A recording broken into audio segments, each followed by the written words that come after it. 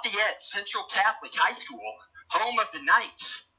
Gordon Lemming Field, we welcome you to today's education-based high school varsity boys baseball game.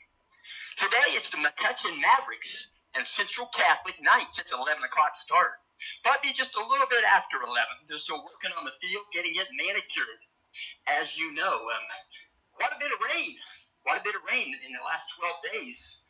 Setting records back in Hampton County, over 6 inches of rain. That's a long time record. But we'll also mention this boys' internet radio broadcast is made possible by AudioSportsOnline.net. That's ASO. That's Robbie Kendall providing internet radio access for PutMeInSports.com since 2008. We do thank you for tuning in. We appreciate that. We'll mention the Knights are going to have 2 games today. They're going to play first game at 11. That's going to be McCutcheon Mavericks. I got to mention head coach Tristan McIntyre. Most cordial for Put Me in Sports. We appreciate him. And then the second game will be the Frankfurt Hot Dogs. Stay tuned. It'll be about 30 minutes between games. The live stream will stay active.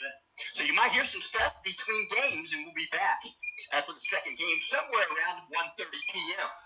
We'll mention a little bit about each school. First, we'll talk about the McCutcheon Mavericks. Their school was founded in 1975.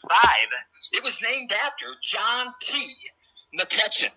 They have a school enrollment of 1,807. They're in Class 4A. They're in sectional number 7. There are 6 in their sectional.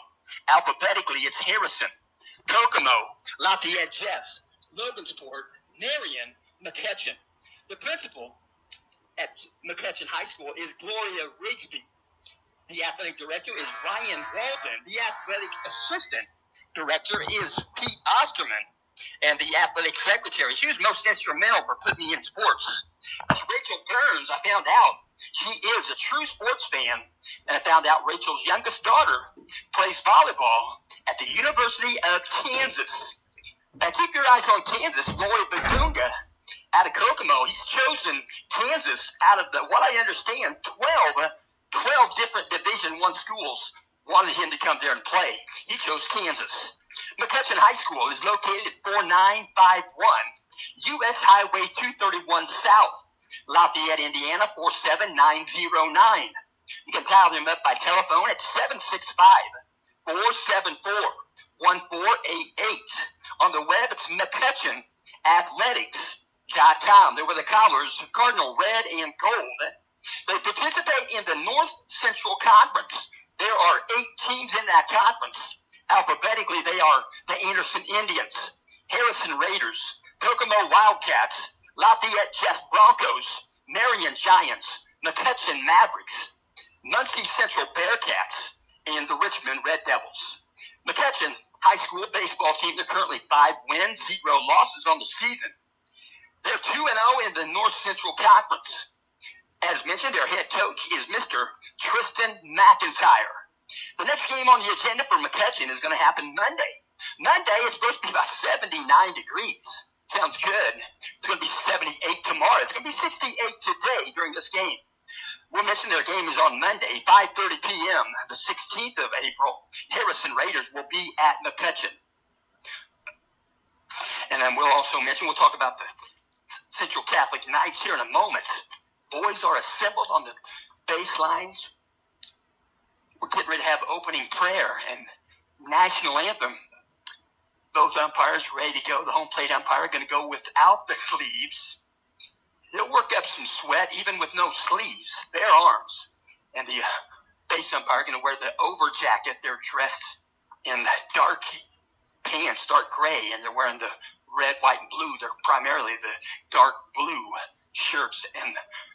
And then we'll set this down.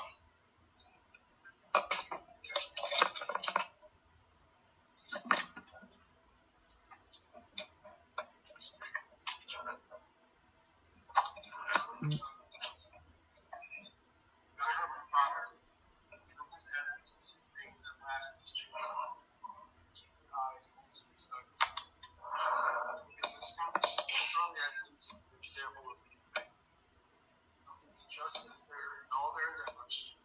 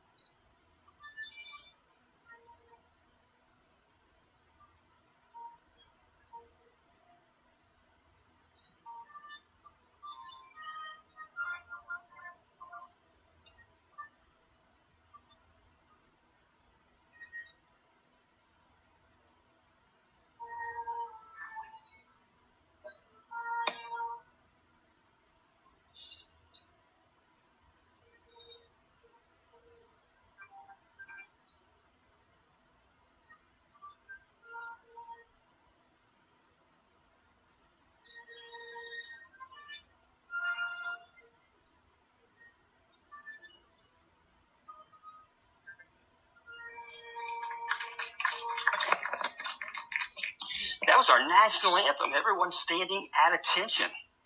It's all good right here in Lafayette Central Catholic High School. And the Mavericks getting ready to bat here in the top of the first inning. We'll talk a little bit about who's on the field right now. That's a Lafayette Central Catholic. As Jackson King shakes hands with the umpires. That's all good. And I will mention defensively today for the Knights, doing the pitching is going to be number 30, Gus Sandberg. Gus Sandberg, will mention, he's a sophomore. He's got 2 wins, no losses on the season. He's 5'10", 215, pretty stout young man. He's a pitcher and a third baseman. So far this year pitching, he's pitched in 6 1/3 innings. He has 3 appearances, 1 start. This will be his 2nd start on the season. He's faced 28 batters this season. He's thrown 92 pitches. He's allowed 7 hits. He's allowed 2 runs. 1 of those runs were earned. He has yet to walk a batter. He has not walked a batter in 6 1/3 innings. None. He struck out 7. 4 of those strikeouts went down looking. He's hit 1 batter along the way. His ERA is 1.105. He's allowed 1 stolen base. And he's left 9 runners on base. That's Gus Sandberg. Around the diamond, his catcher is Mr. Jackson Kane. Jackson Kane wears number 3. At first base, Lucas Gerke. Lucas Gerke wears number 10. At second base, number 11, Mikey Stapleton. At shortstop, number 9, Hudson Gutwein. At third base, number 17, Gavin Boutel. In left field, number 41, Isaac Suppinger. In center field, number 33, Bryn Robbins. And in right field, number 20, Caden Minnick. So they're getting ready to bat right now. McCutcheon is going to step in. It's going to be number 12. He'll be the leadoff batter in today's contest. Number 12, Sage Adams. Sage Adams will also be the catcher defensively. First pitch from Gus. Inside edge strike called, 11:07 a.m. Step back in, right-handed batter. A little bit of a close stance. Not much. Here comes the pitch from Sandberg. Going to be hit by pitch. It's going to get his jersey on the way to the catcher's glove. Didn't get him much. It was just the jersey. And he'll jog down to first base. And that's the second hit by pitch by Sandberg on this young season. So runner aboard at first base is Sage Adams. Stepping into bat, going to be a left-handed batter. Number 29, Riley Sands. Riley Sands going to play left field in the ballgame. Out of the set, here comes the pitch. Square to bunt, pull the bat back. It's a ball, high and away. 1 ball, no strikes. Looking at signals, third base coach Tristan McIntyre. He's going to step back in. That's 29, Riley Sands, working out a stretch, now the set. And here comes the pitch to Sands, just square to bunt. Going to get by the glove, pull the bat back, it was low. So the runner, Sage Adams, will move to second base without the use of a bunt. Count goes 2-0. Checks the signals. Riley Sands checks the wristband. They're going with the wristband communications, at least offensively. Out of the set, here comes the pitch from Gus Sandberg. He'll put a bunt down. Third base side can be fielded by the pitcher. They'll throw to first base. They'll get the outs. And Riley Sands, mission accomplished, will move Sage Adams to third base. Next batter right here for the McCutcheon Mavericks. He's a 3-hitter, number 17, Logan Marcel. Logan Marcel, no, might be Logan Marcel. We'll try to catch that from the public address next time it's set. So he's a center fielder, 3-hitter. That's right. Peering in, looking at signals. Gus Sandberg out of the set. Here comes the pitch. Breaking pitch. He's going to take one to the outfield. Going to move Bryn Robbins to his left. Going to back him up. He's going to get a beat on it. He's going to make the catch on the warning track in right center. It's going to be a sacrifice fly off the bat of Logan Marcel. And the first run comes in to score. McCutcheon in the top of the first. Sage Adams. 1-0 contest. 2 out here on the diamond. Top of the first inning. Bases are empty. Going to step into bat, the 4-hitter, number 8, Jake Winger. Jake Winger going to play third base in the ball game. Working from the windup. Here comes the wind and the pitch from Sandberg. Breaking pitch, swing and a miss. Count goes 0-1. Four-hitter for McCutcheon, Jake Winger. Peering in, looking at signals over the glove. Here comes the 0-1 pitch. Low for a ball. Good block. Short off the glove of Jackson Kane. Count goes 1 ball, 1 strike. Beautiful day on the diamond. We've seen less than in the early part of the season. Here comes a pitch from Sandberg. Swing and a miss. Count goes 1-2. Might have been a breaking pitch. Didn't quite get the velocity of a fastball.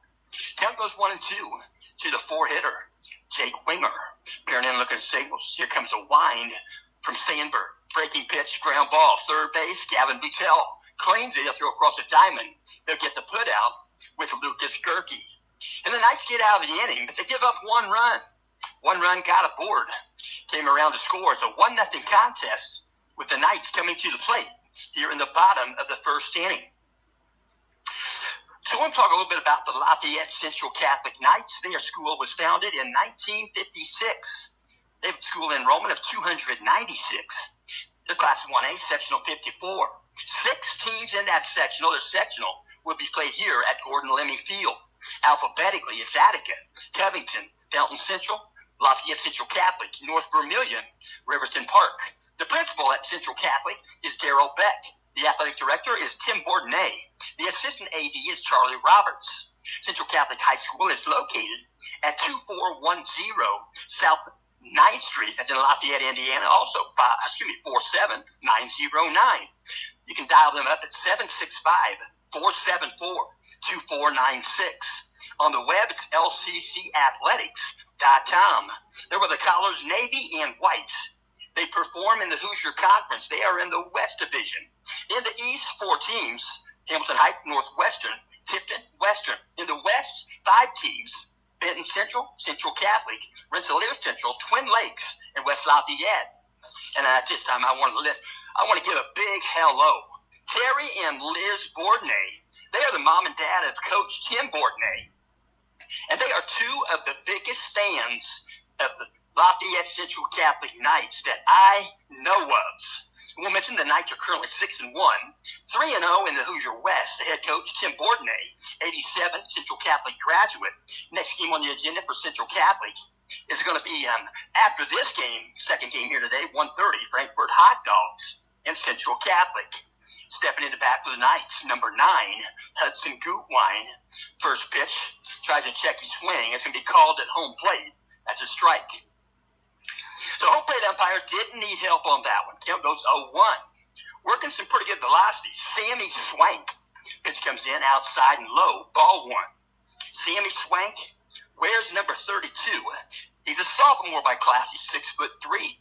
He's a pitcher and an infielder. Pitch comes in outside. Ball 2.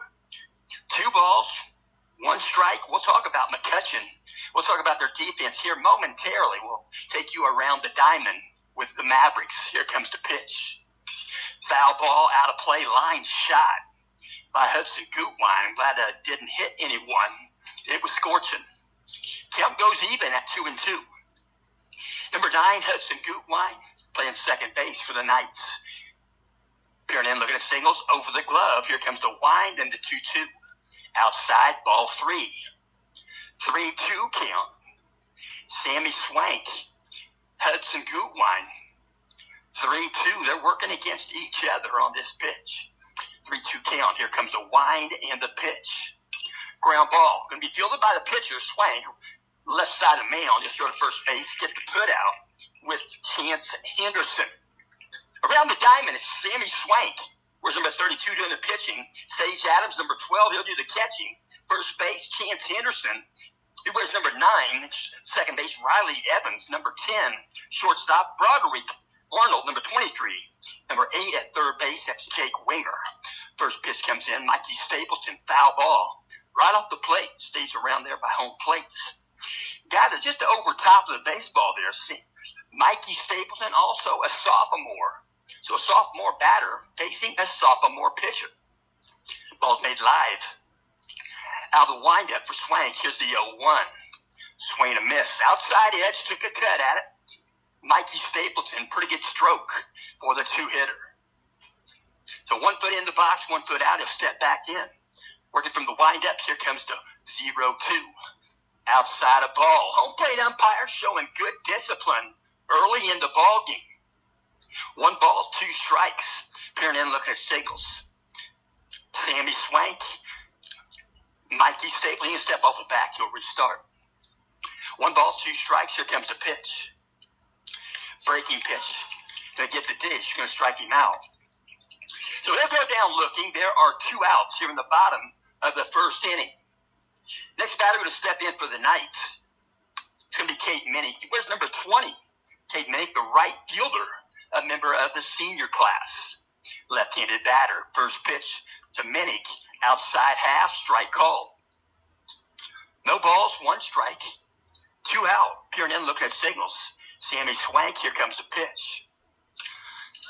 Swing, he'll swing at it, try to check it late. With the velocity that Sammy Swank is bringing, you got to make a decision pretty quick if you're going to swing the bat. Here comes the wind and the 0-2 pitch. Outside edge, just missed. Count goes 1-2. 1 ball, 2 strikes. Cade Minnick batting. Bottom of the first. Here comes the pitch. Swung on, ground ball just foul, third baseline. Gloving it right there was Jake Winger, the third baseman. So he'll stay in that box. 1-2 count once again. Cade Minnick, ball's live. Peering over the glove. Here comes the wind from Swank in the 1-2. Ground ball back up the middle. Room service in the glove of the pitcher, Sammy Swank. He tosses it over at first base. Sharply hit ball, but a good bounce to Swank. And the Knights set down. They'll go pick up their gloves. They'll walk out and play defensive mode here in the top of the second inning. At the end of 1, it's a 1-0 contest. Mavericks in front. So we do thank you for tuning in. And we appreciate you. And we'll mention a little bit about this game. We'll talk to you. We'll mention this game is being brought to you in parts by Thomas Docks. Thomas Docks, they build tremendous docks. If you've got a nice boat, you probably want to have a nice dock. Thomas Docks can absolutely accomplish that for you. Thomas Docks Incorporated, high quality, custom built waterfront products and services. Docks, boat lifts, seawalls, dock accessories, marine services, etc. Thomas Docks Incorporated. You can reach them on the web at thomasdocks.com. They're located at 20799 Riverwood Avenue. That's in Noblesville, Indiana, 46062. Thomas Docks, they are locally owned and operated. They have been since 1993. I know Scott Thomas. He's a good man. We'll mention you can reach him by phone at 317-774-3790. That's 317-774-3790.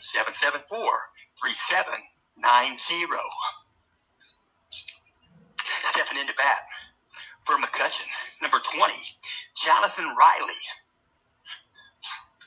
Right-handed batter, first pitch from Sandberg. He'll take a stroke at it. He'll go left center, getting a beat on it off the bat is Brent Robbins, and he'll veer to his right and make the catch. And running that out all the way is Jonathan Riley. He'll jog back off the diamond. Jonathan Riley is the DH in the ball game for Coach Tristan McIntyre. He'll jog off the diamond. There's 1 out. He's batting in place of defensive player, first baseman Chance Henderson. Henderson wears number 9. First pitch comes in, ball 1. 6-hitter, number 18, Aiden Reiser. Aiden Reiser playing right field. He starts out with an open stance. He'll close on the approach. Second pitch in there for a strike. Count goes even at 1-1. Gus Sandberg working from the windup. 1 foot on, 1 foot off. Looking over that glove. Here comes the pitch. Pitch comes in just above the zone. Ball 2. 2 balls, 1 strike. Right-handed hitter, Aiden Reiser. Here comes a 2-1. Foul back to the screen. He'll even it at 2-2. 2 balls, 2 strikes. Umpire is right-handed. Tosses 1 back to Gus Sandberg. Ball's made live. Here comes the 2-2 pitch.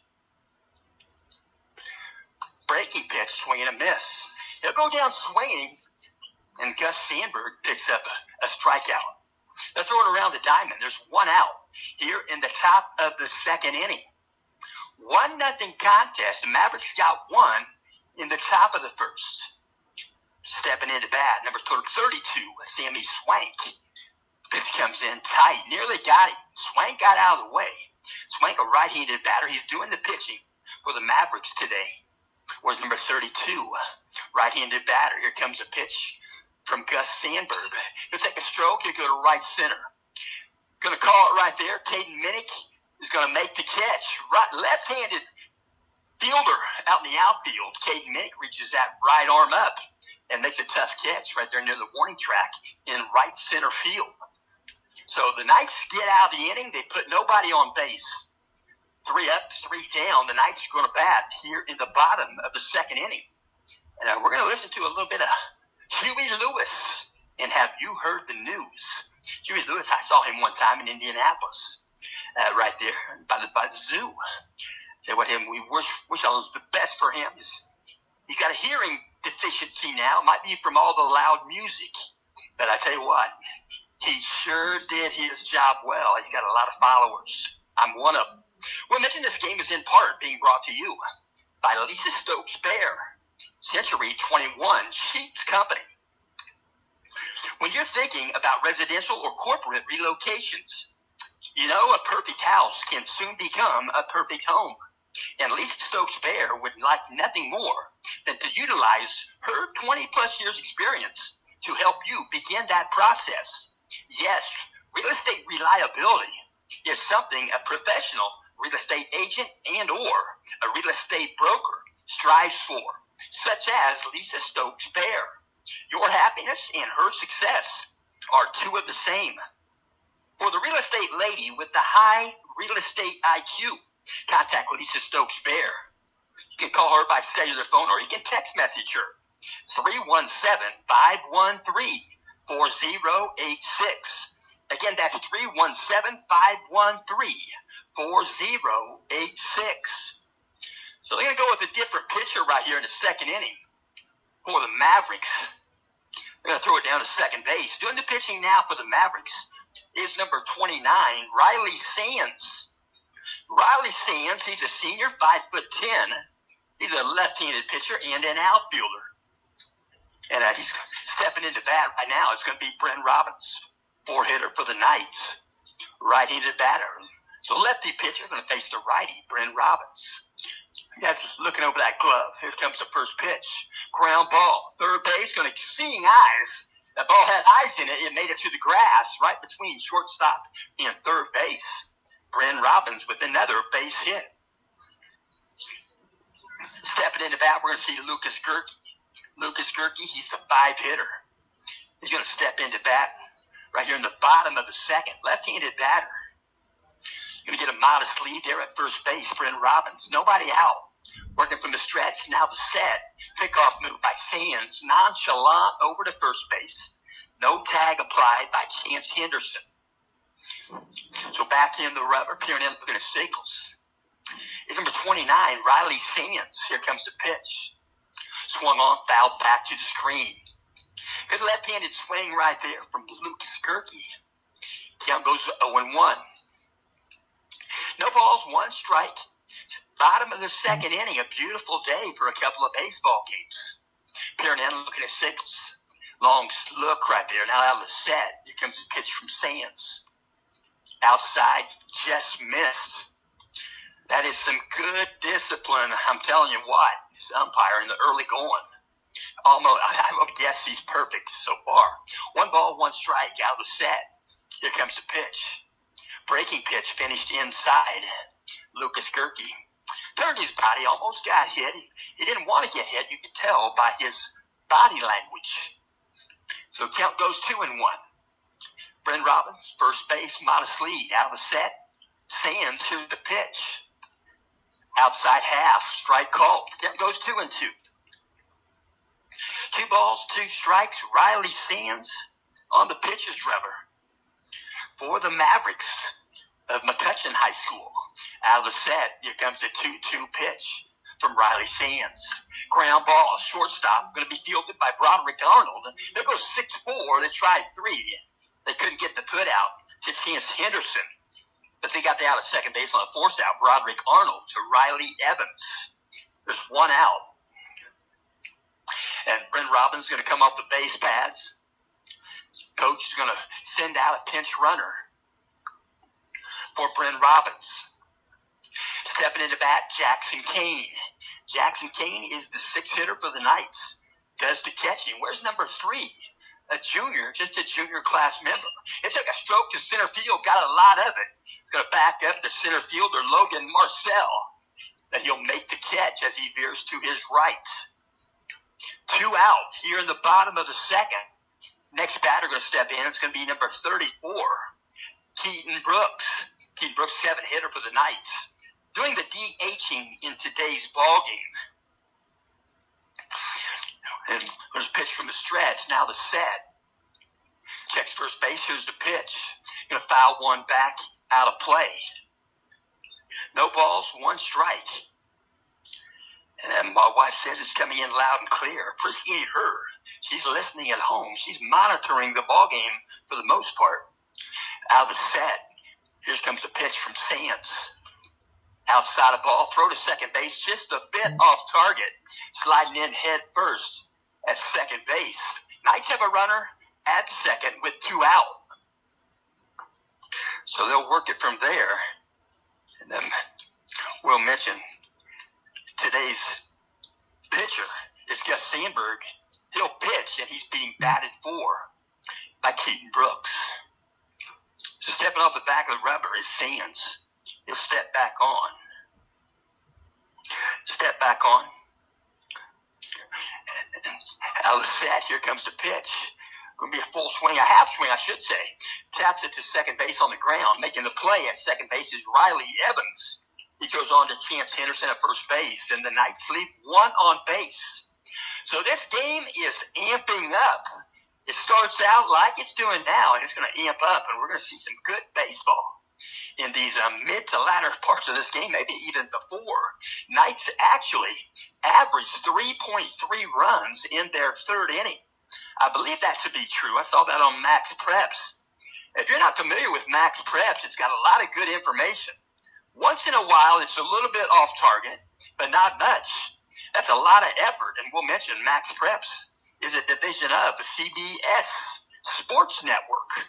So CBS, great. They show NFL. NFL, as you know, the draft coming right up. It's going to be in Detroit, and the Bears have the first pick. So they're getting warmed up on the diamond right there, and we'll mention this game is in part being brought to you by Arcadia Industrial Park and Self-Storage. It's in Arcadia, Indiana. They have indoor-outdoor storage with flex storage availability. You can call or reserve your space for that safe and secure storage space location. Indoor storage for your boats, RVs, or your precious automobiles. That could be a Corvette, could be a Mercedes, a Jaguar, a Lexus, etc. Or outdoor storage is always available. It's safe and secure there in Arcadia. To contact Arcadia Industrial Park and Self-Storage, simply go online at www.aipsindiana.com or call them by phone at 317-774-1500. Arcadia Industrial Park and Self-Storage. First pitch from Gus Sandberg. He'll bunt it back to the pitcher. Throw to first base. Sandberg to Lucas Gerke gets the put out. Bunting that baseball. Then the 8 hitter, number 23, Broderick Arnold, playing the shortstop position. Stepping in, top of the 3rd inning. Next batter going to be number 10, Riley Evans. Riley Evans plays second base. First pitch from Sandberg. Outside edge, strike called. So 1 foot in, 1 foot out. No signals given from Coach Tristan McIntyre. Peering in over the glove. Out of the windup, here comes the pitch, the 0-1. Breaking pitch, you'll foul it back out of play. Good patience in the box right there for Riley Evans to foul that one out. Count goes 0-2. No balls, 2 strikes. Peering over the glove, Gus Sandberg. In the batter's box, Riley Evans. Here comes the 0-2. Swung on, he'll foul this one back over my head. So he'll stay in that box with an 0-2 count. 0-2 count for Riley Evans. That batter's fouling him off. A home plate umpire is going to give him a good strike zone. Not going to strike him out on a nonsense. Here comes the pitch. He'll take one to center field. Looking right at it, coming in, trying to make the catch. And the catch is made by Bryn Robbins. Bryn Robbins had to read that off the bat. And Coach McIntyre not sure if that ball was actually caught. The E-position umpire stayed in the infield. And I'll mention associations, you're taught to stay in the infield on a fly ball like that. You don't cross the dirt to take a look at it. You stay in the infield, and the home plate umpire and the infield umpire are having a conversation right now. They're going to say it was called an out. It was caught in center field by Bryn Robbins. So they'll go with nobody on base, trying to get there safe.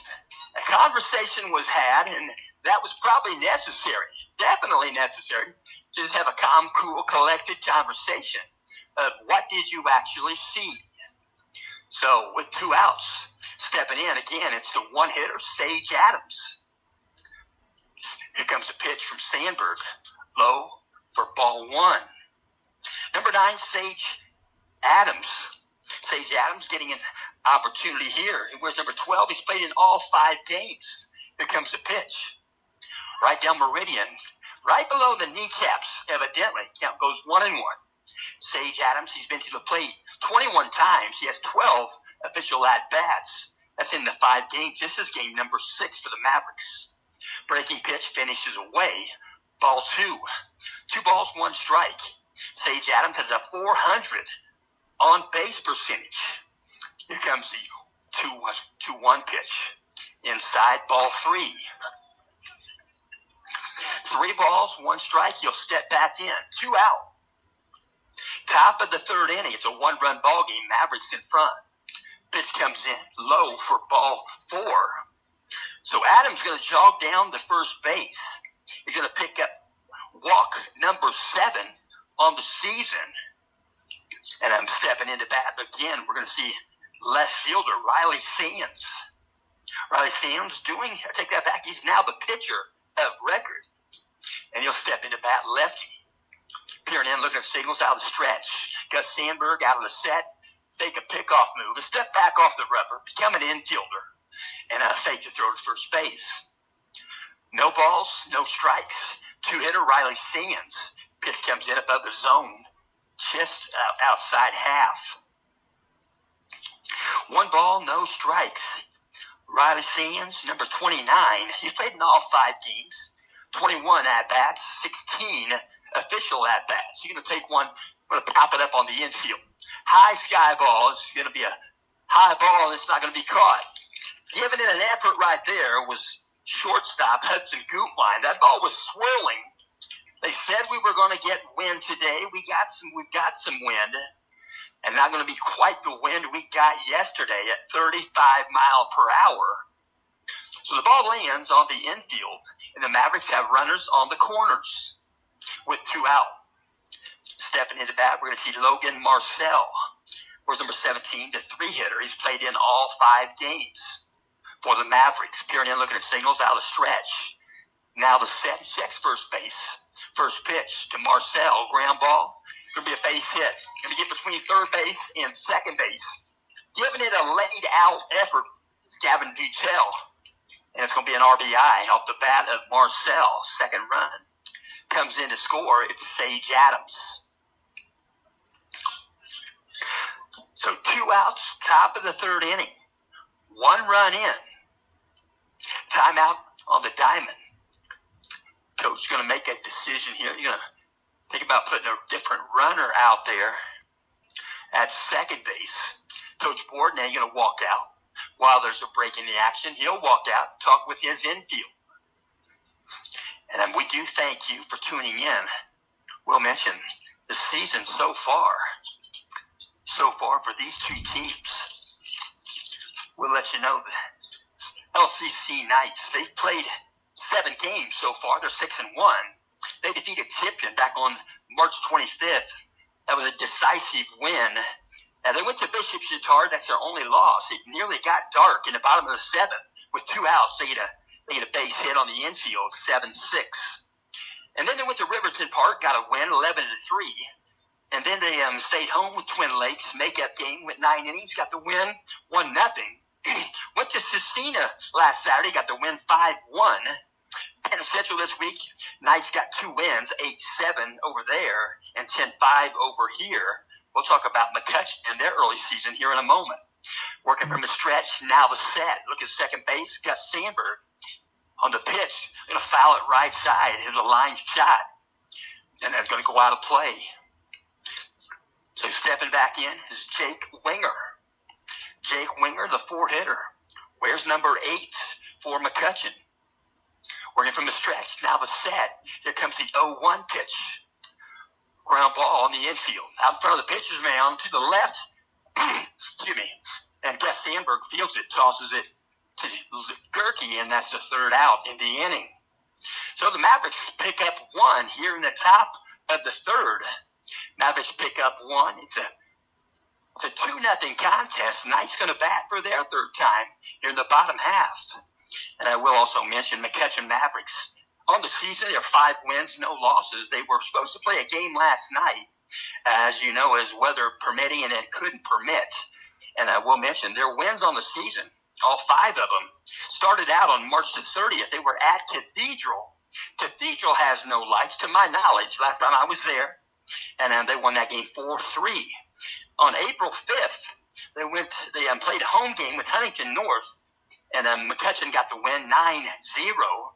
And then the next day, they played another home game with Crown Point, and McCutcheon got the win 9-1. On the 9th of April, they went to Logansport, conference game. McCutcheon got the win 18-9. And then the next day on the 10th, they stayed at home with Logansport and got the win 6-4. And as you know, last night it was supposed to be Twin Lakes Indians. And that game could not be played due to the weather. As you know, lots of rain been falling.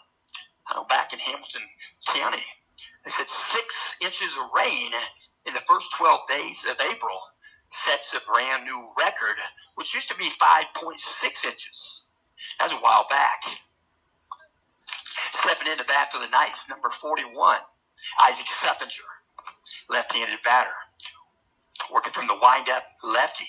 Here comes the first pitch. Inside a ball. 1 ball, no strikes. Seppinger, lefty, facing the lefty pitcher. I believe we still got Riley Sands on the pitcher's rubber. Pitch comes in.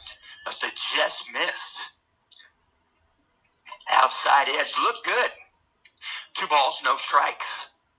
Peering in, looking at signals. Riley Sands looking over the glove. Here comes a wind in the pitch. Foul 1 left side, out of play. Floats it the other way. And Riley Sands working right there. The pitcher's mound. 5'10", an outfielder and a left-handed pitcher. Looking over the glove from the windup. Here comes the 2-1 pitch to Seppinger. Outside the ball, might have been a bit low. Seppinger 6'3". Seppinger the same height as the starting pitcher, Sammy Swank, for McCutcheon. 3-1 count. Working from the windup, here comes the pitch. Swing and a miss. Might have been a bit inside. Took a good cut at it. Right there near the handle, about halfway away from the handle. Count goes full at 3-2. Peering in, looking at signals. Riley Sands, Isaac Seppinger. Inside pitch again, swing and a miss.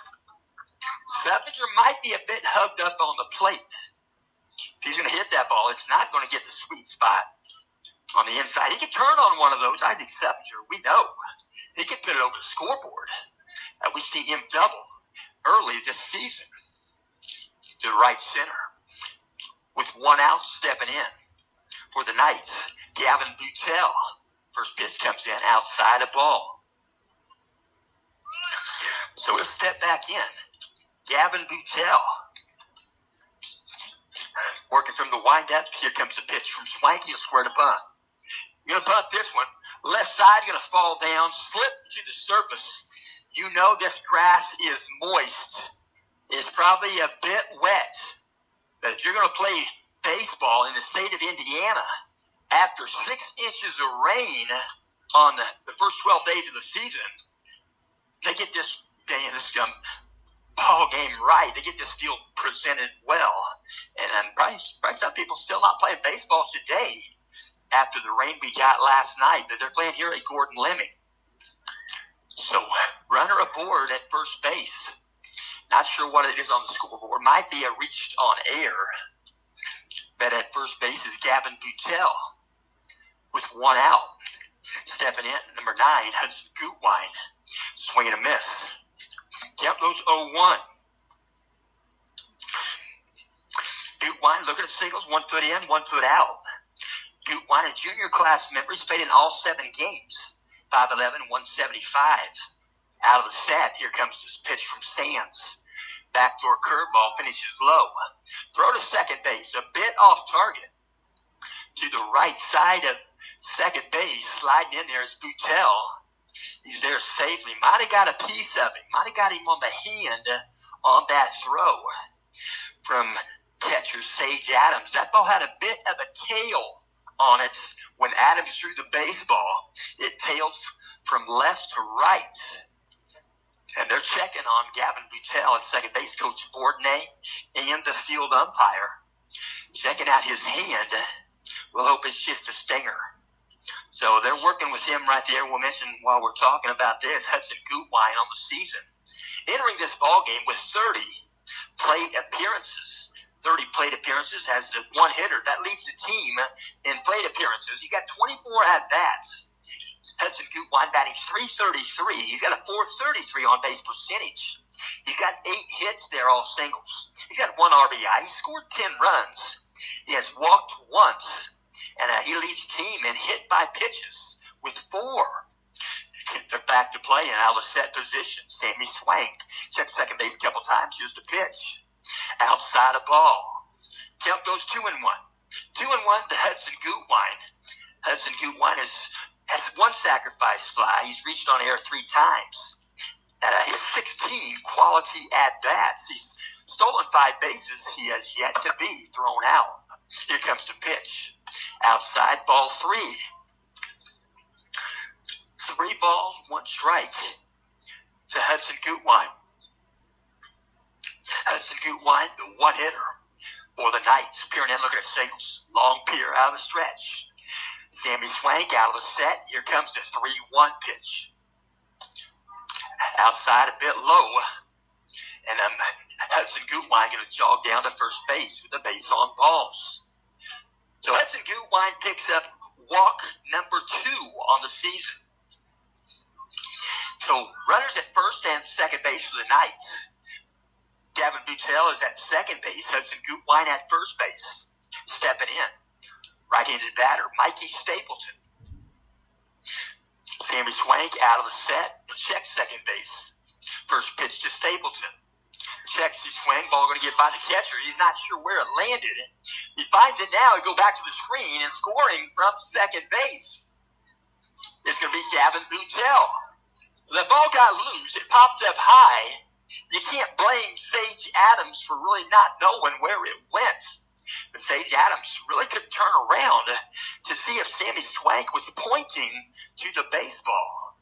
So, pretty good alert base running with the help of Coach Tim Bourdonnais. And they take home, and it's a 2-1 ball game with 1 out, bottom of the 3rd.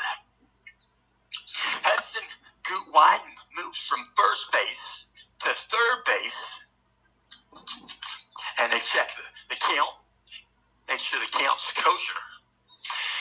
And it's a 0-1 count. Out of the set, here comes the pitch from Swank to Stapleton. Swing and a miss. Right on time. Healthy cut. Count goes 0-2 to Mikey Stapleton. Runner at third base is Gutwine. Out of the set, here comes the 0-2. to Mikey Stapleton. Low for a ball. Good block right there. Short hop. Sage Adams, catcher for McCutcheon. 1 ball, 2 strikes. Sammy Swank steps back in the rubber. He likes to stand right there on that far third base side of that rubber in the stretch. Working out the set. The 1-2 pitch on the way. Low again. Good block once again. Sage Adams.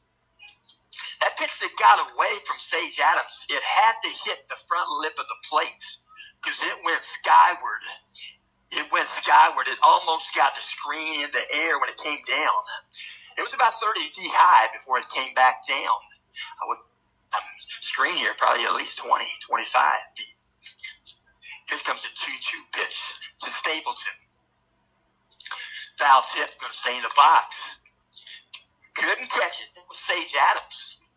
Got just enough of that baseball to stay in the batter's box with a 2-2 count. 2-2, 1 out. Runner at third base for the Knights is Hudson Gutwein. Knights have 1 run in. Gavin Boutel, the 2-1 ball game. Here comes a 2-2 pitch to Stapleton. Swing and a miss. He'll go down swinging. There are 2 out here in the bottom of the 3rd inning. Stapleton, a sophomore, facing the senior pitcher. Next batter will step in for the Knights, number 20, Caden Minnick. Caden Minnick, right fielder. Member of the senior class, Caden Minnick. He's played in all 7 games also. He's 5'11", 160. Plays a great right field position. First pitch to Minnick. Inside, they're going to call it a strike. That was a borderline controversial strike, but it's called. No balls, 1 strike. Perrin looking at signals. Out of the set. Sam Swank. Here comes the pitch to Minnick. Swing and a miss. He took some off of that. It was a breaking pitch. Minnick a little bit out in front. Count goes 0-2. Minnick going to step back in. Minnick has 30. He's tied for the most plate appearances here in this early season. He's tied with Gutwein entering the ball game. And they're going to call timeout on the diamond. Pitching coach is going to go out and talk to the catcher and the pitcher. At the pitcher's mound for McCutcheon. Caden Minnick, 26 official at-bats. Caden Minnick entering this game, batting .385. That's in 26 at-bats. It's a good average. He's got an on-base percentage at .467. Caden has 10 hits on the season. 9 are singles. He has 1 double. He's got 8 RBI. He has scored 9 runs. He's walked 3 times. He's been hit by pitch once. And he has stolen 2 bases. He's been caught stealing twice.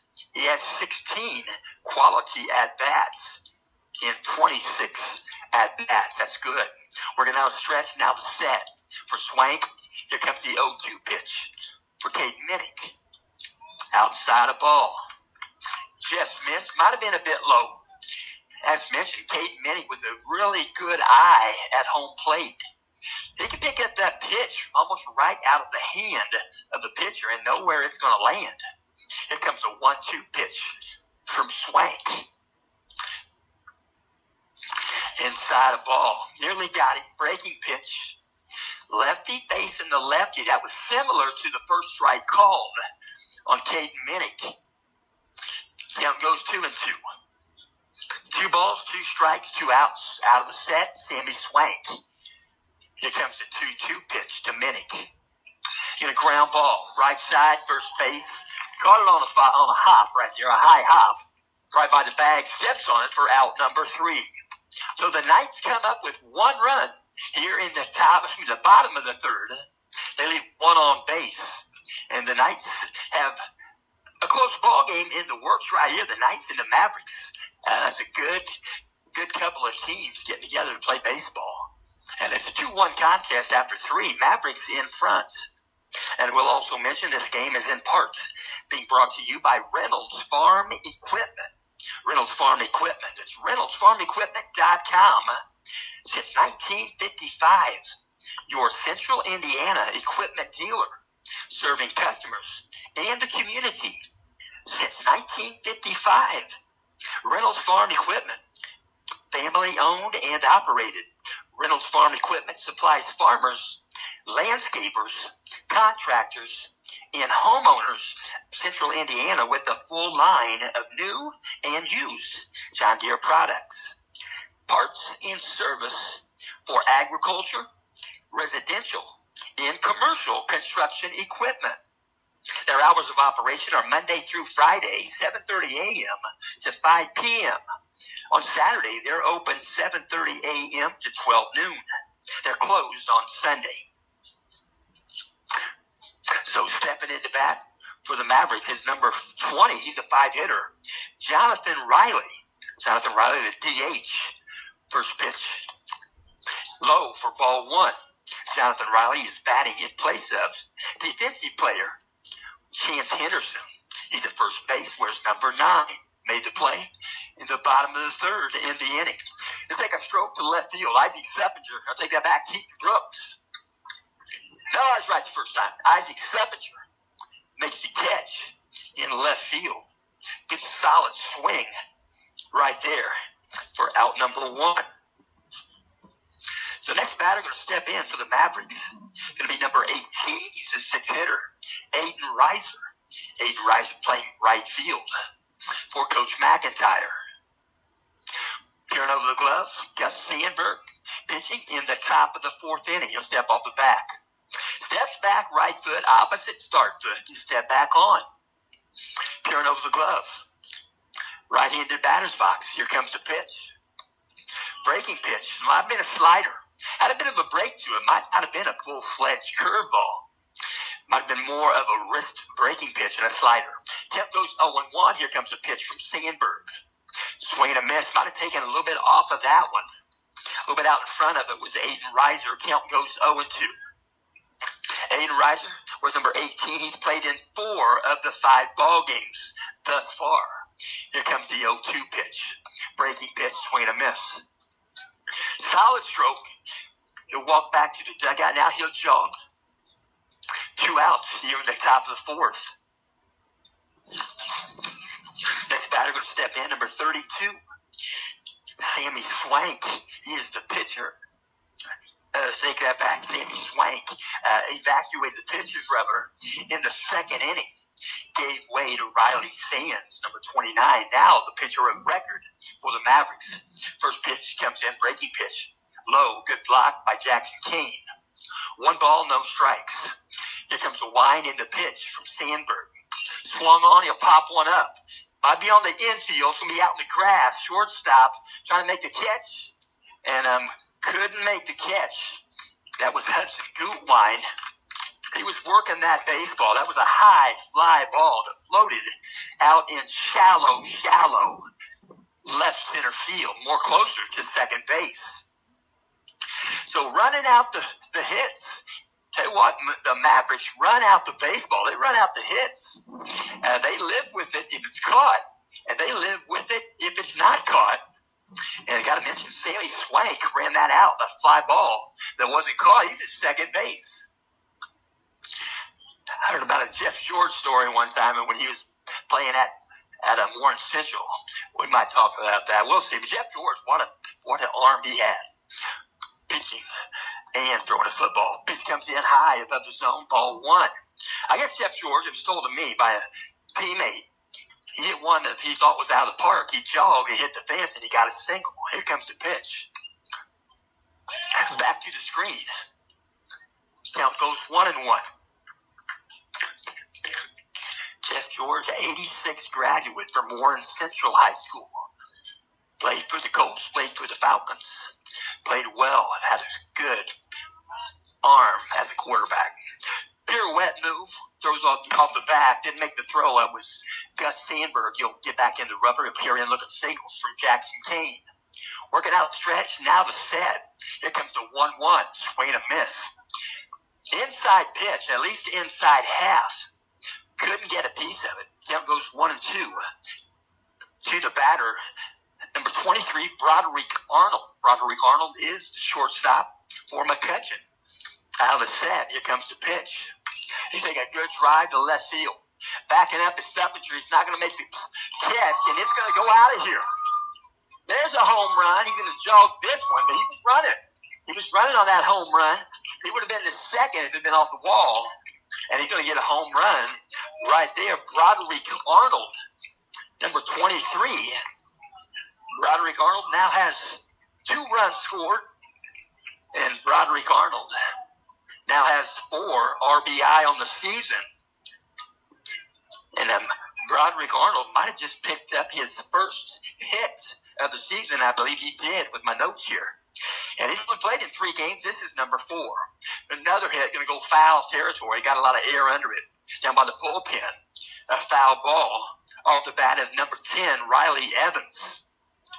So with that home run, the Mavericks come up with 2 here in the top of the 4th. They came up with 1 with 2 outs in the top of the 1st. So no balls, 1 strike. Gus Sandberg. Here comes the wind and the pitch. Outside a ball. Jets miss. Count goes 1-1. Riley Evans wears number 10. He's played in 3 ball games, 9 plate appearances, 5 at-bats. He's batting .400. Pitch comes in. He'll take a base hit over Hudson Gutwine's head. It was not going to be caught. Base hit to the grass. And making it to first base safely with a base hit is Riley Evans. So stepping back in, 3rd time through the lineup, number 12, Sage Adams. Sage Adams, right-handed batter's box. Looks for signals, not many given. He's played in all 5 games. A little bit of a close stance. Runner at first base. Here's the pitch. Foul ball just left of third base on the ground. Ends up over there close to the bullpen area. Mavericks have a guy throwing. He has a guy pitching, getting loose in the bullpen area. No balls, 1 strike. 2 out. Gus Sandberg out of the stretch. Now the set. Here comes the 0-1. 0-1 just missed upstairs with a breaking pitch. 1 ball, 1 strike. Runner at first base, Riley Evans. Here comes a pitch from Sandberg. Breaking pitch. He says no. Says it finishes high. Gus Sandberg working hard on the rubber. I'm telling you that from a fact. I know what it's like. Here comes a pitch. High for ball 3. 3-1 count. 2 out. Right-handed batter's box. Sage Adams. Here comes the 3-1 pitch. Right down Meridian. Looked like he was taking all the way. Sage Adams goes to a 3-2 count. 3-2 count. Working out a stretch. Peering and looking at signals. Gus Sandberg. Runner at first base, Riley Evans. Here comes the 3-2. Outside, ball 4. So Adams going to jog down to first base. Riley Evans over to second base. And Sage Adams going to jog off the diamond. He's going to pick up a courtesy runner. I think that back Sage Adams is going to pick up a pinch runner. I believe it's number 30, Braxton Leon. Braxton Leon, he's a junior, 5'11". He's listed as an infielder defensively. So Jackson Kane out there having a little bit of a conversation with Gus Sandberg. They tap gloves. They're about ready to play.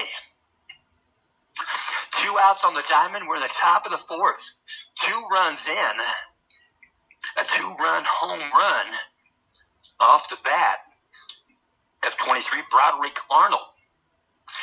Matthew Broderick comes to mind. Working out a stretch. Now the set. He'll check on a step off the back.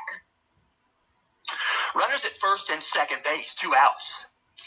Riley Sands, left-handed batter's box. Here comes the pitch. Strike called. Knee high. Lets it go by. Count goes 0-1. Left-handed batter. Steps back in. Riley Sands out of the set. Check second base a couple, maybe 3 times. Here's a pitch from Sandberg. Outside a ball. They're hovering right there defensively. The middle infielders for the Knights, Hudson Gutwine and Mikey Stapleton. Trying to keep him close at second base. It's number 10, Riley Evans. Pitch comes in outside and low. Ball 2. 2 balls, 1 strike. It's getting a little bit warm here. Feels good. Sun is our best asset that I can think of. Here comes a pitch. Foul one back, out of play. And count goes 2-2. 2 balls, 2 strikes. Riley Sands. Gus Sandberg asking for a different baseball. They say, okay. They'll get it right there. And then they'll pick it back up. So working from the stretch, peering in, looking at signals. Gus Sandberg. Here comes the 2-2. Swung on and take a poke to left center. Moving to his right. Right there in the alley making the catch is Bryn Robbins. So the Knights get out of the inning. They leave 2 aboard. And the Knights give up a couple runs on a long ball. And that's believed to be the first hit of the season for number 23, Broderick Arnold, the shortstop.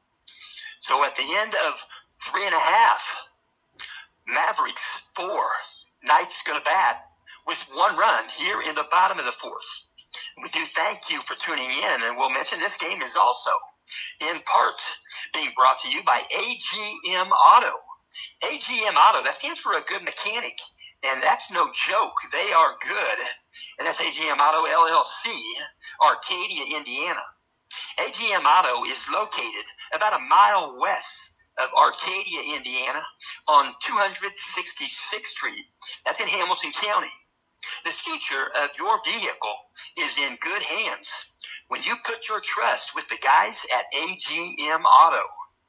Whether it's a routine oil change or the need of the expertise of an experienced AGM technician, AGM wants you to be safe and to stay safe on the road in your automobile. A second type of service they offer at AGM Auto is classic car and classic truck restoration. Check them out. They've got a whole book you can look through. If you still have that older car or truck out back, or maybe it's in the barn and covered up with a tarp, AGM has a passion to reveal the underlying beauty of each and every restoration project they begin. AGM Auto, you can find them on Facebook at AGM Auto LLC. AGM Auto, you can call them by phone, 317-984-5283. That's 317-984-5283. Flatbed will get that car or truck transported right over to AGM. Give them a call. Working in batter's box, right-handed hitter Bryn Robbins. Here comes the first pitch from Sands, outside a ball. So Sands, a lefty, facing the righty batting, Bryn Robbins for the Knights. 1 ball, no strikes. Working from the windup. Here comes the second pitch. Inside, ball 2. Bryn Robbins, he's played in all 7 games. He's 5'10", 195. Pretty strong young man. 27 plate appearances, 23 at-bats. He's batting .435. He's been on base half the times that he's been to the plate. Pick a poke to left field, it's going to go foul. Line shot would have dropped in for maybe a double. Definitely a single. So he'll step out of the box. He'll step back in. 2-1. Bryn Robbins, I should say, for half of his plate appearances. Half the time he's on base. Here comes a wind and the pitch. Inside a ball. 3 balls, 1 strike. Pretty selective hitter in this at-bat. Having a good at-bat, it's already quality, I can tell. 3-1 count. First batter in the bottom of the 4th for the Knights. Here comes the pitch. Breaking pitch, foul ball. Right side is Coach Bourdonnais. He tried to grab it, but not very, very tough. Something in baseball, they sting. If you try to glove them without a glove, you can pop a blood vessel in your hand, and that can cause some discomfort for way too long. 3-2 pitch on the way from Swank. Swing and miss, drop, third strike. Picked up by the catcher, Sage Adams. He'll throw to first base, get the put out. There's 1 out in the bottom of the 4th. Next batter going to step in, Lucas Gerke. going to ask for a new baseball. Might have got some dirt in the seams. He obliges. New baseball going to be inserted. Home plate umpire cleans that one up, puts it back in the pouch. It'll work again. 1 out. Stepping in, Lucas Gerke. Here comes the pitch from Swank. Breaking pitch. Called strike, and that's a good pitch. Lefty facing a lefty. No balls, 1 strike. Lucas Gerke wears number 10 for the Knights. Pitch comes in. Breaking pitch, hit by pitch. Lucas Gerke, he moved just enough to get hit by pitch in that left-handed batter's box. So Lucas Gerke is at first base. So Lucas Gerke on the season picks up hit by pitch number 2. Stepping into bat, Jackson Kane, 6-hitter for the Knights, right-handed batter. Working from the stretch, now the set is Riley Sands. Here's the pitch. He'll poke one left side to get around on it in a hurry. It'll go to the fence line. There's a gentleman over there. He saw it. He'll pick it up. So a solid swing. Pretty good soft spot. I should say the sweet spot off the bat of Jackson. He'll step back in. No balls, 1 strike. Gerke is at first base. There's 1 out. Here comes the stat. Here comes the pitch from Sands. Throw to second base. There safely is Gerke. So Lucas Gerke with a stolen base. And Lucas Gerke picks up stolen base number 2 on the season. He has been thrown out once. Count goes 1-1 to Jackson Kane. Peering in, looking at signals. That's number 29, Riley Sands. Now the set position. Check second base. Here comes the 1-1 pitch. Low for ball 2. Breaking pitch finished low. Sage Adams picks it up, a nice block. And Lucas Gerke stays put at second base. Jackson Kane going to step back in. Right-handed batter's box. Working from the stretch, peering in, looking at signals from Sage Adams. Is Riley Sands. Here comes the pitch. Right down meridian, knee high, strike called. Might have been the outside half of the plate. Count goes 2-2. Peering in, looking at signals. 29, Riley Sands. Jackson Kane, right-handed batter. Here comes a 2-2 with 1 out. Inside, as in the box of Jackson Kane, I think it ended up on the ground behind him. Short hop, good glove by Sage Adams. Saves a base right there. No doubt Gerke would be at third base if he didn't make that short hop glove behind the legs of Jackson Kane. Count goes 3-2. Peering in, looking at signals once again. 29, Riley Sands. Here comes the pickoff move, second base. Couldn't make the play, couldn't glove it. It goes into shallow center field, about 10 feet back on the grass. And I believe he was going to be safe anyway, but it would have been close had second baseman Riley Evans cleaned that throw to second base. Stepping back in, 3-2 count, out of the set, just 1 out. Here's the pitch. He's going to take a drive to left field, got a lot of it, going to back up the left fielder. He'll make the catch. He'll toss it in, and Jackson Kane feeling pretty good. That had to feel pretty good off the bat for Kane. So 2 outs in the inning. Umpires relate signals timing play with 2 outs. So working from the stretch once again. Stepping in is Keaton Brooks, left-handed batter for the Knights. Here comes the pitch. Swing and a miss. A bit inside, the inside pitch. Keaton Brooks, not too far up on the plate. He get one in his wheelhouse. He'll put it out of here. Or base hit. He's got a double on the season. Here comes the pitch. Breaking pitch finished just low. 1 ball, 1 strike. Keaton Brooks, he's played in all 7 games. He's 6'2", 165, an outfielder and a pitcher. 23 plate appearances, 22 at-bats. He got 217 on base. Here comes the pitch. Breaking pitch, finished low again, nearly the same pitch. Keaton Brook with some patience. A selective hitter, that's the name of the game. Be selective. Select those strikes. Here comes a 2-1 pitch. Outside, just low. It's outside half, just low. The home plate umpire is calling these pitches one pitch at a time. He's doing a heck of a job. 3 balls, 1 strike, 2 outs. Peering in, looking at signals. Now the set. Here comes a 3-1 to Brooks. Ground ball, second base. Going to be fielded right there. Riley Evans. Going to toss it over to Chance Henderson. And the Knights will be sat down. They'll play defensively in the top of the 5th inning. So Knights lead 1 run aboard. After 4 complete, Mavericks 4, Knights 1. And we'll also mention, bringing you this game is PutMeInSports.com, internet radio, sports since 2008. Happy to support education-based high school varsity sports.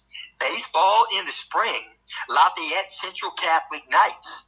Football in the fall, Tipton Blue Devils.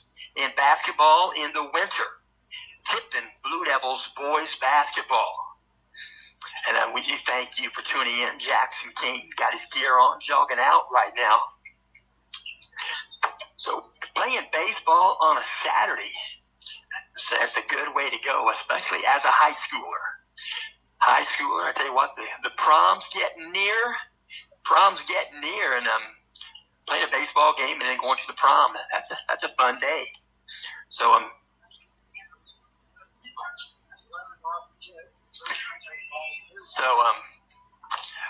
still on the pitcher's rubber doing the pitching is Gus Sandberg.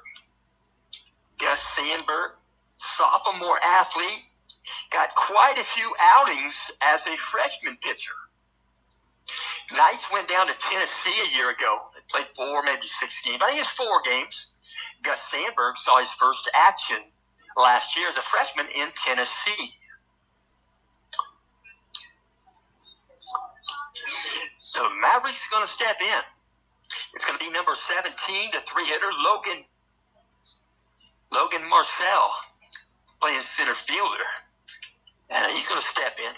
Marcel has played in all 5 games, 21 plate appearances, 14 at-bats. He batted .357.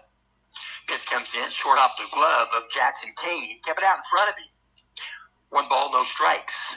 Marcel on base percentage of .571. He's got 5 hits. He's got 3 singles. He's got a double. He's got a triple. He's got the only triple for the Mavericks. Pitch comes in inside, a ball. Count goes 2-0. 2 balls, no strikes. Marcel has 4 RBI. He has scored 9 runs. He's walked 7 times. Pitch comes in, try to check if there's no way he checked that one. They say yes, who wins? Home plate umpire checks with a position umpire, and that was rhetorical. 2 balls, 1 strike. Here comes a wind in the pitch. Foul ball. Solid swing, pulls it severely foul beyond the third base dugout, which is occupied by the McCutcheon Mavericks.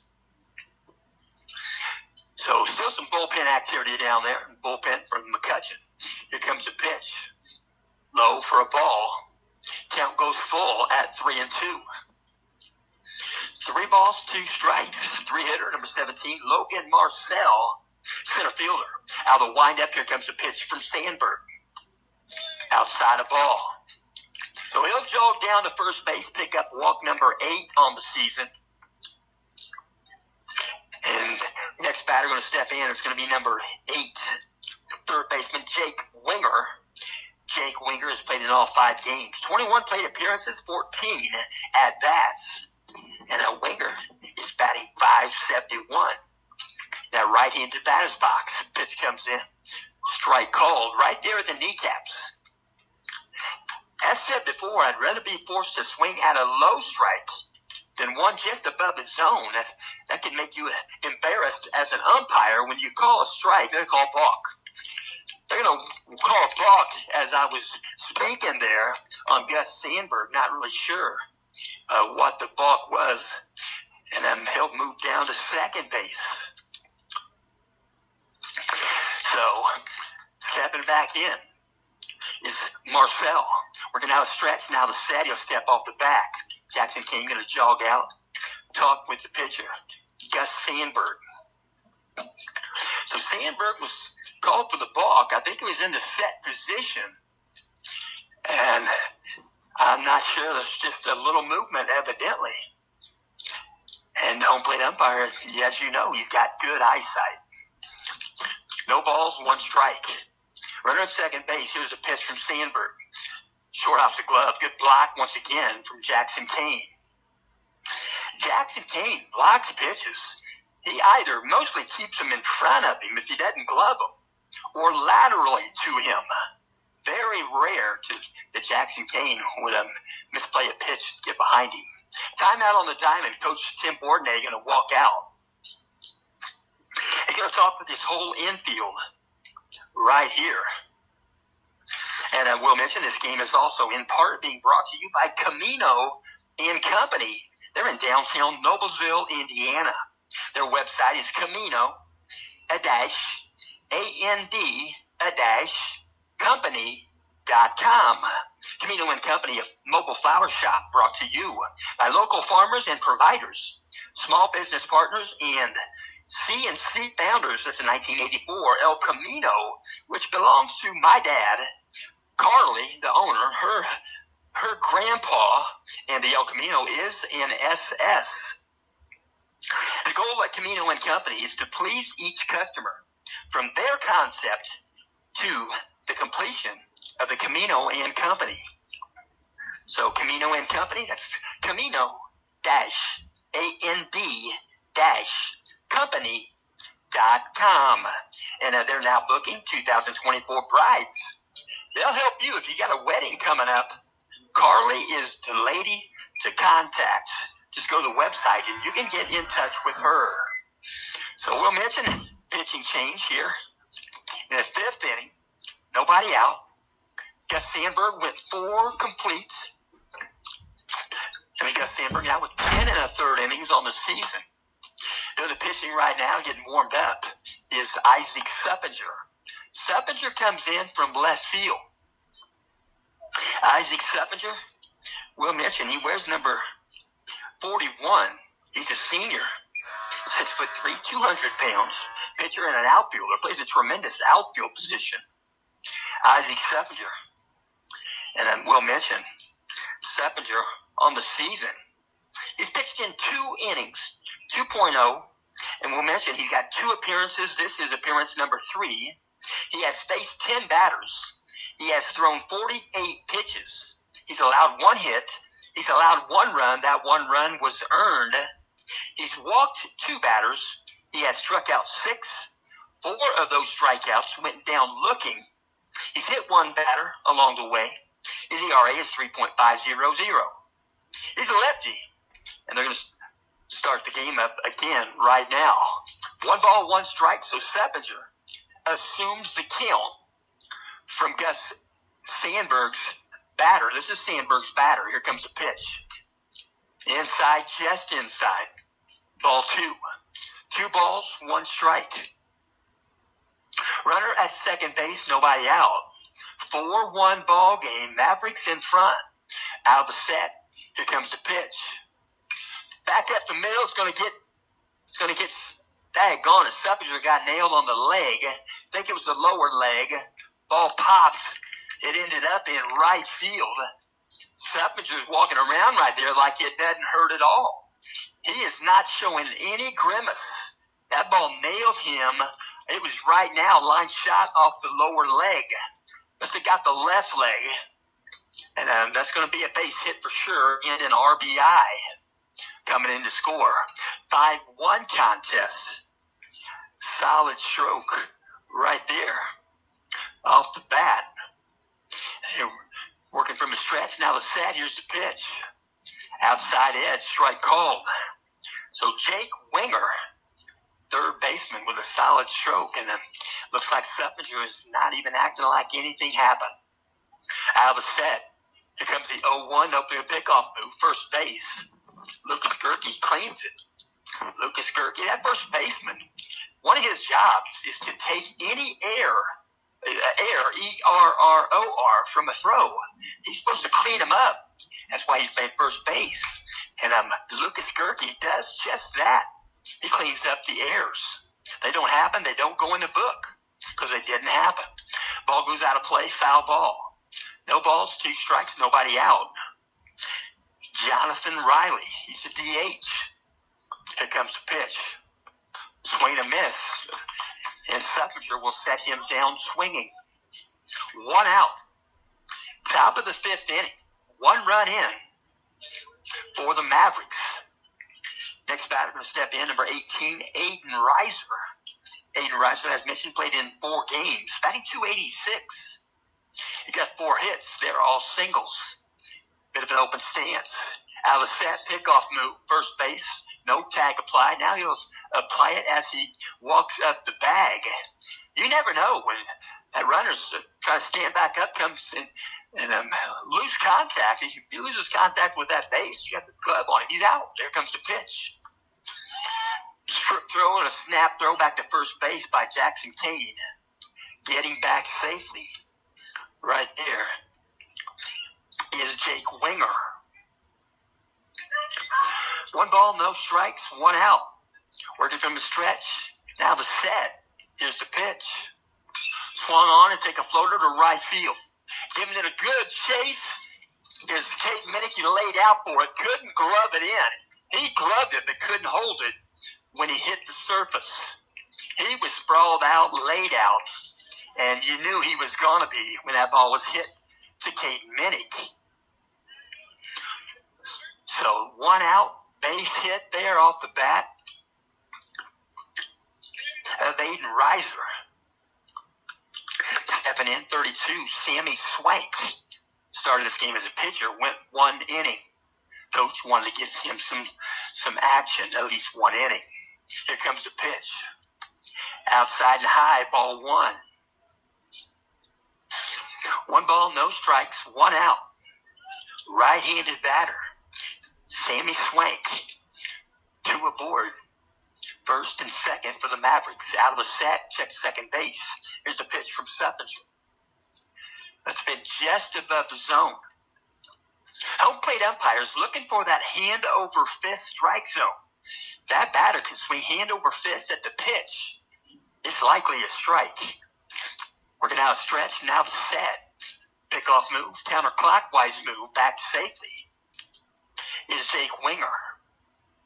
At home plate umpire likely lining his eyeballs up with the top of the zone during the pitch to not call a strike above his eyesight. Here comes the pitch.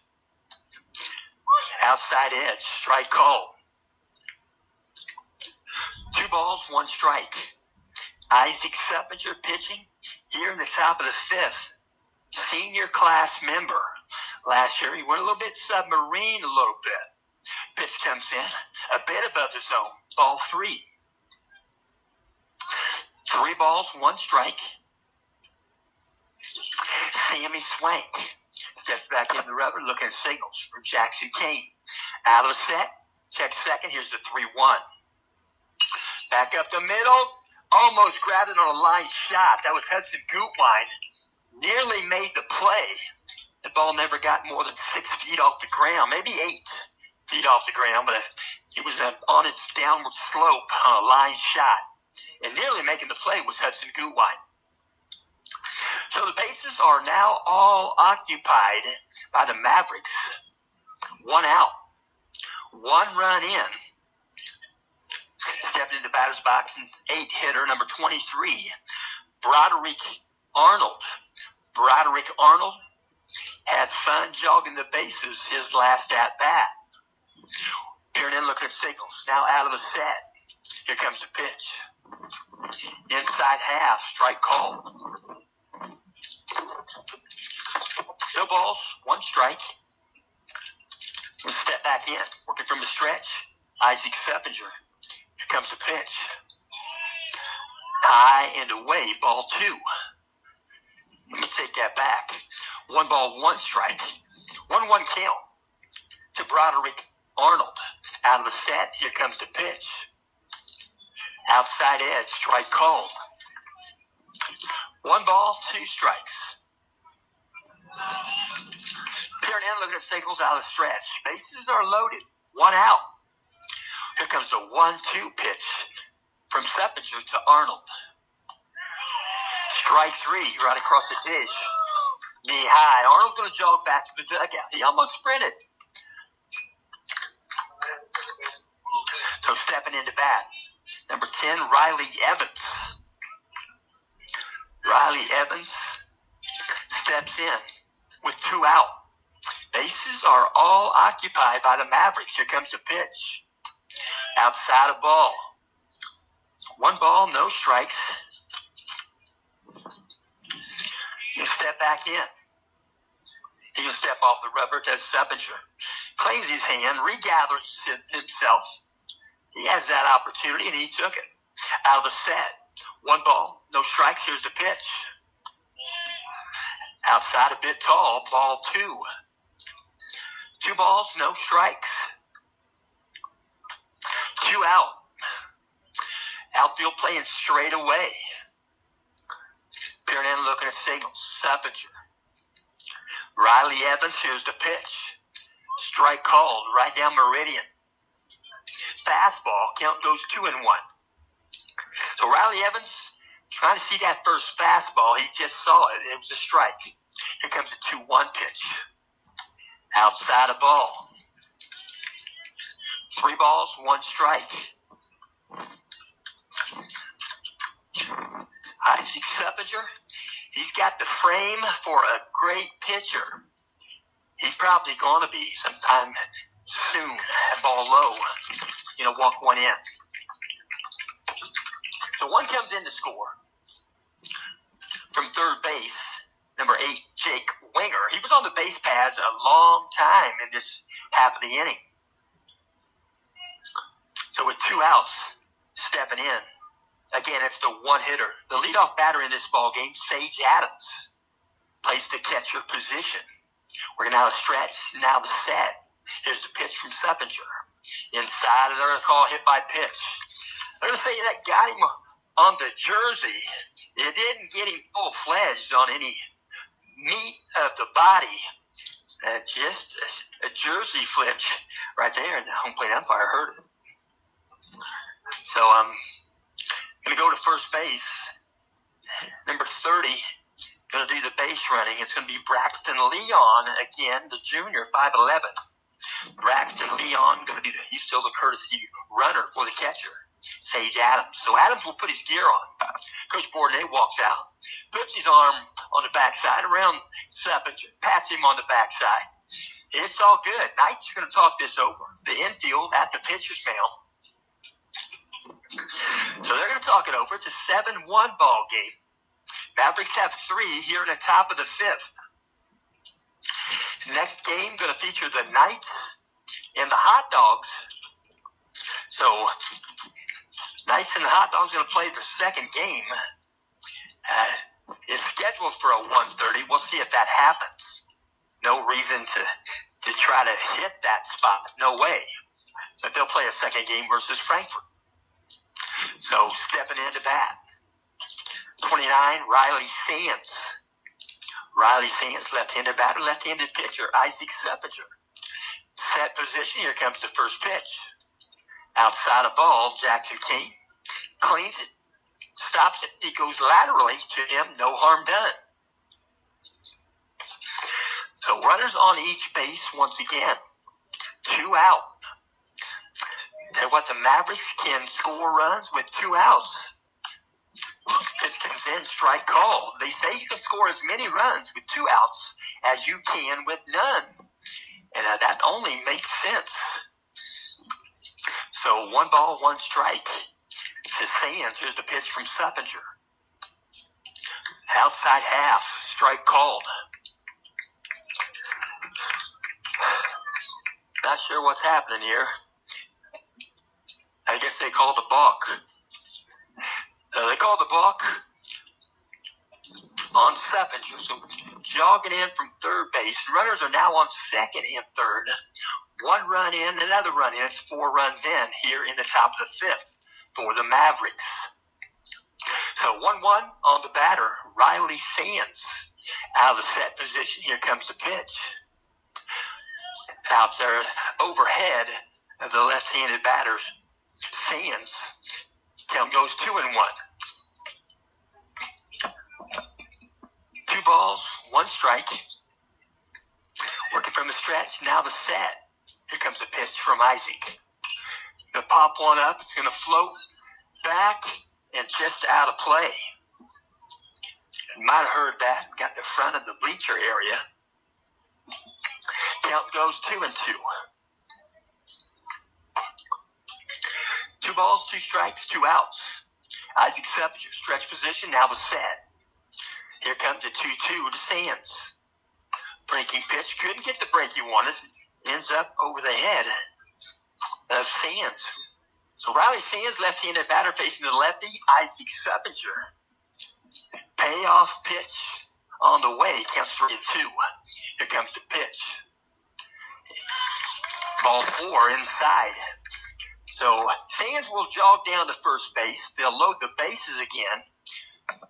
Coach Bourdonnais going to walk out. Going to talk with his infield.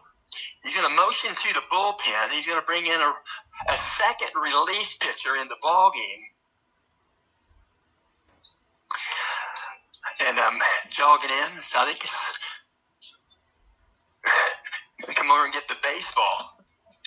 It's going to be number 14, Jonah Gerke. Jonah Gerke, and right there at first base, Lucas Gerke. They are the sons of Mr. Gerke. He is the public address announcer here at the ballpark for the Knights. And I understand he also has a baseball son that plays at Lafayette Jeff High School. I think he's a senior this year. I think so. I didn't believe he was a junior last year. Isaac Seppinger jogs in the dugout. He probably changed gloves. So he's going out to center field to have a convention with the other 2 fielders. And I'm going to send one off the diamond there. Not sure which one. But they're getting some warm-up tosses right there. Jonah Gerke. Jonah Gerke, his first opportunity to pitch this year as a ball player for Coach Bourdonnais. Jonah Gerke, he's a freshman. 6'3", 165. He's a pitcher and an infielder. Jonah Gerke has been in 1 ball game. He has a perfect build for a pitcher. He's lanky. He can bring it. Coach Bourdonnais let him pitch here in the top of the 5th. So might be getting one more free toss right here before the game resumes. Hopefully an umpire is going to give him 1 or 2 more. Saw him stick his fingers up. Didn't know if he had the hang loose symbol up or just his index finger up. And that was the index finger. He had 1 more. Here we go. Getting ready to step in is the 3-hitter for McCutcheon. Number 17, Logan Marcel. So bases are loaded. There are 2 out. Marcel going to bat here in the top of the 5th. He's played in all 5 ball games. 357 average. He's got 5 hits. Here comes the pitch. Just outside, ball 1. Marcel 5 hits. 3 of them are singles. He's got a double and the 1 triple. Working from the stretch. Now the set. Jonah Gerke. Here comes the pitch. Swung on. He'll pop it up. It's going to be playable. First baseman Lucas Gerke is going to call it. It'll float in barely into fair territory right behind the bag at first base. So Lucas Gerke and Jonah Gerke, they team up to get that out. So at the end of 4.5, it's this 8-1 contest. Mavericks in front. Knights are going to bat the bottom of the 5th inning. And we'll mention this game is also in part being brought to you by Sign Production. Sign Production It's a business with a good sign. It's a sign of good business. Let's say that again. A business with a good sign is a sign of good business. Computer-generated, painted, and sandblasted signs, billboard advertising, large format signage, vehicle graphics and lettering, banners, and window lettering. Sign production. Since 1985, you can dial them by telephone or you can text message them. Say their phone number is 317-946-2424. Again, their number is 317-946-2424. So Mavericks warming up right there. They got a different pitcher on the pitcher's mound, right-handed pitcher. Try to capture that number. I believe it's 32. Now, he could bring back the starting pitcher. He might have just done that. He's an original starter. He can come back in. And I must see here. They do have a 33. Let's see what that number is. He'll probably turn around when they throw it down to second base. So I can see that second digit of that number, and it is 33. So doing the pitching now is number 33 for the Mavericks. And Suppinger going to step in, left-handed batter. We're going to face a right-handed pitcher. And Suppinger, left-handed batter. Here comes the first pitch from Wyatt Vaughn. Pitch comes in, strike one, called. Wyatt Vaughn, number 33, he's pitched in one inning so far this season. He's played in one ball game. This is number 2. Here's the pitch. Outside low, ball 1. 1 ball, 1 strike. He has faced 5 batters. He's thrown 19 pitches. He's given up 1 hit. He's given up 2 runs. All 2 of those runs were earned. Here comes the pitch. Low and inside, ball 2. 2-1 to Suppinger. And Mr. Vaughn has walked 1 batter. He struck out 2, and they were both swinging strikeouts. He's hit 1 batter along the way. Low, I'm going to call it strike. Strike inside half. Count goes 2-2. 2 balls, 2 strikes. Number 33 is Wyatt Vaughn. He's a junior. Listed at 6'1". He looks a bit taller than that from this point of view. Ground ball, base hit. It's going to be in the hole, hard to handle. Did the slide, tried to cup it. But right there at shortstop, Broderick Arnold had been a difficult play, especially if he'd have cleaned it to make the throw to first. So Suppinger gets himself aboard with a base hit. Suppinger now has 3 hits on the season. 1 single. He has 2 doubles. Stepping in. Here comes the pitch. Outside of ball. Gavin Butel batting for the Knights. Gavin Butel, 9-hitter. He bats in the 9th spot about like he's a leadoff batter. He gets the hits. Out of the set, here comes the pitch from Vaughn. He was going to bunt, pulled the bat back to pitch outside and low. 2 balls, no strikes. 1 foot in, 1 foot out. Signals given by Coach Bourdonnais. Stepping back in the rubber is Vaughn. Out of the set, here comes the pitch. Outside and low for a ball. Count goes 3 balls, no strikes. Right-handed batter, Gavin Butel, steps back in. At first base, Isaac Suppinger. There's nobody out. Bottom of the 5th inning. Here comes the pitch. Inside half, knee high. Strike called. Count goes 3-1. That was a take pitch. The Knights rarely swing on a 3-0 count. I have seen it done. Don't know if it was by permission, but I've seen it done. Here comes the pitch. Outside half, strike called. Count goes 3-2. 3 balls, 2 strikes. Nobody out. Runner aboard at first base is Isaac Suppinger. Gavin Butel batting. Bottom of the fifth. Here comes the pitch from Vaughn. Ground ball, slow roller, foul. Foul of the third baseline. And it's a foul ball, and he'll come back, pick up the bat. He'll bat again. Gavin Boutel in the process right now of a quality at-bat.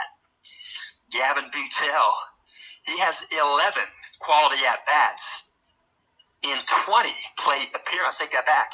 In 23 plate appearances. Here's the pitch.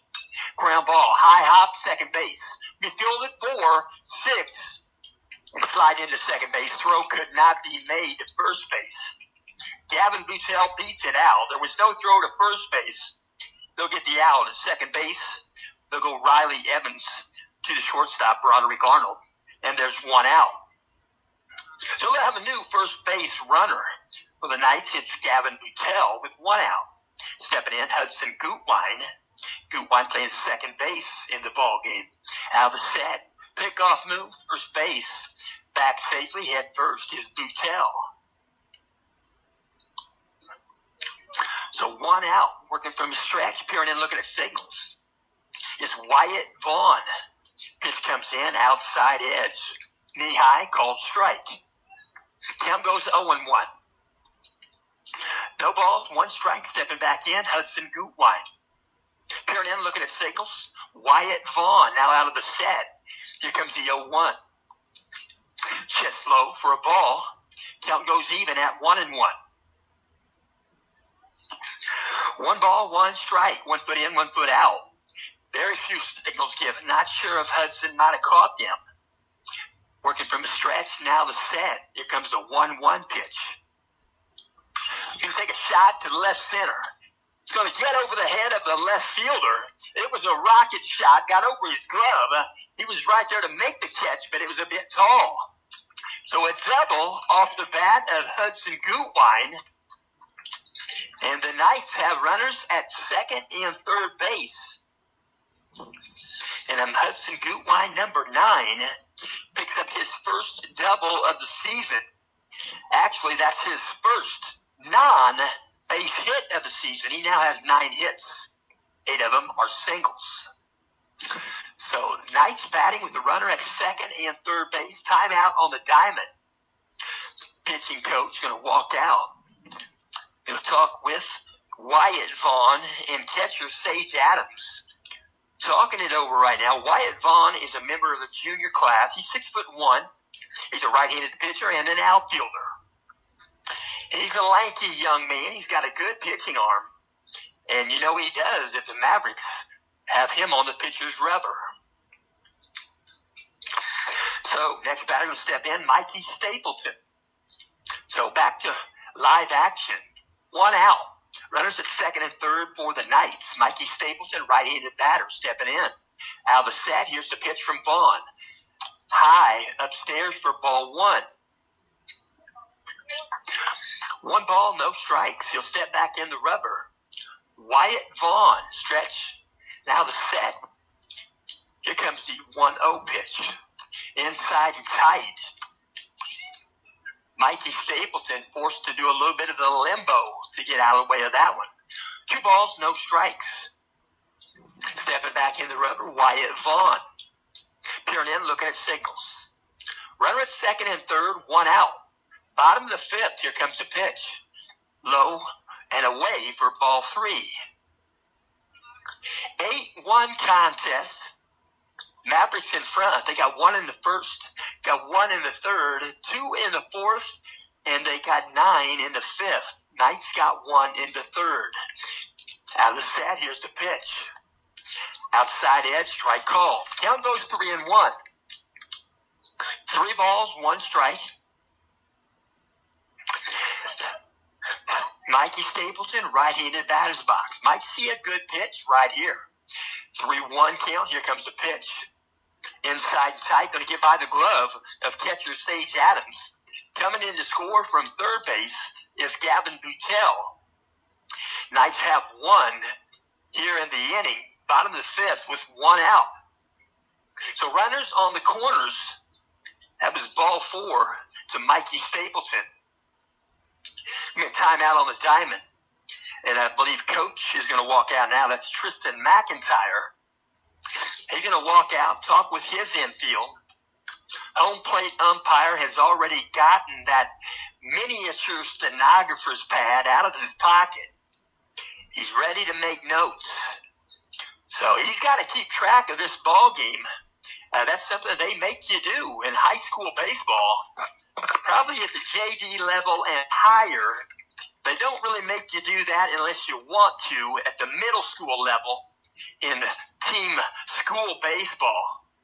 But if you're a JV or a high school baseball umpire, you might as well do it at the middle school level to just practice at it and keep in tune with what you need to do. But so Coach Bourdonnais going to call both base runners over to third base. Going to talk this over. The outfielders, they're having a convention out there in shallow center field for the Mavericks. Coach McIntyre's meeting is going to break up. Coach McIntyre going to send a new pitcher to the pitcher's rubber. He's a righty. He's going to get some warm-up tosses right here. He wears number 7. It's R.J. Morrison. R.J. Morrison is a senior. He's 6 feet tall. He's a right-handed pitcher. He's also listed as an outfielder.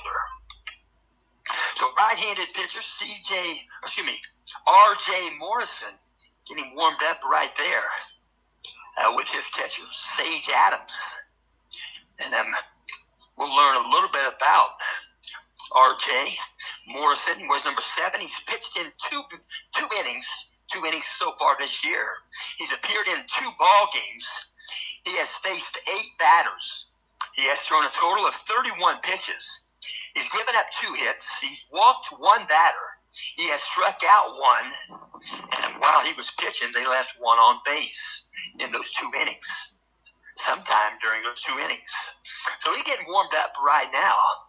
And they're having conventions at second base. That's the infielders. And 2 more warm-up pitches.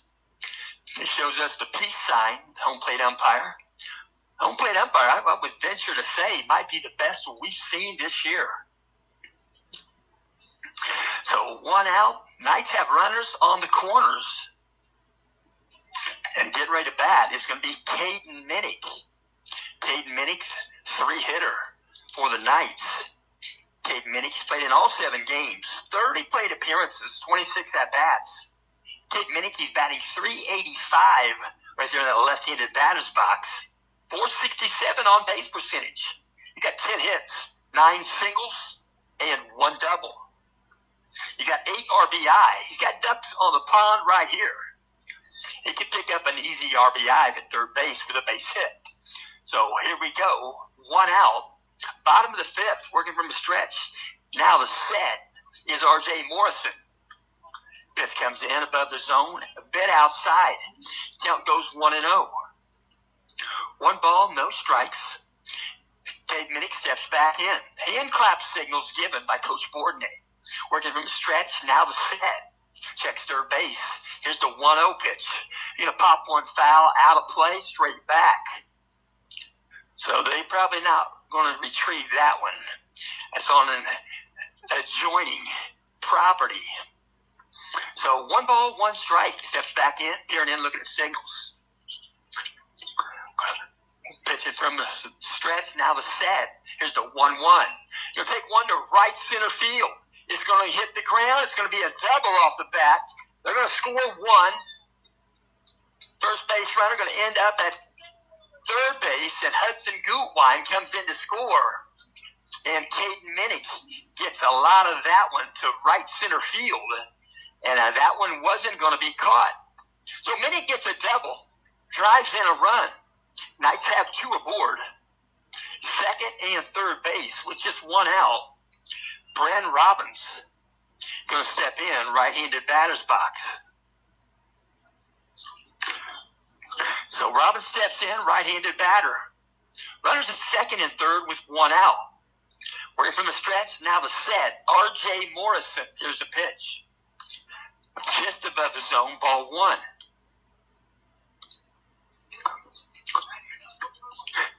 Peering out, look, 1 foot in, 1 foot out, looking at signals. Very few given. Steps back in. 1 ball, no strikes. R.J. Morrison He's going to step off the back of the rubber. Steps off the back. He wants to talk to his catcher, Sage Adams. So I don't know if the microphone is in the ear of Sage Adams. I'm pretty sure the microphone is in the ear of Jackson Kane. So coach in the dugout can transfer what he wants to be thrown as a pitch. And that's a new item this year in the IHSAA. Low outside the ball. Count goes 3-0.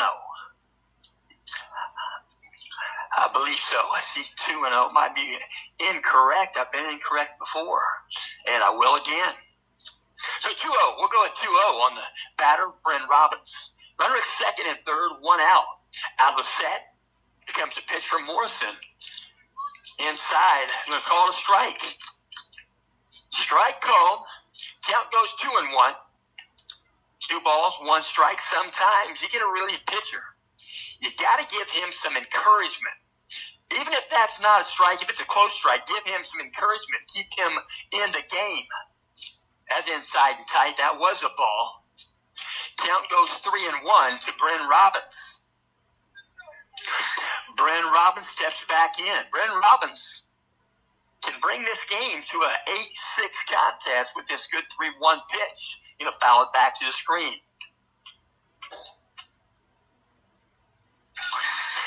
So, 3 balls, 2 strikes.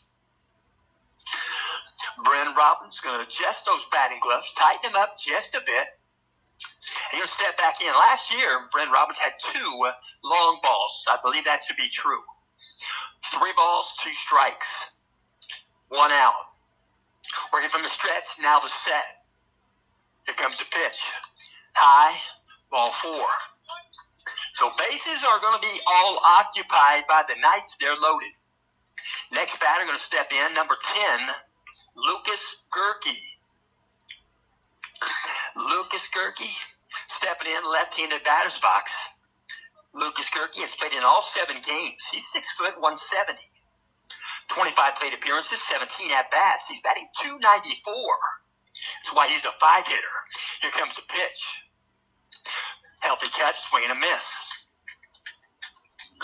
No balls, 1 strike.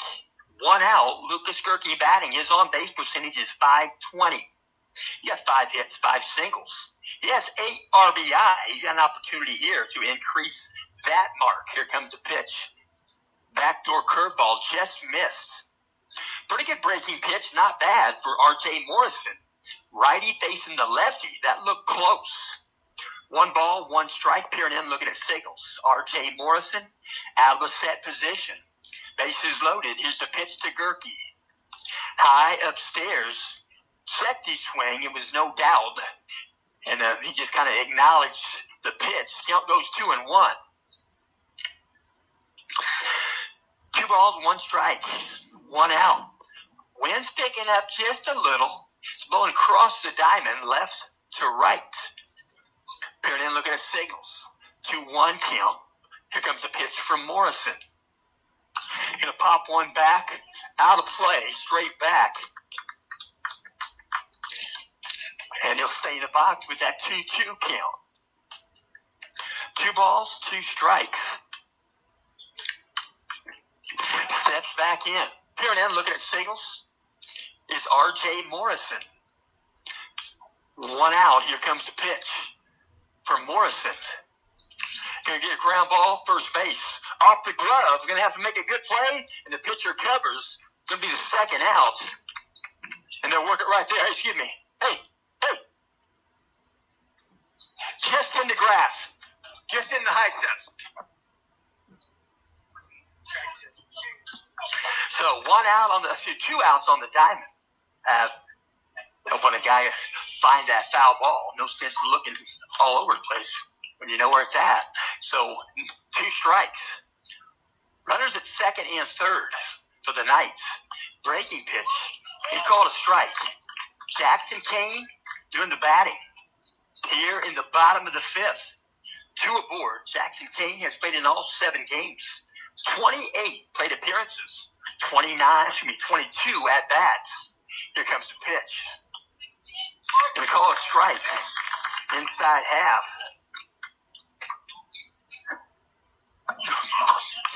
back in. Tap the plate, far and near. Right into batter's box, facing the righty, R.J. Morrison. Senior pitcher, junior batter. Jackson Kane set up outside, pitch comes in. He hit the target. It was outside. He set up outside. Count goes 1-2. Jackson Kane got a 393 on base percentage. Batted 273. Got 4 hits. He's got 2 doubles, 4 RBI. He scored 5 runs. A couple of RBI laying right there for him. He'll pop one up. It might drop. We'll see down the right field line. Floating in there, the right fielder is going to call off the second baseman. And they'll make the catch in right field. And the Knights leave 2 aboard. But the Knights come up with 3 runs. 3 runs in the bottom of the 5th after 5 complete. Mavericks 8, Knights 4. And we do thank you for tuning in. And we'll mention this game is in part being brought to you by Thomas Stocks. Thomas Stocks Incorporated. They make high-quality, custom-built waterfront products and services. They have docks, boat lifts, seawalls, dock accessories, marine services, etc. Right nearby is Lake Schaefer, Lake Freeman. That's over in Monticello. If you're in listening earshot of what I'm saying, Thomas Stocks, they are good. Give them an opportunity. Thomas Stocks, you can find them on the web at thomasstocks.com. You can find them in Noblesville, Indiana. They'll make the trip. 20799 Riverwood Avenue, Noblesville, Indiana. 46062. That's Thomas Stocks, locally owned and operated since 1993. You can dial them up by telephone at 317-774-3790. You can call Thomas Stocks. That's 317-774-3790. They're open Monday through Friday, 9 to 5. And you can call them up and make an appointment. Probably any time of day, you can find Thomas Stocks to work for you. And we'll also mention Thomas Stocks. You can choose the company that has the equipment to maintain and service new and existing waterfront projects. That's in the state of Indiana, Illinois, Ohio, Michigan, Kentucky, with capabilities to work all across the United States. That's Thomas Stocks Incorporated. Thomas Stocks, I tell you what, that's a good place to go. So they're going to throw one down here in just a moment. Get some warm-up tosses around the infield. So they're going to ask the batter to step in. Stepping into bat is going to be number 8 for the Mavericks, Jake Winger. Jake Winger got aboard last time. Right into the batter's box. Here's Jonah Gerke. Here's the pitch. Outside the ball. Jonah Gerke, just a freshman. He's lanky. He's got the build for a good pitcher. He's on his way. He's a freshman, 6'3", 165. Here's the pitch. Just above the zone, ball 2. Jonah Gerke trying to find that release point. He's going to find it. When he finds it, he's going to be right there. So here comes a 2-0 pitch from Gerke. Foul ball. Might have been a foul tip. Off the glove. Might have been off of Jackson. Goes back to the screen. Home plate umpire inserts a new baseball. He'll throw it over himself. He'll chase that one down. Count goes 2-1. 2-1 to Jake Winger. Here comes wind and the pitch from Gerke. Low for a ball. Count goes 3-1. Jack Reisman going to jog down to the bullpen. He'll get his arm loose, but Gerke's not done. Here comes the pitch. Low and away. Ball 4. And Winger jogs down to first base. I think he's base on balls last 2 times at the plate. Not keeping stats. Not keeping a book. Well, if I could do this and do that, I wouldn't be here. But I'd be working for the Reds. Maybe. I like the Reds. Ellie, You know, Ellie, number 44, he's got a 13-game win streak, or hitting streak intact. He might catch Pete Rose with that 44. We'll hope so. Here comes the pitch. Gonna pop one up. It's playable. Jackson Kane giving it a look. Pitcher, Gerke giving it a look. Couldn't make the play. They'll throw to second base, get the force out. That's kind of a bummer for the base runner. Sometimes that happens on purpose. But you don't usually see that in a high school game, but you have seen that on MLB. They'll act like they're going to catch it to first base and let it drop. And then they'll try to get the lead runner, maybe because he's faster than the guy that's going to make it to first base. So 1 out. Working from the stretch. Now the set. Jonah Gerke. Ball comes in. We'll square the bunt. Let it go by. Ball 1. In the batter's box is 18. Aiden Reiser. So when he's picking up, he's doing some great taking right here. Here comes a pitch from Gerke. Put a bunt down. It's going to be foul, a little bit airborne, about 40 feet from the plate. Indefinite foul territory picked up by the third baseman, Gavin Buttel. He'll toss it back in. So stepping back in, 1-1 count. Aiden Reiser. Out of the stretch, now the set. Here comes the pitch, taking off for second base, going to try to steal it. Jackson Kane's throw is on target. They're going to say he's safe at first base. Head first slide. Jackson's throw was a good throw, which put the glove of Hudson Gutwein right where it needed to be. It wasn't Gutwein that had to make a tag. It's just catching the ball in simultaneous fashion as he slid. They called him safe. 2-1 count. 1 out. Out of the set, check second base. Here's a 2-1. Low for a ball. Good block again, Jackson Kane. 3-1 count. Number 18 in the batter's box, Aiden Reiser. Aiden Reiser has played in 4 ball games. Entered the game with 16 plate appearances, 14 at-bats. Pitch comes in, ground ball. It's going to hit the umpire. They're going to stop play. Umpire couldn't get out of the way. It was a shot. So they're going to keep the guys safe there. And then they're going to give them what they would have got. I think they're supposed to return the runners. Yeah, once a hit by they're going to return the runners. And actually the third base runner, we're going to go back to second base. That ball hit the runner, and the base umpire wants to talk with the home plate umpire to make sure they get this right. They don't get the bases that they would have been in. They're going to put the third base runner back to second. And the guy at first base, I believe he's going to stay there because he would have reached base at first. So they're going to keep runners at first and second base. From what we see, Coach McIntyre going to have a little bit of a conversation with both umpires just outside the third baseline. Sometimes, I mean, that's not a common occurrence. I do some umpiring. I had 2 games tomorrow. I got 1 game Monday in middle school. But I've never been hit with a batted ball when I was doing the infield umpiring. But that guy just got it done because it was a scorcher. He couldn't get out of the way. So runner at first and second, 1 out. Stepping in, number 32, Sammy Swank. Pitch comes in, blocked. Trying to block it. Couldn't get by that one. That one gets a little bit by Jackson. Goes back to the screen. So now they'll have runners at second and third base. Probably a wild pitch. Difficult pitch to handle for Jackson. Jackson's about like a first baseman. He takes an errant throw and he blocks it. And it doesn't become a wild pitch. Some of them he saves that would have been a wild pitch. Here comes the pitch from Gerke. Inside a ball. 2 balls, no strikes. Stepping back in. Sammy Swank, 32.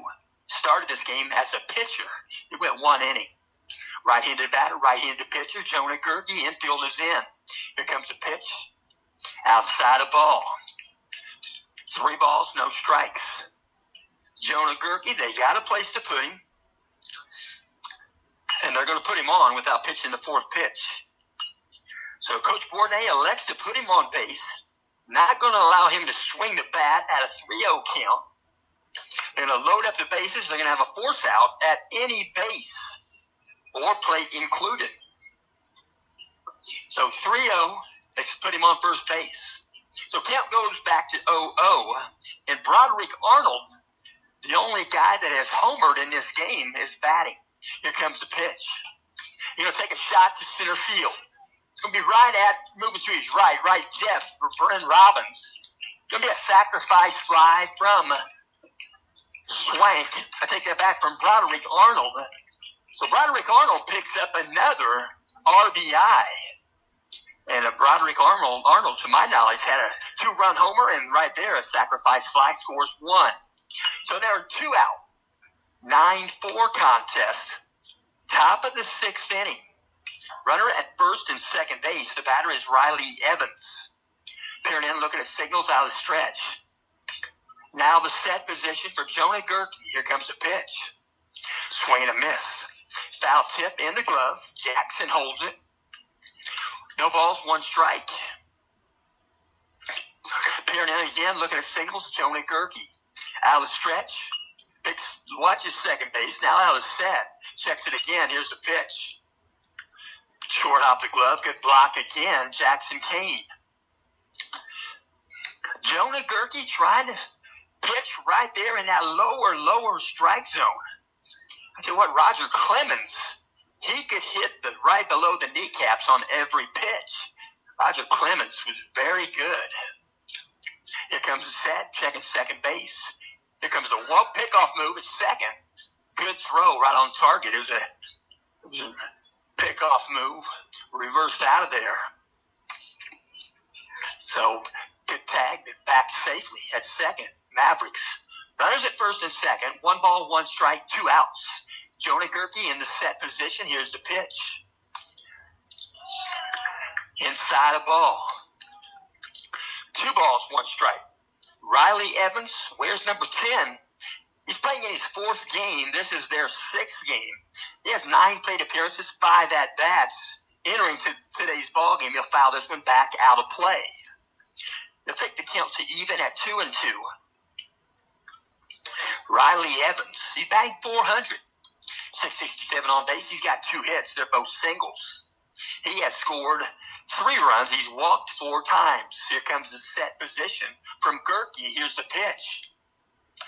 A bit upstairs, ball 3. 3 balls, 2 strikes. There's a base open, 3-2 count. Gerke would like nothing more than to make this pitch and walk off the field. Out of the set. Here comes the 3-2. Going to foul this one back out of play.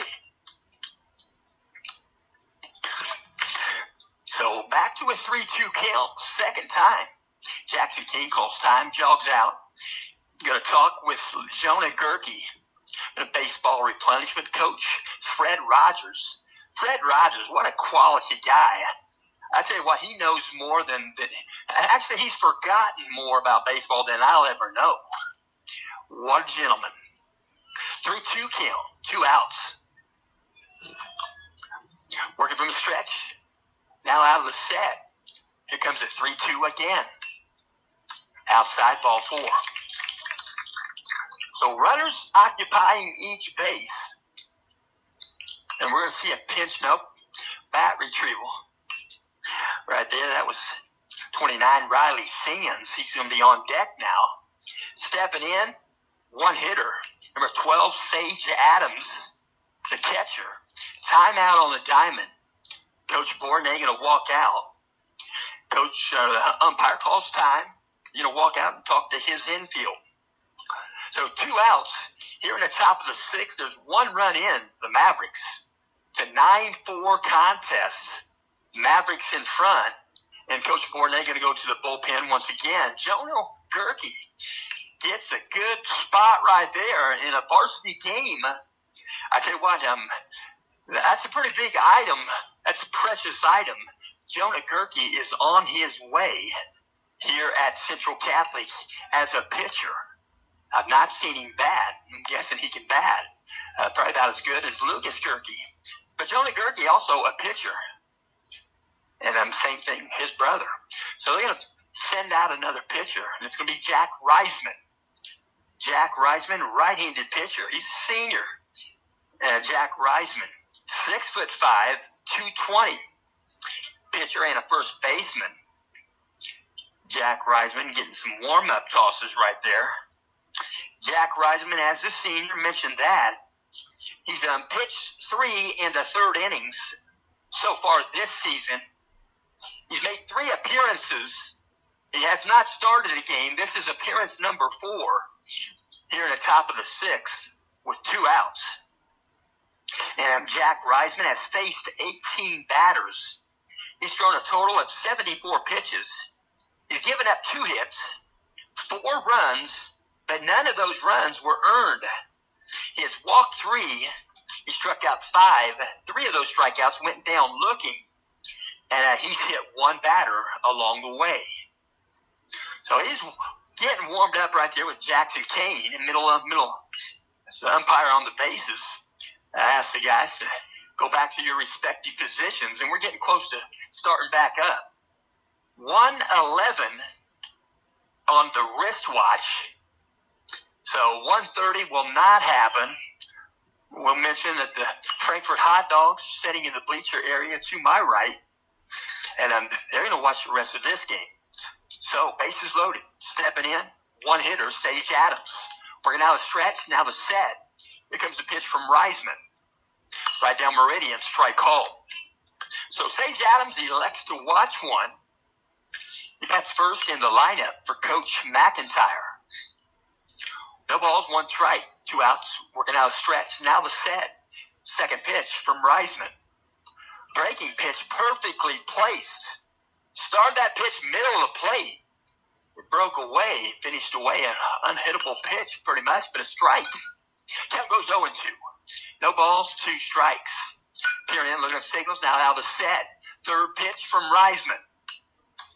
Outside of ball. Laterally, I should say profile view, that probably looked good. It was a bit tall, it was a little bit outside. Count goes 1-2 to Sage Adams. Working out a stretch, now the set. Here's the pitch from Reisman. Foul ball. Down the third baseline, just foul. It was scorching. It was a hot hit ball. It was going to get to the outfield. It wasn't going to be stopped by Boutel. It was sharply hit, but just foul. So Sage Adams steps back in. Going to face that 1-2 count for the second time. Peering in, looking at signals. Jack Reisman out of the set. Here comes the 1-2 pitch. High and inside, ball 2. 2 balls, 2 strikes. Stepping back in, Sage Adams has been the catcher all game long for the Mavericks. Out of the set, here comes the pitch. Must have just missed. 3 balls, 2 strikes. I don't know if that's a preferential treatment for the catcher that protects the umpire. Don't know. So anyway, 3-2, 2 outs. Out of the set. Here comes the pitch. High for ball 4. They're going to walk one in from third base. So Sage Adams jogs to first base. There are 2 runs in here in the inning. And I'm going to send to the plate. Number 29, Riley Sands. Sage Adams jogs off the base pad into the dugout. He's a pitch runner at first base. Nobody going to hold him on. Here comes the pitch. High for ball 1. Left-handed batter, Riley Sands, number 24. He's got 6 hits on the season. 4 are singles, 2 are doubles. He bats left. Here comes the pitch from Reisman. Outside edge, strike call. Nice pitch, fastball from Reisman. 1 ball, 1 strike, 2 outs. Bryn Robbins going to play him pretty much straight away in center field. Here comes the pitch. Outside edge, not the outside half. Fastball, still no swing for 29. Riley Sands. 1 ball, 2 strikes. Bases loaded. Left-handed batter's box, right-handed pitcher, Jack Reisman. Here comes the pitch. He's going to pull that one foul right side. He got around on that one quick. It ends up near the bullpen area for the Knights down the right field line. So the Mavericks were on their horses. And they step back in. 1-2 count. 2 outs out of the set. Here's the pitch from Reisman. Outside of ball. 2-2 count. 2-2, 2 outs. Top of the 6th. 2 runs in for the Mavericks. Out of the set. Here's the 2-2. He'll take one foul again. Got a lot of that down to the line shot.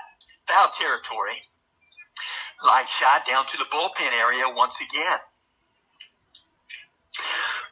29. 2-hitter for McCutcheon. Riley Sands. Peering in, looking at signals. Out of the set. Here comes the 2-2 again. Breaking pitch. Back door. Going to strike him out. That was placed well. Pretty good time to call that, Coach Bourdonnais. So on this is going to be a 2-2 pitch, and he strikes him out with a backdoor curveball from Reisman. The Knights get out of the inning. They leave bases loaded, but they come up with 2 runs. Top of the 6th. It's a 10-4 ball game. Mavericks in front. Knights are going to bat in the bottom of the 6th inning. Going back out on the pitcher's rubber for McCutcheon is number 7, R.J. Morrison. Senior athletes. And again, we'll mention this game is in parts being brought to you by FritzInFishers.com. FritzInFishers.com. They buy, they sell, they trade, and they'll help you with financial opportunities to purchase a car or a truck. They sell quality cars, trucks, and SUVs. They're working in year number 40. They've been there year number 40 since 1983. Now they have preferred low mileage and one-owner automobiles. 2 Hamilton County, Indiana locations. One is Fritz in Fishers at 8599 East 116th Street. Their phone number there is 317-842-2228. Again, their number is 317-842-2228. And in their Noblesville location, that's along State Road 32, between Noblesville and Westfield, right there at Mill Creek Road, 317-773-2232. That's 317-773-2232. And again, I should mention Fishers is 317-842-2228. FritzandFishers.com. First pitch, R.J. Morrison. Bottom of the 6th. In the batter's box, strike one, swinging, senior athlete. Now doing the pitching, he's a pitcher of record for the Knights, Jack Reisman, 6'5", 220. Batting for his 2nd time this season. They're going to call an inside low strike on him. Whoa. 0-2 count to Reisman. No complaints from him. Working from a stretch. Now the set. Here comes the 0-2 to Reisman. In a foul one, right side over the Knights dugout. Jack Reisman, pretty good sized young man. Kind of reminds me of a Dale Murphy from the Braves. Dale Murphy, wow, he could hit the ball. About the same size as Jack Reisman. Same approach for a swing. Outside and low. Ball 1. 1 ball, 2 strikes. The boys in the dugouts probably have no idea who Dale Murphy is. They need to find out. He had a good swing. Here comes the 1-2 pitch. Check swing, going to drop third strike and tag him as he walks back to the dugout. There's 1 out. The bottom of the 6th. Next batter going to step in for the Knights, number 41, Isaac Seppinger. Isaac Seppinger, 6'3", 200 pounds. Entering this game, he's got 13 plate appearances, 10 at-bats. He's playing in his 5th game. Here comes the pitch. Hit by pitch. Inside, going to get him in the batter's box. Left-handed batter got him on that left knee. Might have been just above the knee. Hope so. Got the meat of the leg. He jogs in like nothing happened. So one aboard, one out. Stepping in for the Knights, number 17, Gavin Butell. Peering in, looking at signals. R.J. Morrison, a long period, checks first base out of the stretch. Now the set. First pitch. Outside edge, strike called. Gavin Butell. Gavin Butell got himself aboard. Pops one in. I think it was right field line. Here comes the pitch from Morrison. In the square to bunt. Let it go by. It's a ball.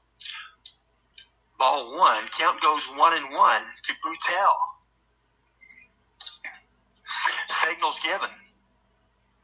Quite a few. Seppinger at first base. Out of the set. Here's the pitch from Morrison. Ground ball up the middle. Second base. Going to field it. He's going to make the tag. There's a collision in the baseline. Isaac Seppinger running the baseline. Second baseman tries to make the tag. And I'm jogging out right now is Sarah Igo and her helper right there. And they're going to call Seppinger out. I believe that's because he held the baseball. I don't know that, but he did. He held the baseball. That's why he's jogging off. Seppinger's just not like that. He's not that type of person. I tell you what, Facebook, I saw one terrible collision, very similar to that. And it's just terrible MLB. But I'm jogging off. It's going to be the second out in the inning. He was running to second base. On the ground ball, hit to second base. Seppinger called out. I believe because he held the baseball. I didn't see, but I'm going to believe that. Seppinger, not that type of guy. Out of the set, here comes the pitch. Breaking pitch for a strike. Hudson Gutwine batting for the Knights. He's the one-hitter. Plays second base for the Knights. Runner at first base. Out of the set, Morrison checks first base over the right shoulder. Pitch comes in outside a ball. I never could believe, I don't understand why they, at the set position, look over the right shoulder to first base when that's going to mess up your target over your left shoulder at home plate. I think it's too hard to focus on both. Here out of the set, Morrison. Here comes the pitch. Going to take a drive to left field. Going to back up the left fielder just a bit. Didn't have to move a lot and makes the catch. So the Knights are out of the inning. They'll put their gloves on. They'll play the top of the seventh. And they leave one on base at first base. And at the end of 5.5, Knights and the Mavericks in front. 10-4 contest. And Frankfurt Hot Dogs over there patiently waiting for the second game. And we'll mention this game is also in parts being brought to you by Lisa Stokes Bear. Lisa Stokes Bear, Century 21 Real Estate, right there at the Sheets Company. Sheets Company, we'll mention. When you're looking for that residential or corporate relocation, you know, a perfect house can soon become a perfect home. And Lisa Stokes Bear would like nothing more than to utilize her 20-plus years of experience to help you begin that process. Yes, real estate reliability. Real estate reliability is something a professional real estate agent and or a real estate broker strives for, such as Lisa Stokes Bear. Your happiness and her success are two of the same. For the real estate lady with the real estate high IQ, contact Lisa Stokes Bear by cellular phone or by text message. Her number is 317-513-4086. Again, her number is 317-513-4086. That's Lisa Stokes Bear, Century 21. She got a 317 phone number, but I'm sure if you call her, no matter where from.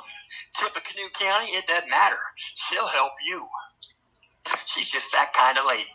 So stepping in, going to bat for the Mavericks here in the top of the 7th. First pitch from Reisman, swing and a miss. In the batter's box is number 17, the 3-hitter, Logan Marcel. Marcel's played center field for the Mavericks. Working from the stretch, he's primarily a relief pitcher. Here comes the pitch.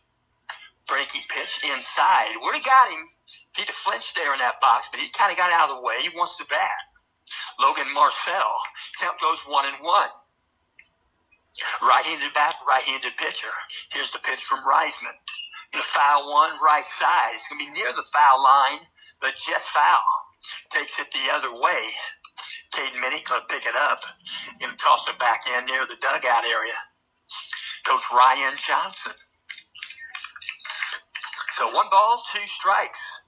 Stepping back in. Logan Marcel out of the set. Here's the pitch. Going to be a shot, shortstop, hot hit ball. Gets by Hudson Gutwein. He was not going to make the play. So it's a base hit. Goes into left field on the ground. So Marcel reaches base. First batter here in the top of the 7th. Next batter going to step in, number 8, the 4-hitter, Jake Winger. So peering in, looking at signals. Jack Reisman out of the set. Very modest lead at first base. You know, to poke one to right field. He's going to back up Caden Minnick. It's going to be off the wall at the 380 sign. So stay in play. It's close. About 2/3 the way up on that wall for the 4-hitter, Jake Winger. Jake Winger going to take off that left ankle apparatus. Take it over to Coach at third base. So the Mavericks have 2 aboard, second and third base. And then Coach McIntyre going to make an adjustment in his lineup. He's going to send out to do the running at third base. So we'll double check that number here in a moment. Stepping into bat, it's going to be the number 20, Jonathan Riley. Working from the stretch. 2 aboard, second and third. Nobody out. Here's the pitch. You're going to poke one to left field. It's going to be foul. It could have the distance. It did have the distance for I think that back. He stayed in the field of play. Right there at the part of the sign on the left field line, foul territory. And chasing it down, throwing it back in. It's just a long foul strike. So 0-1 count. Stepping back in, Jonathan Riley. Out of the set, Jack Reisman. Here comes the pitch. Ground ball up the middle. Hudson Gutwein's going to field it. Couldn't quite get the handle on it. And I couldn't pick it up. And it's going to be a infield reached on air for Riley. So run comes in to score from third base. Runners on the corners with nobody out. Right-handed batter's box. It's going to be number 18, Aiden Reiser. Aiden Reiser plays right field to start the ball game. Steps in now. Runners on the corners. We'll see if Riley's on his horse. Square to bunt, pulled the bat back, and it's a called strike. Fastball right across the kneecaps. No balls, 1 strike. Steps back in. Peering in, looking at signals out of the stretch. Now the set. Pickoff move, first base. Good glove there by Gerke. The ball was well to the left of Gerke. Had to make a good play. Another one of those good plays that the first baseman is asked to make, and he makes it. No balls, 1 strike. Here's the pitch. Strike called. Count goes 0-2. No balls, 2 strikes. In the batter's box, the 6-hitter, number 18, Aiden Reiser. Playing right field. Out of the set, checks third base. Here's the pitch. Gonna pop one foul, out of play. Right side. So he'll stay in that box with the 0-2 count. It's number 18, Aiden Reiser. Aiden Reiser playing in his 5th game of the 7 for the Mavericks. Here's the pitch. Take that back, of the 6 games. He's going to base hit to left field. Going to be over the shortstop's head. No play available. Goes into right field. And an RBI base hit off the bat of Aiden Reiser. Coming in to score from third base, Jake Winger. So adjustment in the book. We're going to see a different batter at the plate. Batting in place of 32, Sammy Swank in the 7th position. We're going to see number 38. He's a junior. Blake Morrison. Here comes the pitch. Right down meridian, fastball for a strike. Blake Morrison wears number 38. He's been to the plate 6 times. 4 are official at-bats. He's batting .500. Here comes the pitch. Swing and a miss. He got 2 hits on the season. He's got 2 doubles. So step back in. Peering in, looking at signals. Out of the stretch, now the set for Reisman. Here comes the pitch. Foul 1, right side, out of play. Blake Morrison has quick hands. He gets that bat swung in a heartbeat. He fought that one off. Trying to stay in the box, and he is in the box for the 0-2 count once again. Peering in, looking at signals. Out of stretch, now the set. Here's the pickoff move at second base. Nonchalant throw. And he'll get the ball back from Hudson Gutwein. No tag applied at second. Runners at first and second base. Out of the set. Here comes the 0-2 to Morrison. Tries to check his swing. I don't believe he got it checked. And he's going to be walking back to the dugout. You go down, they call that swinging. There are 1 out on the diamond. Stepping in to the bat, the 8-hitter, number 23, Broderick Arnold. Broderick Arnold, he has 3 RBI in this game. Out of the set, Reisman. Here comes the first pitch to Arnold.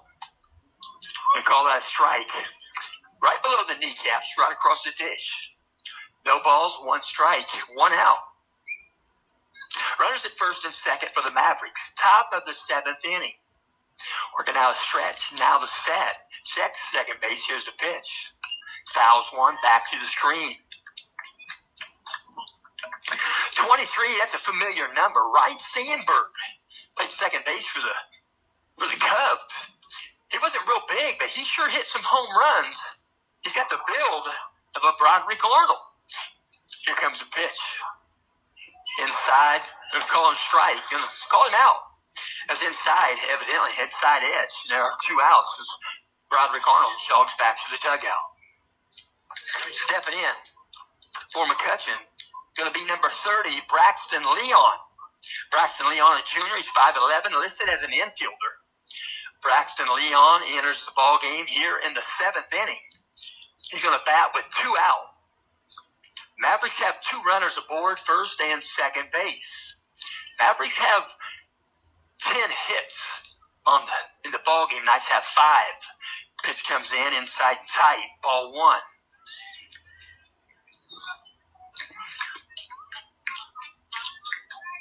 So they're going to work it right there. Steps back in, right-handed batter's box. Open stance. Here comes the pitch from Jack Reisman. Going to foul 1 back, out of play. And count goes 1-1. 1 ball, 1 strike. He's going to step back in. That's number 30, Braxton Leon. 2 aboard, first and second. Out of the set. Here comes the pitch. Outside a ball. Jackson tried to backhand it, couldn't get it. Goes back to the screen. And the runners move up 90 feet each. So runners at second and third. Count goes to 2-1. Pitch hitter here in the top of the 7th with 2 out is number 30, Braxton Leon. He's a junior class member. He's 5'11". Likes the game of baseball. Out of the set for Reisman. Here's the pitch. Swing and a miss. Count goes even at 2-2. 2 balls, 2 strikes, 2 outs. 2 runs in for the Mavericks here in the top of the 7th. Peering in, looking at signals. Now out of the set. Here's the pitch from Reisman. Ground ball back to Reisman. He'll field it. It'll bounce off his chest. He'll throw to first base. And Reisman gets hit on the skin. So Reisman and Seppinger paying the price at that pitcher's rubber. So 3 outs in the inning. 2 left aboard. Mavericks come up with 2 runs. At the end of 6 1/2. Mavericks 12. Knights 4. So Frankfurt Hot Dogs going to evacuate the bleacher area. They're going to walk down. They're going to start prepping themselves for game 2 here today. It'll be their first game, Knight's second game. But right now on the diamond, getting warmed up. We'll double check here. We got a new pitcher for the Mavericks. Coach is letting the home plate umpire know. Gets that miniature stenographer's pad out, makes the adjustment on the lineup. And working the breaking pitch right there. Try to get that in a moment. We'll also mention this game is being brought to you today by Your Home Away from Home. Do you sometimes wonder how relaxing it would be to take your family to Florida, but you don't have a place to stay? Well, you can enjoy that home away from home in Davenport, Florida. Enjoy a 4-bedroom, 4.5-bath spacious town home with a private pool, available for short-term or long-term stays. Davenport, Florida is a vacation destination in northeastern Polk County, close proximity to the Walt Disney theme park in Orlando. And if you enjoy the warm sand and the sunny beaches, just 90 minutes separate you from Cocoa, Clearwater, Daytona, and New Smyrna beaches. You and your family could jump on a plane or hop in a car. When you get to Davenport, Florida, there you are. First pitch, outside a ball. In the batter's box, Mikey Stapleton. To inquire, you can direct your emails to 353captiva@gmail.com. Second pitch to Mikey Stapleton. Swing and a foul ball. Again, we'll mention you can send your emails to 353captiva@gmail.com. 353-CAPTIVA@gmail.com. You'll have some fun there. You'll be staying in luxury down there in Florida. That'll be fun. And that particular townhome is a blessing. That's like a big time vacation that you couldn't have enough words to talk about to say how well you liked it. So foul ball, third baseline. That one's going to be fielded on the hop by Coach Bourdonnais. Coach Bourdonnais, shortstop for the Knights back in high school. Played second base at Purdue after high school. Out of the set, here comes the 1-2 pitch to Stapleton. Ground ball, third base. Fielded, throw across the diamond, get the put out. There at first base was Sammy Swank. Sammy Swank now playing the third base position. Making that play at third base was number 4, Meckel Almond. Meckel Almond, he's a sophomore, 5'10". He is a utility player. He also pitches right-handed. Meckel Almond. That's Mekyl. Almond, he was number 4. He's a sophomore class member. First pitch. Back up the middle, Caden Minnie. He gives a room service hop at shortstop. They'll throw across the diamond. That room service hop. So that probably eliminated a possible infield hit for Caden Minnie. So there are 2 outs here on the diamond. Next batter going to step in. It's going to be Bren Robbins. Bren Robbins, where's number 33? Senior class member. You're going to step in to bat right now. 2 outs, bottom of the 7th inning. Peering in, looking at signals. Out of the stretch, now the set. Here comes the pitch. Going to get by the glove. Good try there on the block by the catcher. I don't think Sage Adams is behind the dish now. As straps preventing me to see the number. I apologize. Out of the set, here comes the 1-0 pitch to Robbins. Down meridian. I guess below the kneecaps. It probably was. Strike call. Count's going 1-1. Peering in, looking at signals. Out of stretch. Here comes a pitch to Brent Robbins. Low for a ball. 2 balls, 1 strike. Sometimes an umpire can call a pitch and not be real good, feeling good about that pitch he called. And the next pitch, he can kind of clean it up to get the count balanced the way it probably should have been in the eyes of the umpire. But that foul ball goes out of play. I heard a story. I heard John Kruk on a radio show. Somebody asked him, says, John, what's the funniest story you can tell us right now off the top of your head? He said, well, I was batting right-handed. John Sherry was umpiring. Ball came in chest high. He called it a strike. And I said, John, he said, up the middle. Second base going to be a base hit. That ball gets underneath the glove at second base, and Brent Robbins is going to get a base hit in the scorebook. But anyway, he said, John, that pitch was up there. He said, I'm sorry, I'll make it up to you. Next pitch came right down meridian, knee high, and the umpire said, ball. So he cleaned it up. They even it up. So don't feel too bad when you think you're getting hosed on a pitch, because the umpire might have a conscience, and he might make it good. So another batter in the box. We're going to see Alex Schumer. Alex Schumer wears number 12 for the Knights. He's a sophomore. Pitch comes in low for ball 1. If you didn't know, John Kruk played first base for the Phillies. So peering in, looking at signals once again. Getting a modest lead at first base, Brent Robbins. Here's the pitch. Ground ball, second base. Going to field it, you'll throw it to first base. And they'll just get Alex Schumer. And that'll be out number 3 in the bottom of the 7th. And that will complete Game 1. Final score in Game 1. McCutcheon Mavericks, 12. Central Catholic Knights, 4. So I'm going to cross in front of home plate, shake hands with each other. And so we'll prepare for Game 2. I'm going to leave this live stream on. It's going to be on for about 30 minutes here until the next game starts. So you might hear some background noise, but I've been instructed to leave it on. So that's what we'll do. We'll come back for Game 2. And we'll mention thanks to my wife for back home. And thanks to Robbie Kendall, Audio Sports Online. And we'll mention no matter if you're home or away, if you're doing the teaching and the learning, don't let him go. Keep the fire burning.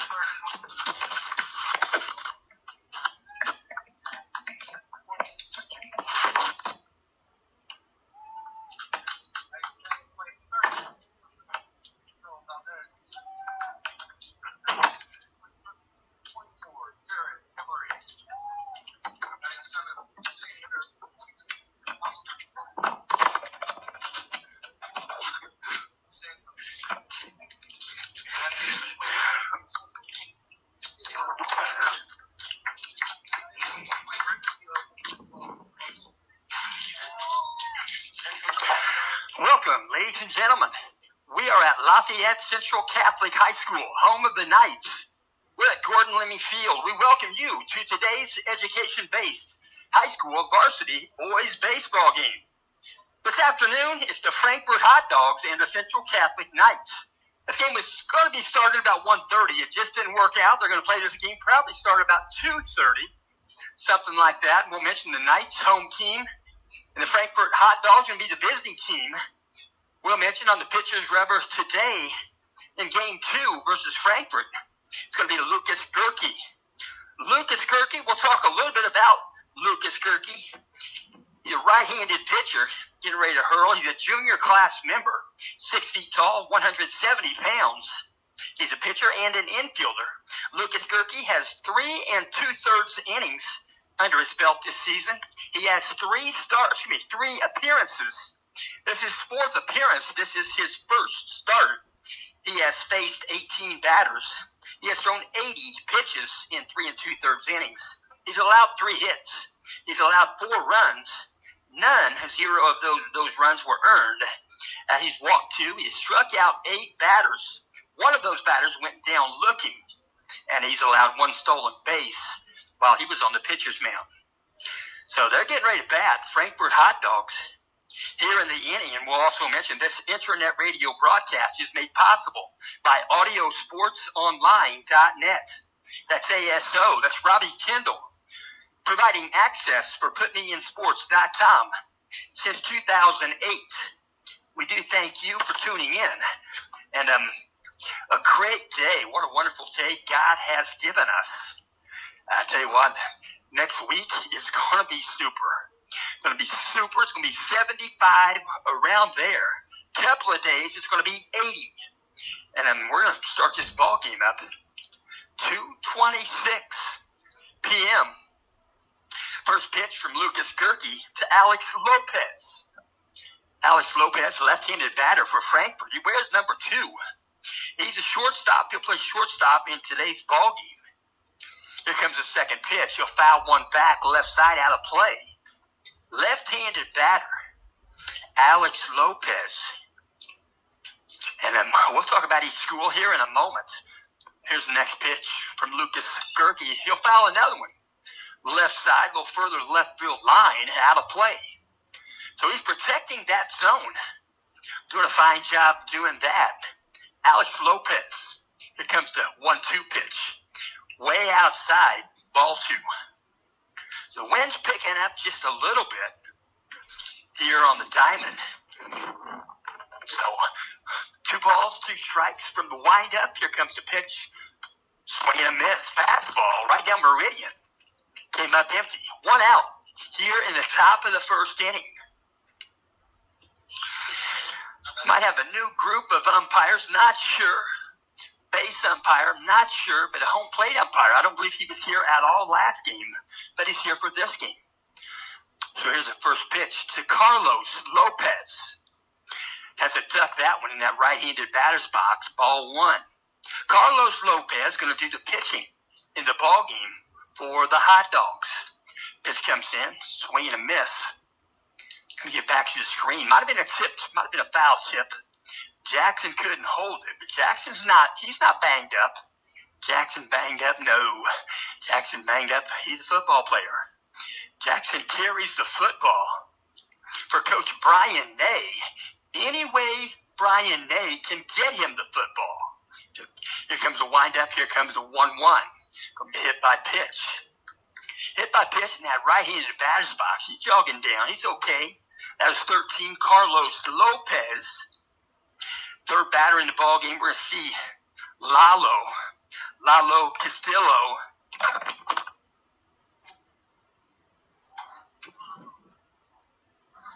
Lalo Castillo, I'm going to check in.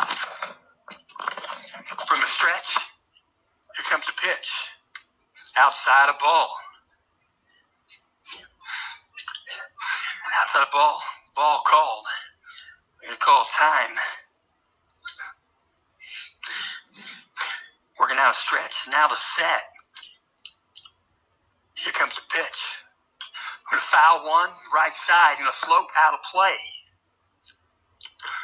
1 ball, 1 strike. Going to step back in. So we're going to have a conversation with third base coach, head coach, Andy Dudley. He's going to step back in. Lalo Castillo. Here comes the pitch from Gerke. Outside a ball, count goes 2-1. So, 2 balls, 1 strike. Gonna step back in. Give him signals right there. 1 foot in, 1 foot out. Lalo Castillo. Runner at first base is Carlos Lopez. Here comes the pitch. Gonna pop one up. It's playable. Foul territory, first base. Gonna be called for by Isaac Seppinger. Seppinger playing first base. He'll make the catch. There are 2 outs on the diamond. So we're going to step in. It's going to be number 11, the 4-hitter, Matthew Berry. Matthew Berry going to step in.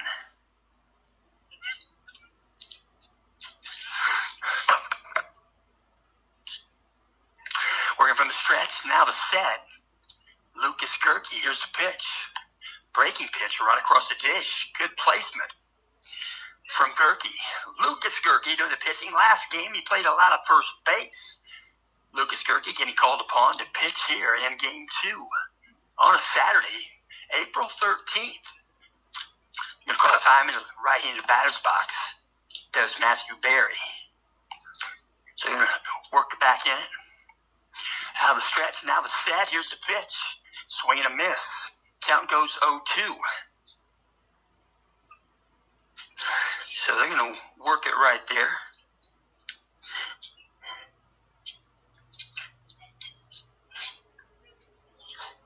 So stepping on the rubber, peering in, looking at signals. Out of the stretch.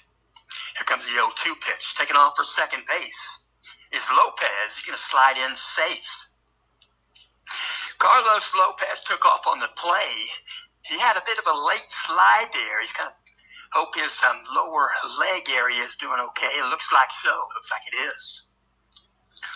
So Carlos Lopez, he'll do the pitching. Coach Andy Dudley allowing him to run. He got on base, hit by pitch as the second hitter in the lineup. Here comes a 1-2 pitch. Breaking pitch, swing and a miss. So they'll set him down. They'll leave 1 on base. And they'll work from there. And so after half an inning, Knights is going to bat in the bottom half. Mr. Robbins, here, take this. It'll be helpful. So they're going to send out to the defensive mode. That's going to be the Frankfurt Hot Dogs. And Frankfurt Hot Dogs going to play defensively. We'll mention a little bit about the Frankfurt Hot Dogs. Frankfurt High School, enrollment 893.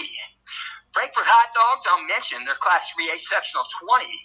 6 in their sectional, that's Frankfurt, North Montgomery, Northwestern, Twin Lakes, West Lafayette, and Western. The principal at Frankfurt High School is Cindy Long.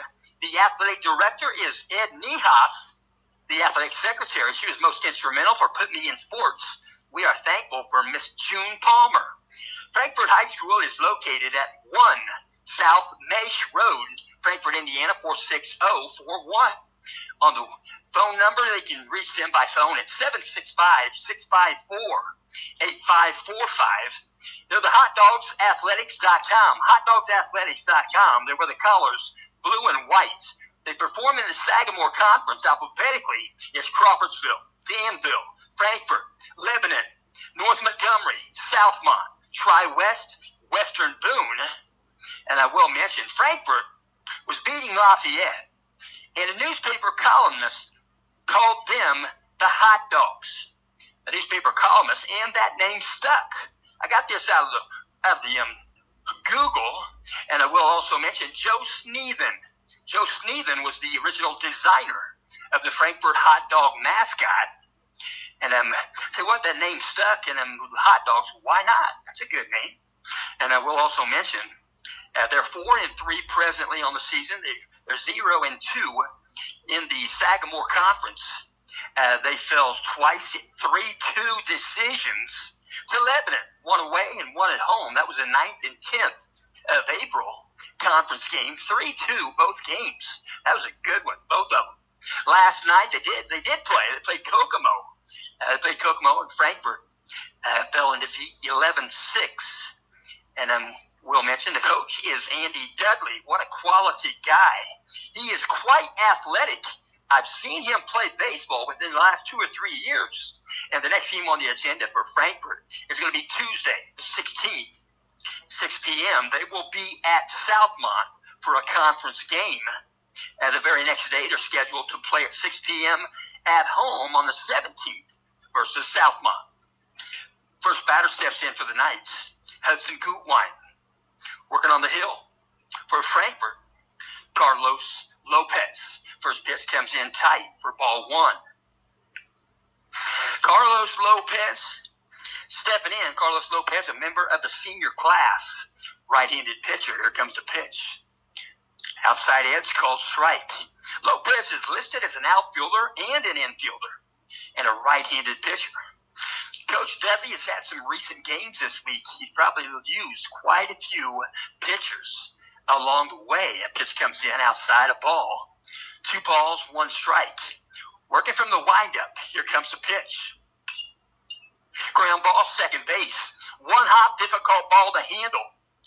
Going to be a collision at first base. And then they're going to say he's fine right there. Should say Hudson Gutwein not going to get an extra base. He was not in the realm of taking off for second. He was behind a bag. And we'll mention the Knights right here at the high school. Sarah Igo.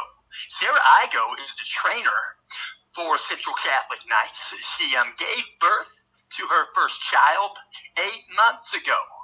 I asked her that when I walked in today, and I'm sure she's a happy mother, loves kids. As you know, she's a trainer for the high school level. So they're checking on the first baseman for Frankfurt. At first base is Abiel Santos. So they're checking on him, and he might have got stepped on. I hope not. Because steel spikes, which are legal, can be dangerous. I think that's one reason people wear a sliding mitt. They wear that sliding mitt in case they get stepped on in the process of trying to steal a base. So I will hope for him. I know what it's like. I was a junior in high school. I think I was sophomore, junior, in the outfield. I was playing center field, right fielder. I called the fly ball. He must not have heard me, and he stepped on right in my calf area, about halfway up from my foot. I fielded the ball, threw it in, and then walked in and got my mom and dad's car and went to the hospital, got 4 stitches. So I still have that scar. That's okay. That's a good memory. It didn't bother me a bit. Kind of kept me from playing in a couple weeks. But I couldn't play anyway. No, I tried. So they're going to walk off the field. You're going to get a hand clap right there. First baseman, Abiel Santos. And then they're checking on him. Looks like he's going to be able to continue. We will hope so. Head coach Andy Dudley down there. Coach Andy Dudley will absolutely make that call. He's the one. So you're going to walk out in the grass right there. So you're going to jog a little bit down the first baseline towards the the fair pole. But, so they're going to work it from there. And he's walking it off. So we'll see if that can happen. So while you got a break in the action, we'll talk a little bit about Blue Chips. Blue Chips, you got to remember that movie. They had a $35 million budget to work from, and that was released on February 8th, back 1994. So 30 years ago, making that movie. And Blue Chips filmed primarily, we'll talk about that in a minute, but Blue Chips, definitely worth talking about. They filmed that primarily in Case Arena, right there at Frankfort High School. I'm sure somebody's hearing this for the first time. We're going to outstretch. Now the set. Carlos Lopez. Here's the pitch. Outside edge. Strike called. In the batter's box is number 10, Lucas Gerke. Lucas Gerke for the Knights. Looking at signals. I'm going to step back in. Lucas Gerke doing the pitching. Here comes a set position for Lopez. Here's the pitch. Going to take one the other way. It's going to drop in a base hit. Lucas Gerke, a left-handed batter, went with the pitch. Hit the pitch where it was at. A lot of folks try to pull a pitch that's outside, and they take a wave at that, come up empty. So stepping in is Caden Minnick. Caden Minnick wears number 20 for the Knights. He's playing right field again in this ball game. He kind of has a home out there. Working from the stretch, now the set. He can square the bunt. Couldn't get a bat on the ball, and maybe he did. They call it a foul ball. Foul ball, I got headphones on. It kind of prevents me from hearing as much as I could. But then you're going to step back in. Getting signals right there from Coach Bourdonnais at third base. He'll step in now. Caden Minnick, runners at first and second base. For the Knights, we're at the top of the first. Working out a stretch, now the set, the double set. Here comes the pitch. Breaking pitch, back door, in there for a strike. Nice placement for that pitch by Carlos Lopez. So Minnick steps back in. No balls, 2 strikes. Out of the set, here comes the 0-2. You're going to take one the other way. Reaching out for that one, staying alive in that left-handed batter's box. Matthew Berry, the catcher, he set up outside for that 0-2 pitch. Peering in, looking at signals. Out of the stretch, now the set. Here comes the pitch. Outside, way outside. Ball 2. Meyer, ball 1. 1 ball, 2 strikes. 1 ball, 2 strikes to Caden Minnick. Carlos Lopez from the set position. Here comes the pitch. You know, ground ball, second base. They're going to try 4-6-3. They'll get 4-6. And they will not get 3. Caden Minnick ran that out. That's his responsibility. You said it, if you hit into a possible double play, you got to get it to first base, try to keep that from happening. And Caden Minnick did just that. So look at the out at second base, 4-6-3. That was Kelby Santos to Alex Lopez. And they threw across the diamond trying to get the out with Aviel Santos and couldn't get it. But they got one. There's one out here in the top of the first. Runners on the corners for the Knights. Out of the set, pitch from Santos. I take that back. Pitch from Lopez outside a ball.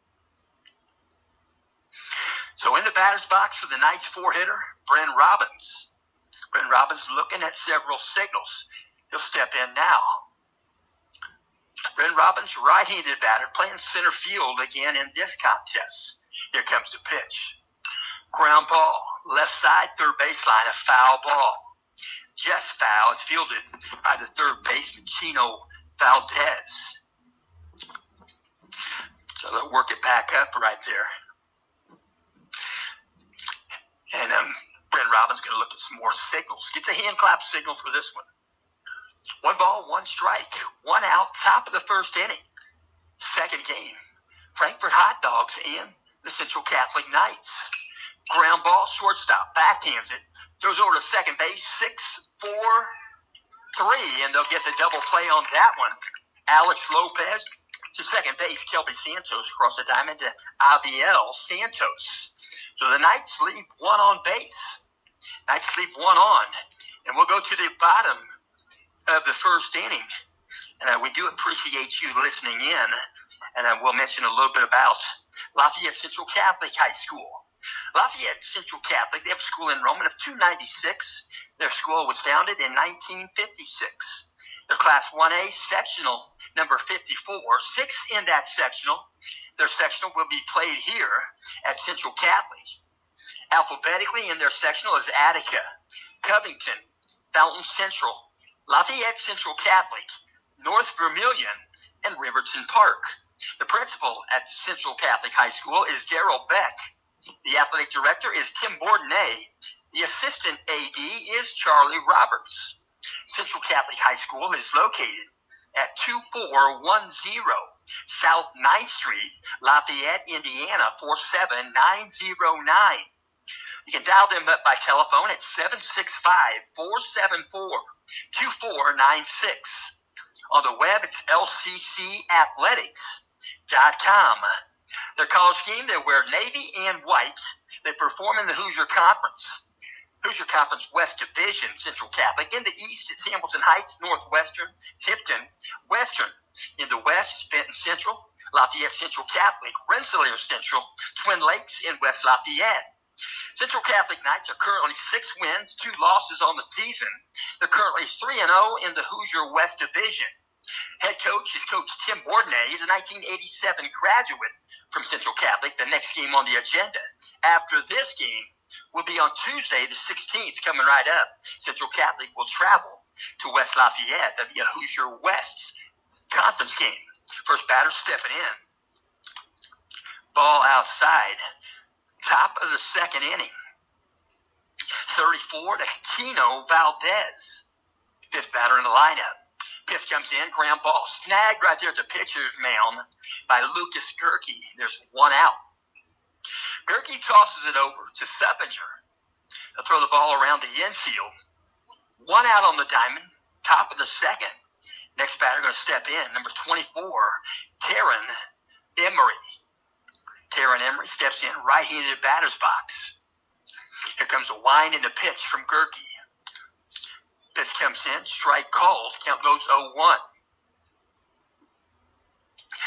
No balls, 1 strike, stepping back in. Chino, take that back, Taryn Emery. Pitch comes in low, ball 1. 1 ball, 1 strike. He'll step back in. Taryn Emery, number 24. Pitch from Gerke. Swing and a miss. Count goes 1-2. 1 ball, 2 strikes. 1 out on the diamond. Here comes the pitch. Foul 1 right side. It's going to go out of play by the concession stand.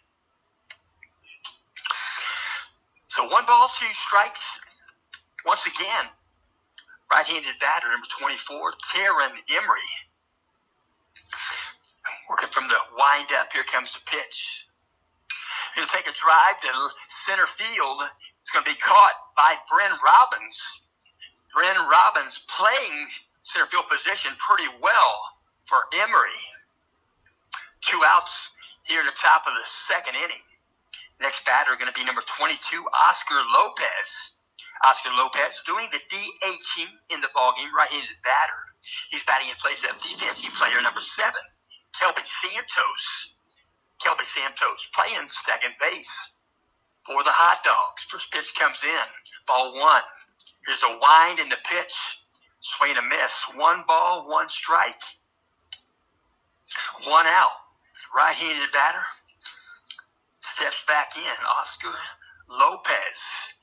Breaking pitch just missed inside. 2 balls, 1 strike to Lopez. That's Oscar Lopez. Here comes the pitch. You're going to foul this one out of play, right side over the Knights dugout. 2 balls, 2 strikes. Step back in. 2-2 count. Working from the windup. Here's the pitch. Swing and a miss. Knights are out of the inning. They send 3 to the plate. Frankfurt. And the Knights record 3 outs. We'll mention after 1.5. No score here at Central Catholic. Got to mention, a couple of years ago, we played here. I think it was a wet field over at Frankfurt. Couldn't quite play there. They elected to play the game here. The game went 9 innings. It got to the bottom of the 9th because Frankfurt was the home team on this field. Bottom of the 9th, no score. Bases got loaded. And I think Evan Deanhart came over to pitch. He was here a little bit before the 9th, I believe, and they loaded him up. Evan Deanhart went 3-2 with the count as the pitcher. Next pitch was a foul ball, and with bases loaded, the next pitch was ball 4, and that ended the ball game. 9 innings, 1-0. That's quite a contest. But anyway, we do thank you for tuning in, and we'll go ahead and finish that about the Blue Chips. Blue Chips was filmed primarily at Frankfort High School, the beautiful Case Arena. Notable cast members, this is 30 years ago. Notable cast members were Nick Nolte. Nick Nolte, you know him, you know who he is. He played the character Pete Bell. Shaquille O'Neal. Shaquille O'Neal is on every commercial. When you turn your TV on, you see him. But he's fun to watch and fun to hear. And he played the character of Neon. Matt Nover. Matt Nover, he's an IU graduate, played for IU, played for Robert Montgomery Knight. Robert Montgomery Knight, rest in peace. I enjoy that coach, all three of his titles. And we'll mention Ricky Rose, Matt Nover played. And then Penny Hardaway. Penny Hardaway was Butch McRae.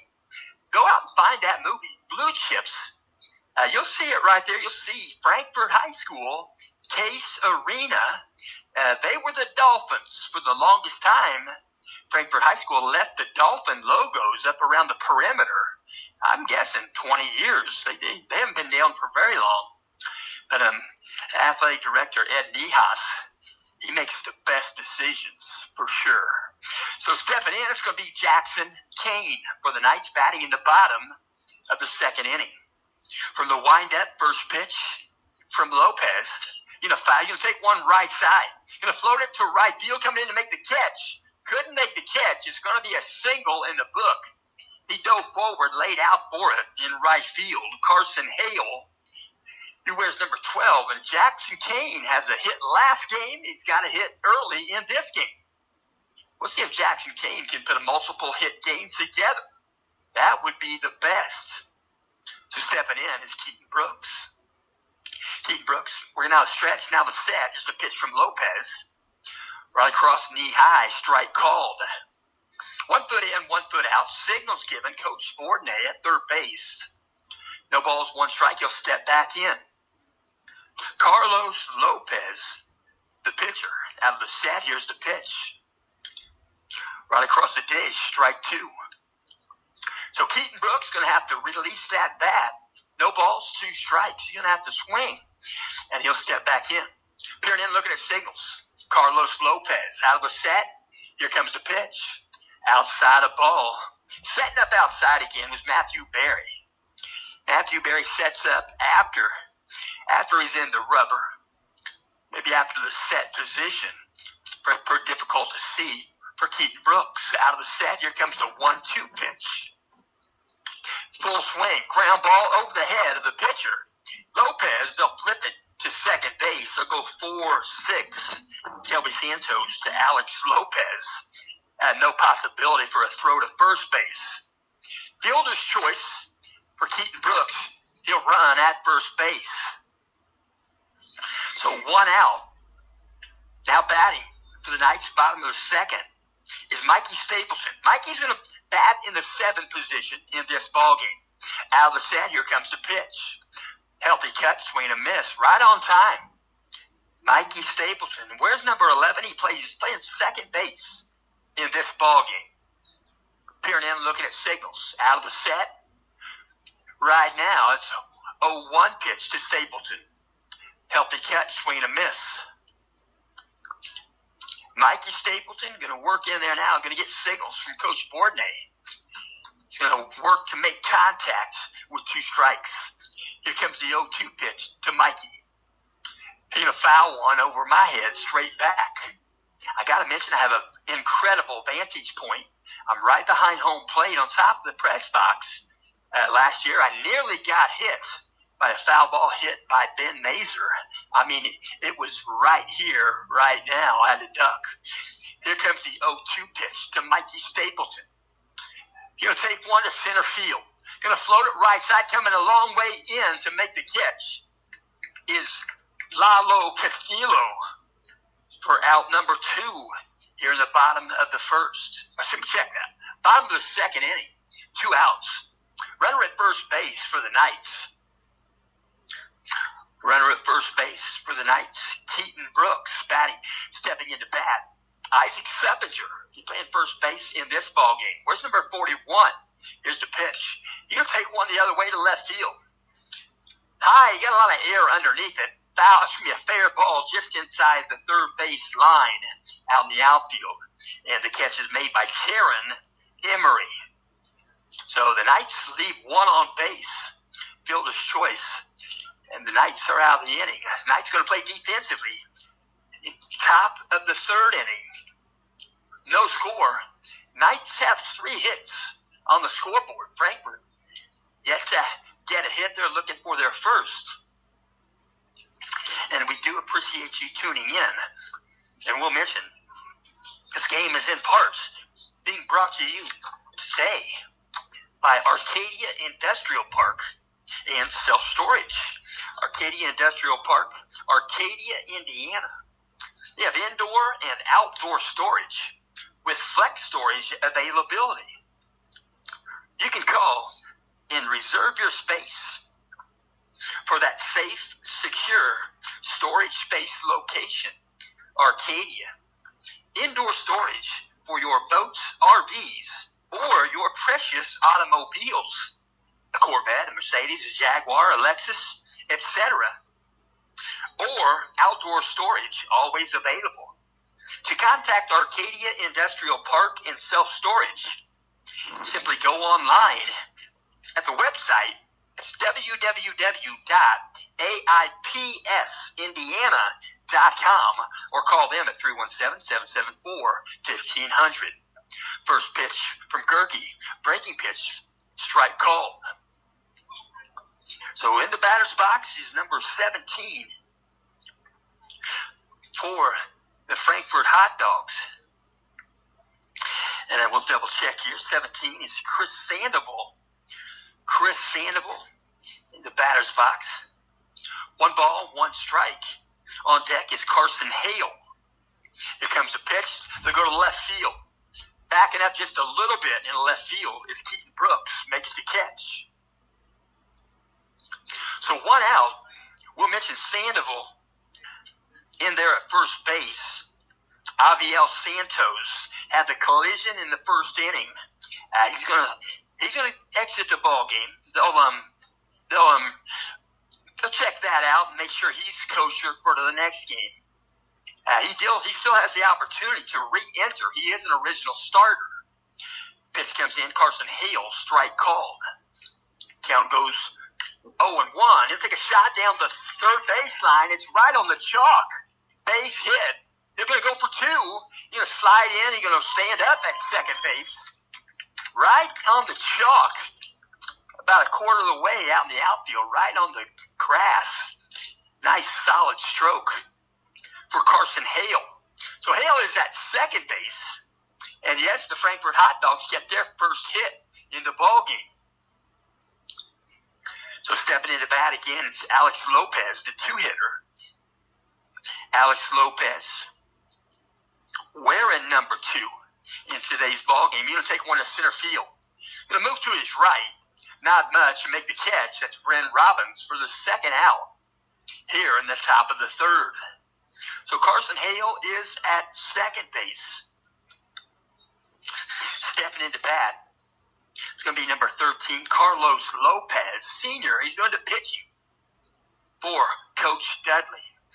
Working out a stretch, now the set. Check second base. Here's the pitch from Gerke.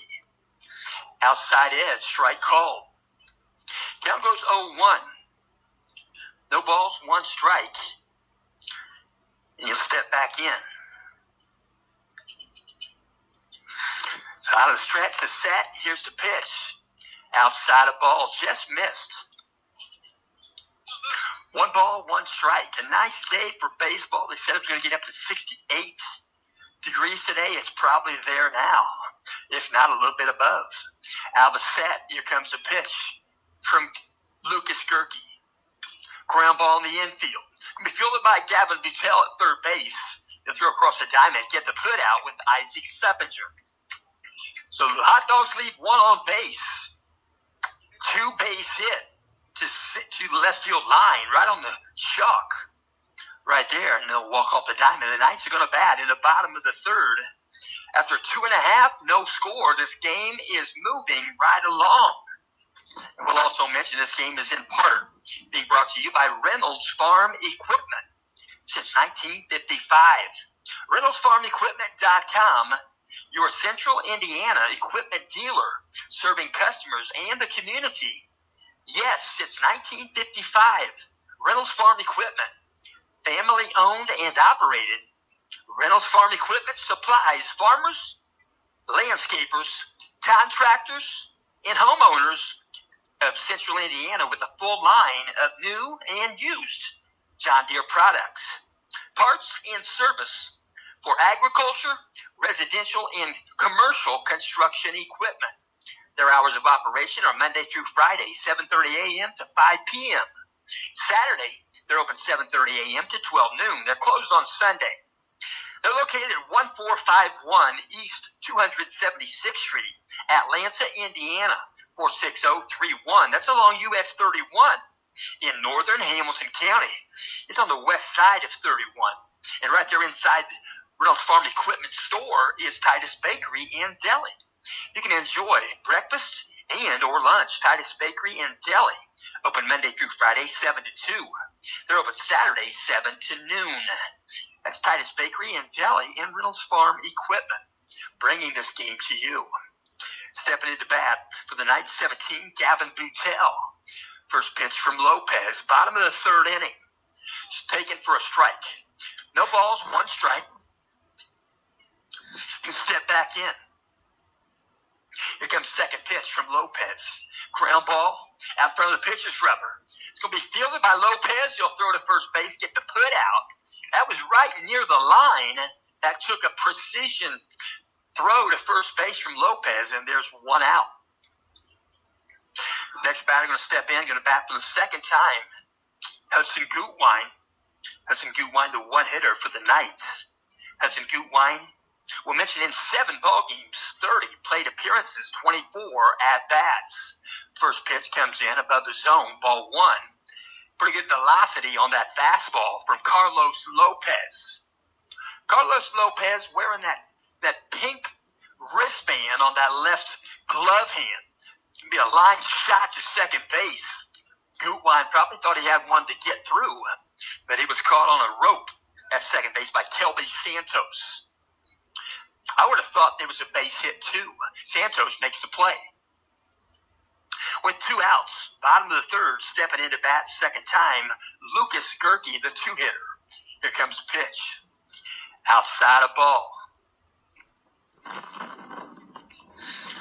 So working there from the rubber, Carlos Lopez. Here comes the pitch. Swing and miss, healthy cut. Lucas Gerke. Lucas Gerke wears number 10. He's a junior class member. He's 60 tall, 170. Played first base in last ball game versus the Mavericks. Pitch comes in. Outside a ball. Home plate umpire, you can just read his body language. He's glad to be here. That makes a difference. Here comes a 2-1. Low for ball 3. 3 balls, 1 strike, 2 outs. Steps back in, Lucas Gerke. He'll step back behind the rubber as Carlos Lopez has stepped in the grass. He'll step back up on the rubber from the backside of the mound. Here comes the 3-1 pitch. Outside, ball 4.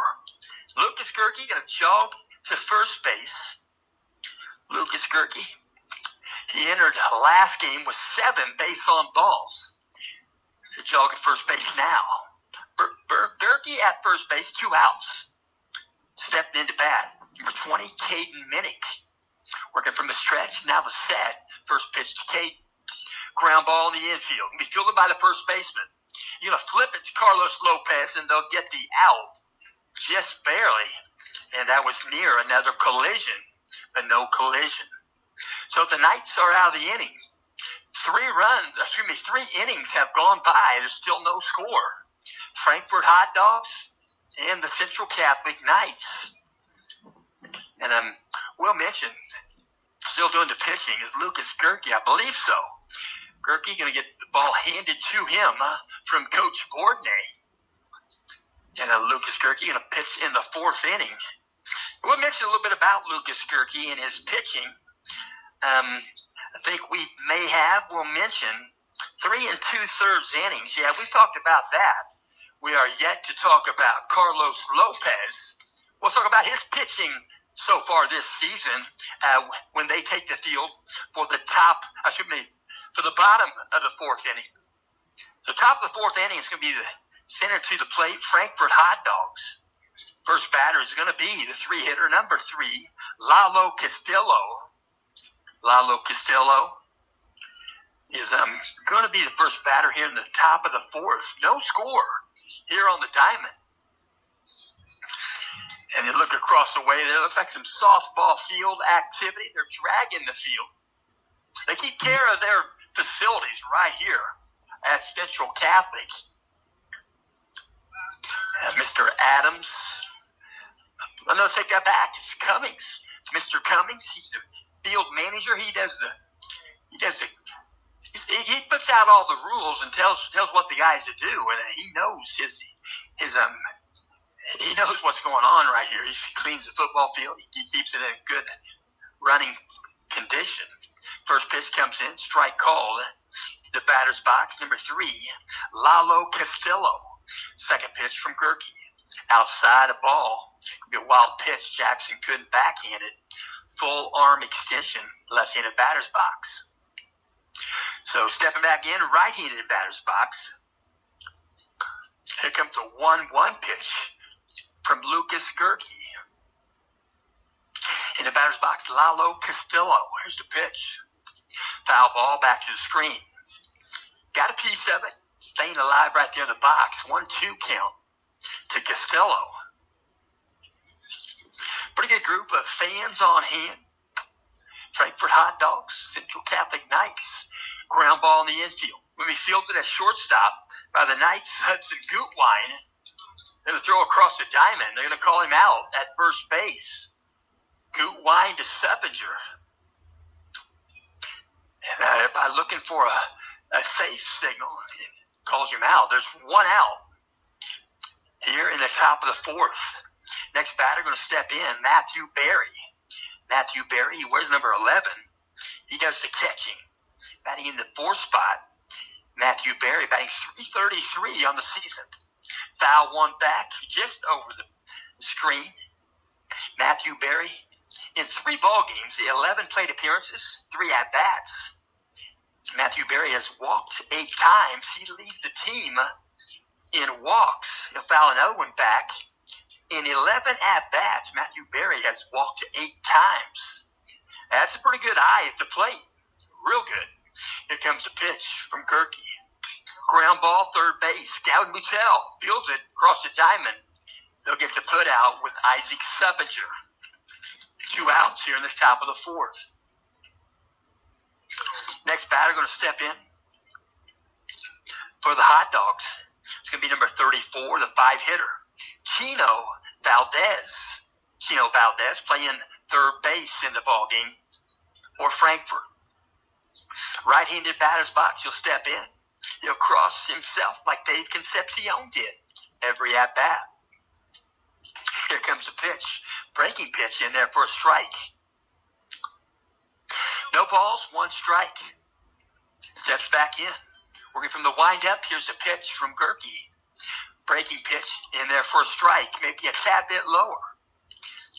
Pretty good command of the curveball right now for Lucas Gerke. Here comes the 0-2 pitch. We'll take a drive, 1 hop, second base. Mikey Stapleton, that's a line shot, 1 bounce. He throws at first base. Isaac Seppinger, and the Knights are out of the inning.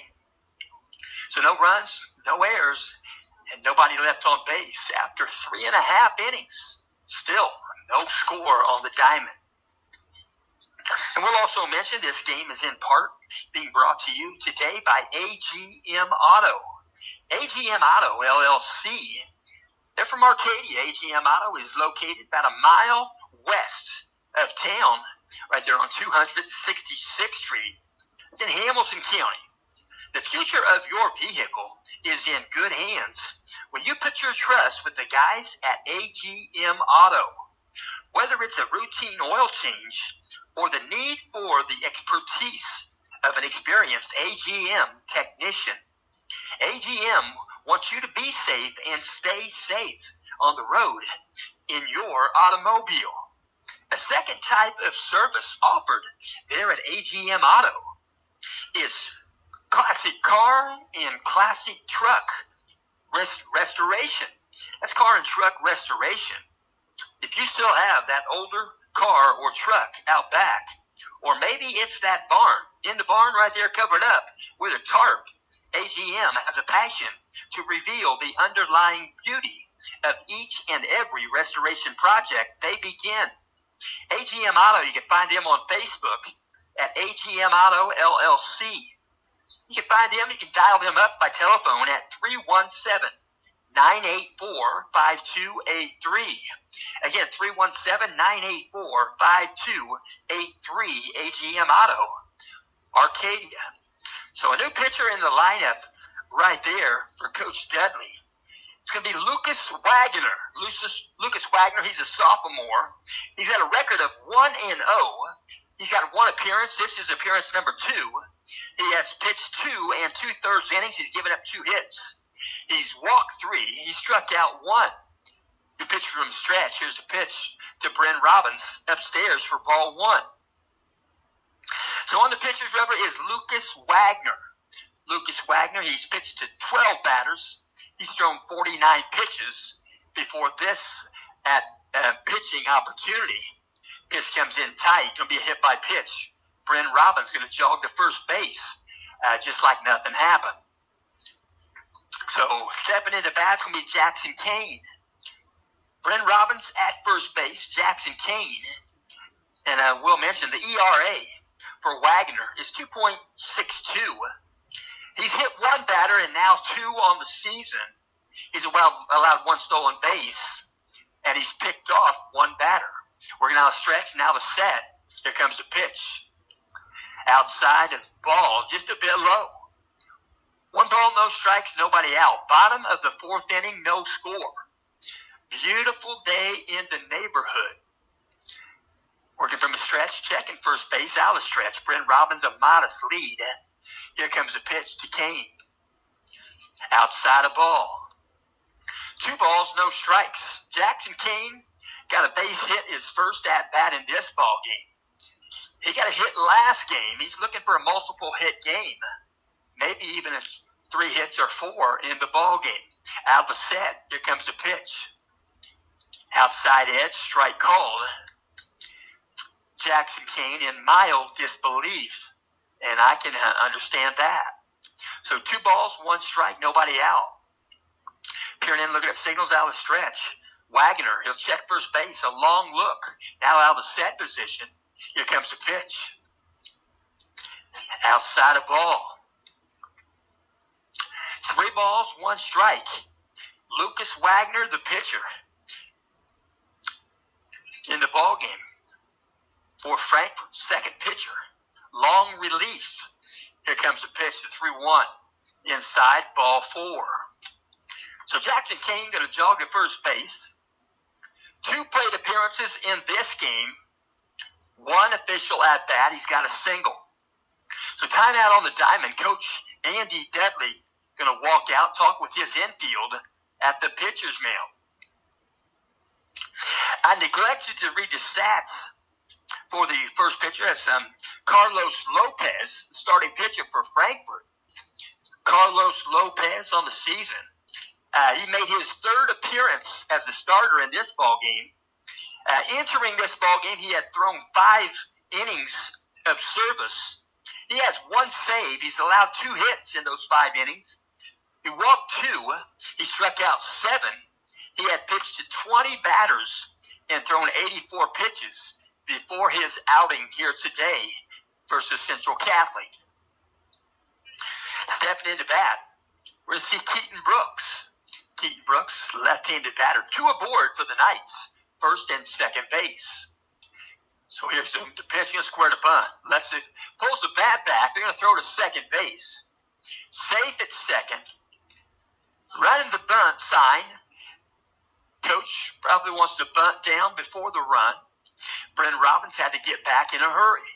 Bryn Robbins at second base. Jackson Kane at first base.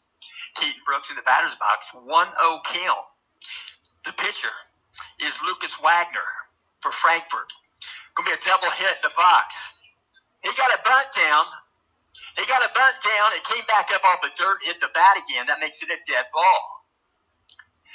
So Coach Dudley might have thought it hit Keaton Brooks, but it did not.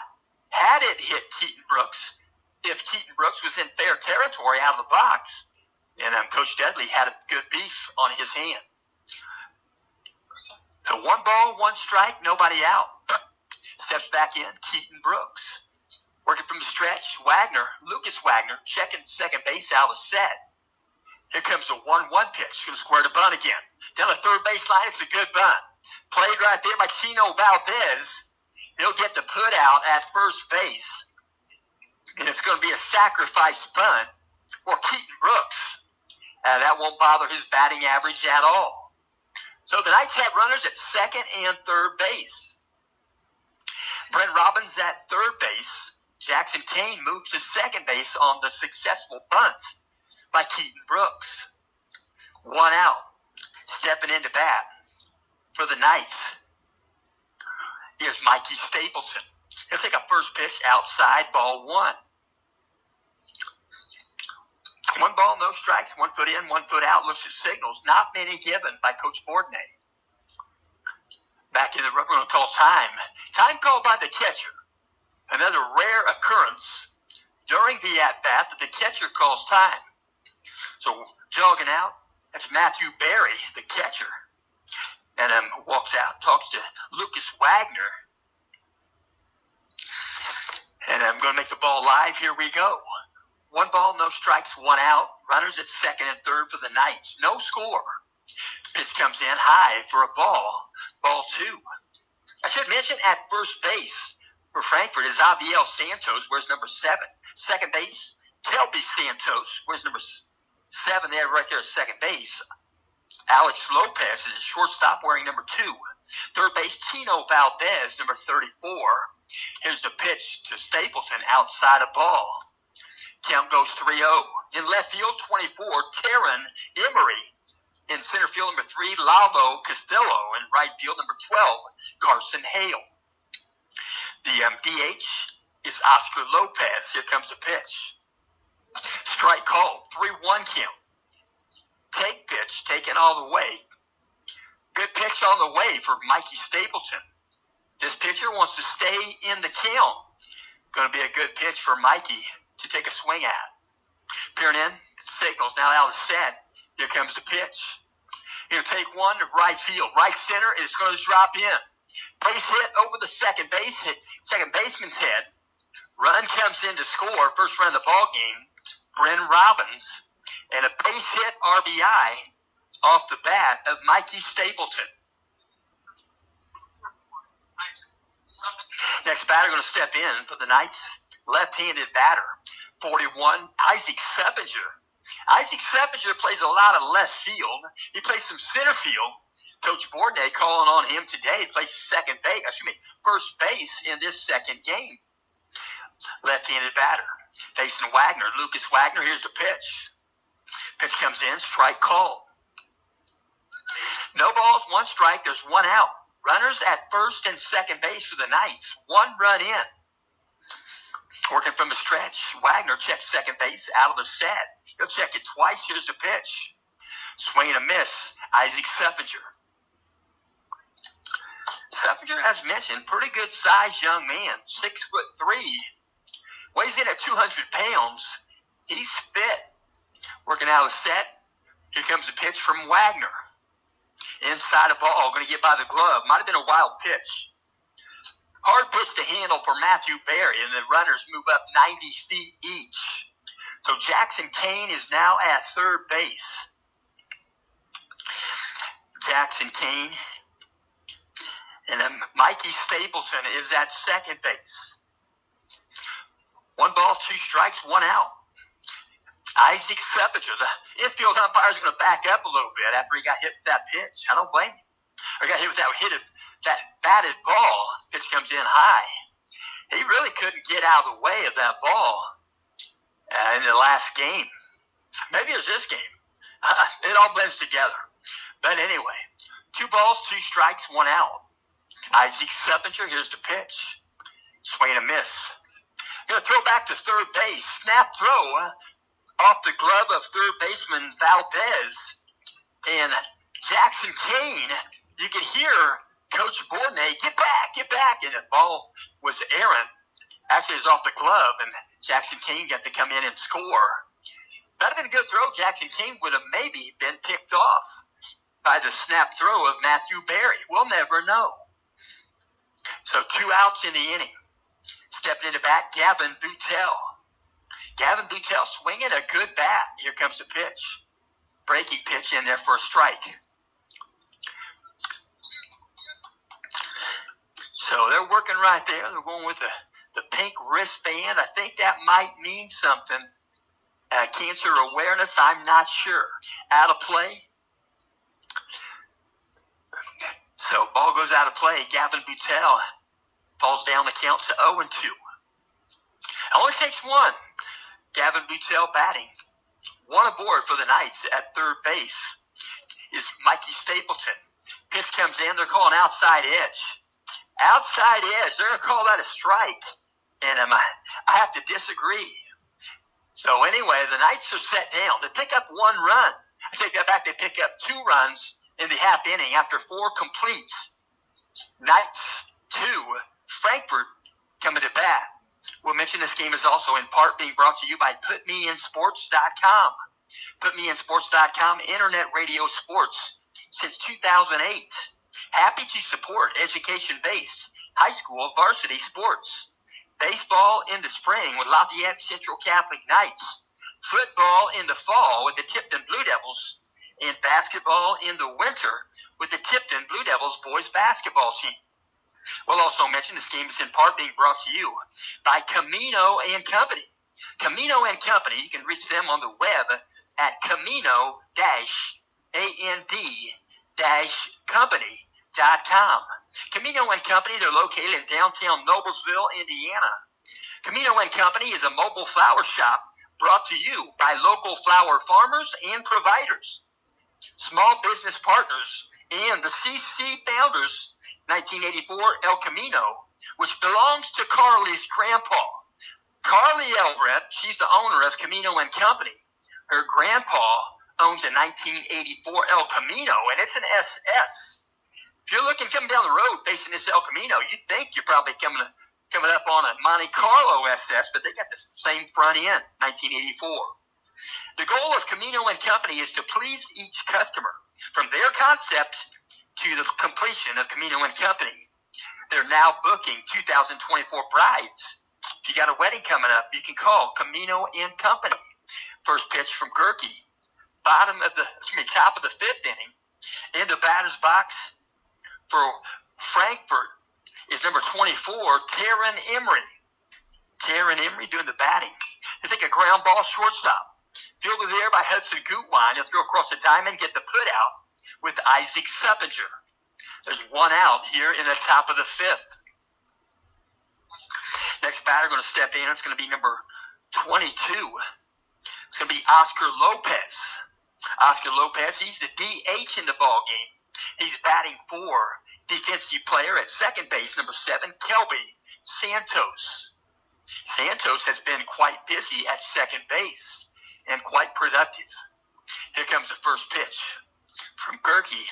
Breaking pitch finished way outside, ball 1. Pretty good break on this pitch for Gerke.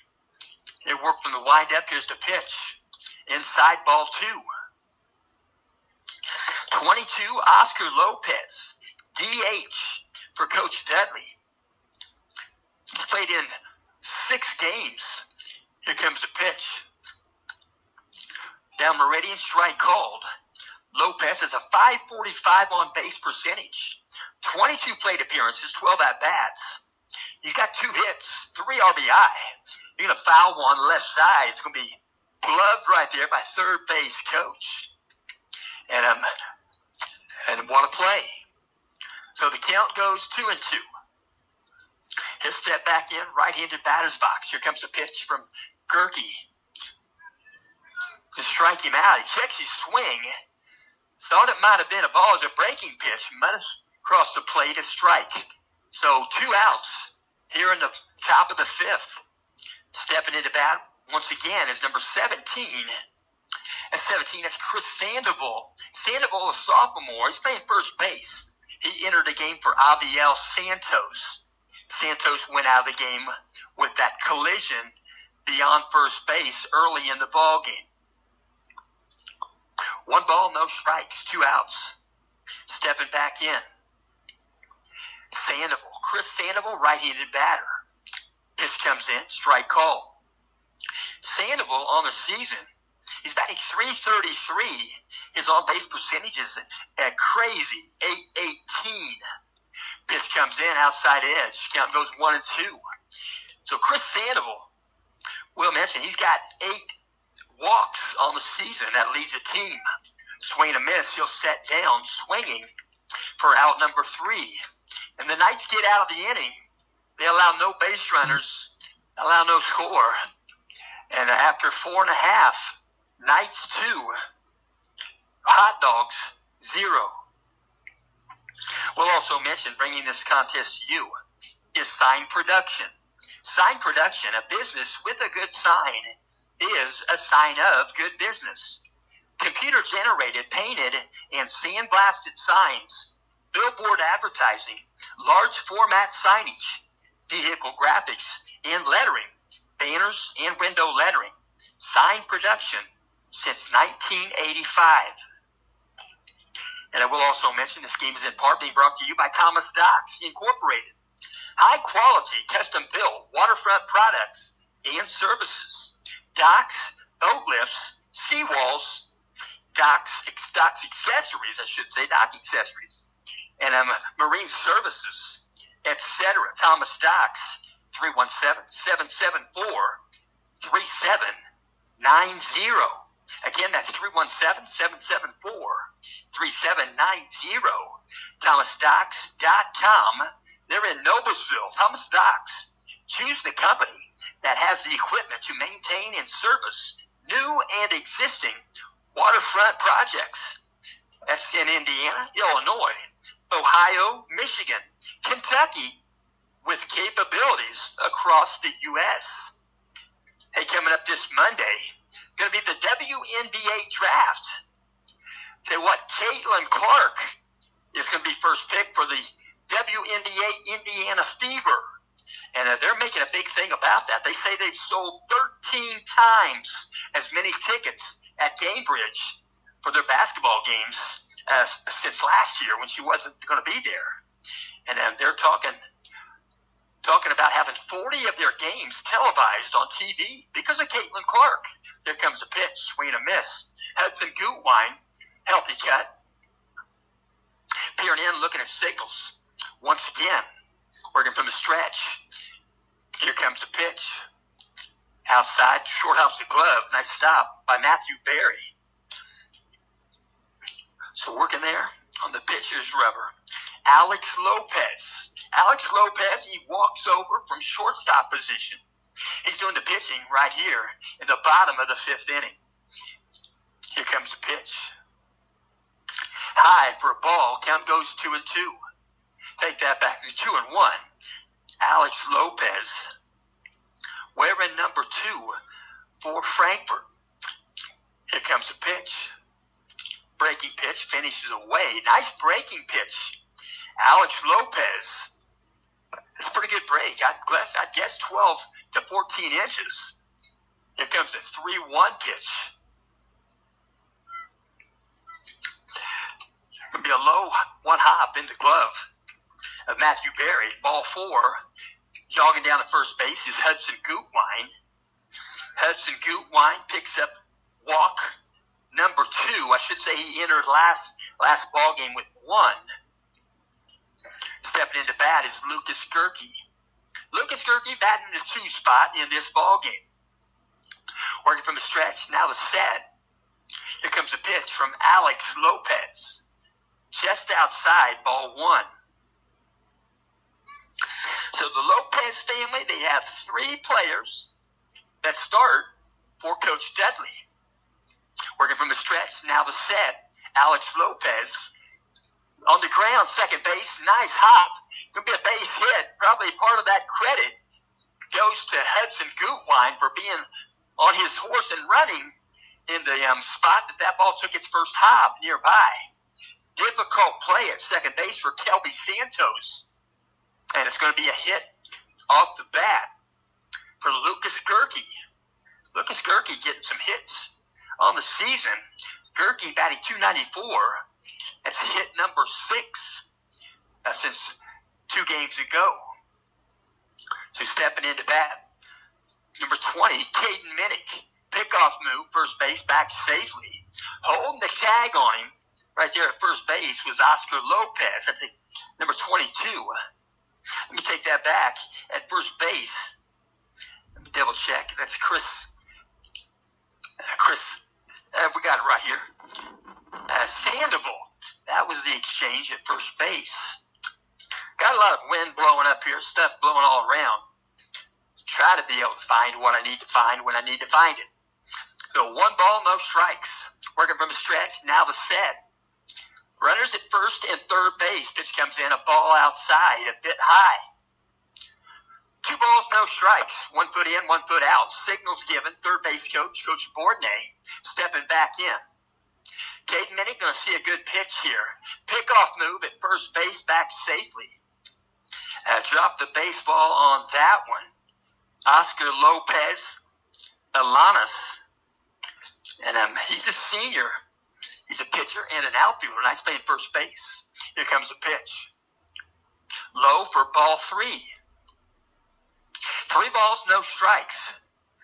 Coach Bourdonnais, pretty much that take sign. You get a 3-0 count, you're not going to swing for the most part. Here comes the pitch to Caden Minnick, the 3-0 count. Low for ball 4. That's going to load the bases. Knights are going to load them up. Caden Minnick picks up his 4th base on balls on the season. Timeout on the diamond. Barry going out to have a conversation with Alex Lopez. Coach Bourdonnais going to make an adjustment. Maybe so. Maybe Coach Bourdonnais is going in to verify the out situation with the umpire. I believe that's what happened. You got to be sure because Coach Bourdonnais has given signals. So they go out to Jonah Gerke is at second base. He's going to do the running right there. Jonah Gerke is a freshman. He pitched in the last game, the previous game versus the Mavericks. That's his first outing as a pitcher, I think. He was thrown into the fire. The Mavericks are a 4A school. Working from the stretch, now the set. Here comes a pitch from Lopez.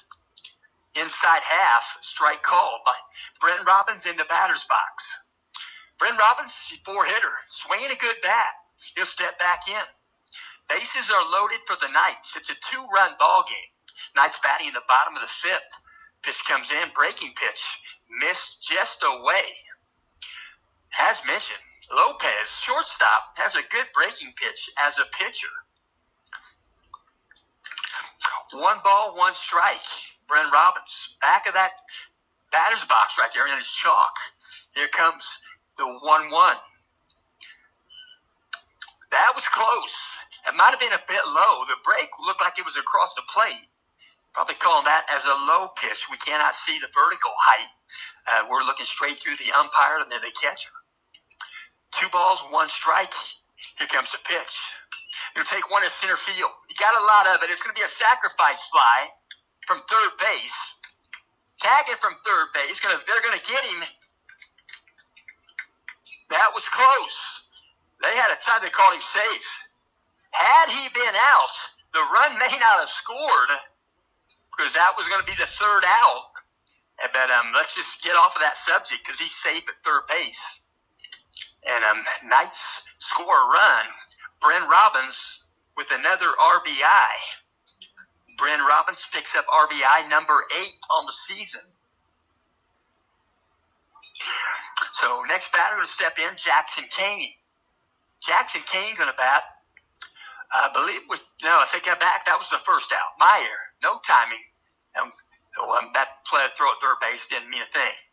So So they're going to pop one up, going to go foul. It's going to float out of play. Jackson Kane. Jackson Kane getting that swing back. Jackson Kane, he's been fighting that batter's box a little bit. He's not been getting a lot of help from the umpires. Jackson Kane, quite an athlete here at Central Catholic. Here comes the 0-1 pitch from Lopez. Breaking pitch in there for a strike. They're going to get a rundown between second and first. They're going to call the out on the rundown. And Kate Minnick is called out. He'll jog back to the dugout. And Kate Minnick has been called out twice in 2 rundowns this season. But he kept that rundown alive. I tell you what, if I was to put a baseball team together, I'd probably draft him 3rd or 4th to be on my team. No balls, 2 strikes. Here comes the pitch. Breaking pitch in there. They're called a strike. Inside edge. And Jackson disappointed again. And I tell you what, when you put that pitch in the hand of the umpire, put the call on him, it's crazy sometimes. Jackson's going to put his gear on. Knights come up with 2 runs in the bottom of the 5th inning. After 5 innings gone by, Knights 4, Hot Dogs 0. And then Coach Bordenay hands the baseball. Good handshake to Lucas Gerke. Lucas Gerke has given up Lucas Gerke has given up 1 run in this ball game. He's getting ready to pitch in the top of the 6th inning. Lucas Gerke, where's number 10? He's a junior class member. And he's pitching the ball well. We'll also mention this game is in part being brought to you by FritzandFishers.com. FritzandFishers.com. They buy, they sell, they trade, and they'll help you finance your automobile. Quality cars, trucks, and SUVs. Preferred low mileage and one owner automobiles. 2 Hamilton County, Indiana locations. One is in Fishers at 8599 East 116th Street. You can dial them up there at 317-842-2228. Again, that number is 317-842-2228. Their second Hamilton County location is Noblesville, along State Road 32, between Noblesville and Westfield. You can dial them up there at 317-773-2232. Again, 773-2232. That's a 317 area code. You can visit them online, or you can stop by on sites, FritzandFishers.com, FRITZ. So stepping into bat, Frankfurt Hot Dogs. Right-handed batter. Here's the first pitch from Gerke. Swing, foul ball, third baseline, just foul. Gloved by Gavin Boutel. In the batter's box for Frankfurt is number 12, Carson Hale. Carson Hale, right fielder. Here comes the 0-1 pitch to Hale. Just upstairs, ball 1. 1 ball, 1 strike. Carson Hale making quick time of this at bat. Here comes the pitch. Low for ball 2. 2 balls, 1 strike. First batter in the top of the 6th inning for Frankfurt. Here comes the pitch from Gerke. Swung on to take one to right field. Caden Minnick going to get a beat on it. He'll make the catch. There's 1 out here at the top of the 6th. And the next batter going to step in. He's going to be the one hitter, Alex Lopez. Alex Lopez is the pitcher of record for Frankfurt, left-handed batter. So he'll step in. Alex Lopez. So we'll see what happens here. And I'm double checking here. Step in, left-handed batter. Here comes a pitch from Gerke. Drive 1 is going to be a foul ball. Might be playable. Jackson Kane giving it a look. Couldn't make the catch. It is right out in front of the third base dugout. So Jackson Kane went a long way. He tried to backhand that. That was going to be a difficult play. Ball lands, foul ball. It's just a high strike. So left-handed batter's box, Alex Lopez. You're going to step back in. Working from the windup. Ball's made live. Step out. Going to make sure everybody's kosher here. Step back in, Alex Lopez. Pitching activity, the bullpen for Frankfurt. Pitch comes in. Strike called. No balls, 2 strikes, 1 out. Top of the 6th inning. Knights in front. 4-0. Working from the windup. Here comes a pitch from Lucas Gerke. Backdoor curveball. They're going to strike him out. They're going to call him out. The backdoor curveball. Second out in the inning. That backdoor curveball, the definition of it is a right-handed pitcher, a left-handed batter. That curveball starts outside. It makes its way back in towards the batter. Kind of like a banana shape, and they call that a strike. I'm not quite sure on that one. Swing and a miss, strike 1. No balls, 1 strike. Here comes the pitch. Carlos Lopez. Double check that. I believe so. Carlos Lopez started the ball game as the pitcher. Here comes a pitch from Gerke. A ball high. 2 balls, 1 strike. Carlos Lopez, number 13 for Frankfurt. Outfield playing straight away. Here comes a pitch. Ground ball, shortstop, Hudson Gutwein. Tries to gator it. He rolls up the glove, and it ends up behind first base, picked up there by Mikey Stapleton. So reaching on air to first base is Carlos Lopez. 2 outs, stepping into bat for Frankfurt. Number 3, Lalo Castillo. Lalo Castillo, center fielder. Right-handed batter's box. Here comes a pitch out of the set from Gerke. Just above the zone, ball 1. Lalo Castillo.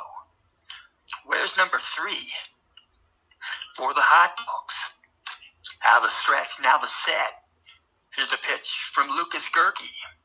Foul ball back to the screen. Right on time with the pitch. Count goes 1-1. 1 ball, 1 strike, 1 runner aboard. He's at first base for Frankfurt. Checking the runner out of the stretch. Now the set. Here comes the pitch from Gerke. A foul 1. Going to go skyward and behind home plate. And Jackson Kane turns around, faces the back to the field, and makes a textbook catch.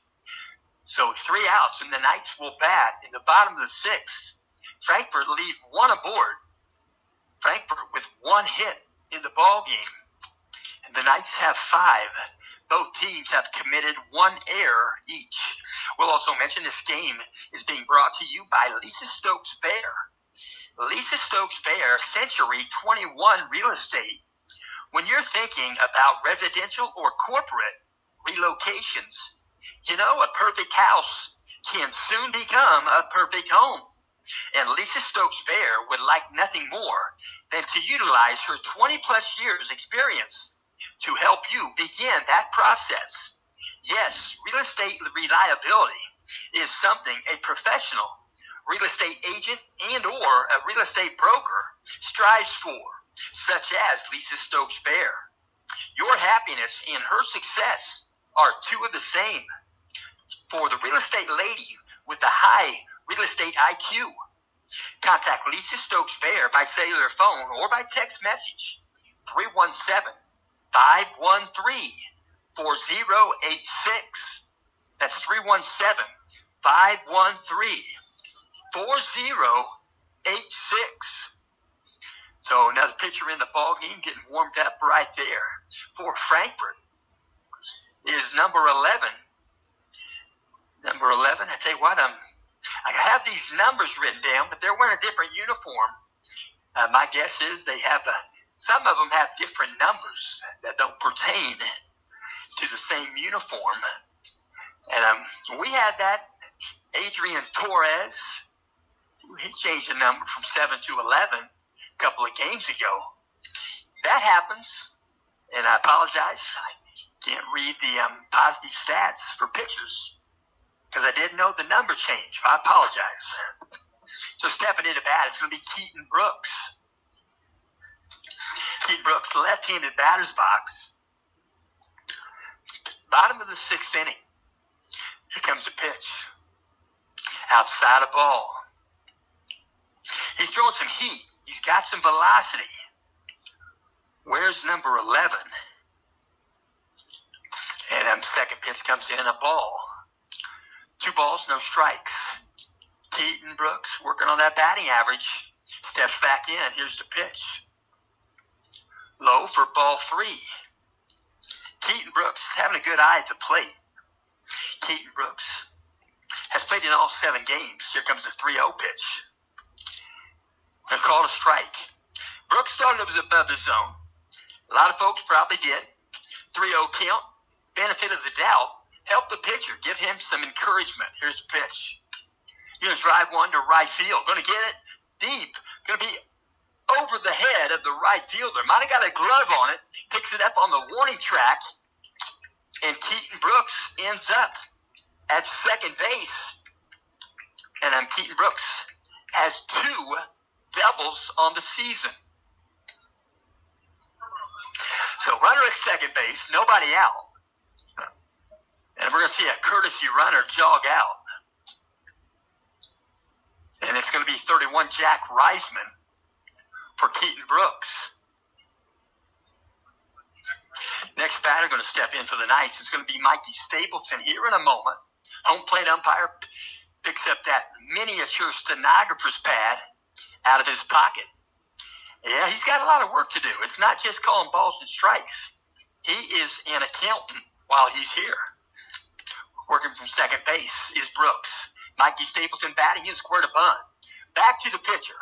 It's going to be a sacrifice bunt, but mission accomplished for Mikey Stapleton getting back in a hurry as the throw comes across the diamond from first baseman.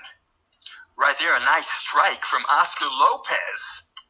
And getting back safely is Jack Reisman. Reisman might have got bumped a little bit there. He's going to walk it off right there. Stretch out. He's back on the third base tag. 1 out, stepping in. 41, Isaac Seppinger, playing first base in this contest. This comes in outside, ball 1. Isaac Seppinger, I tell you what, I'd like to see him get a hold of one because I know without a doubt he can put it over that scoreboard. Pretty good sized young man. Out of set, here comes the pitch. Foul ball, double hit in the box. Hit the bat, bounced up, hit the bat again. Keaton Brooks, I believe, the one did that on a bunt situation. And then stepping back in, Isaac Seppinger. Peering in, looking at Sickles. Now out of the set. Here comes the pitch. Swing and a miss. Seppinger still working a little bit with that confidence level. Not a full swing on that pitch. Count goes 1 and 2. Peering in, looking at Signals. Out of the set. Here comes the pitch to Seppinger. Outside and high, ball 2. 2 balls, 2 strikes, 1 out. Knights have bullpen activity. Down the right field line, I believe it's Bren Robbins. Working from the stretch, now the set. Here comes the pitch. Swing and a miss. He'll go down swinging. Seppinger will jog back to the dugout. There are 2 out here in the bottom of the 6th inning. Next batter going to step in, Gavin Boutel. 1 foot in, 1 foot out. Takes signals from Coach Bornay. Steps in, right-handed batter. Knights have a runner at third base. Going to get an inch way down that line. Here's the first pitch to Boutel. A checky swing. They won't need to check with the other umpire. He's in C position anyway. Difficult place to read. A right-handed batter's check. Out of the set. Here comes the pitch. Right down meridian. Strike called with a fastball. 1 ball, 1 strike. Gavin Boutel. Jack Reisman is at third base doing the base running for the Knights. Out of the set, here comes the 1-1 pitch. Foul ball, going to stay around home plate.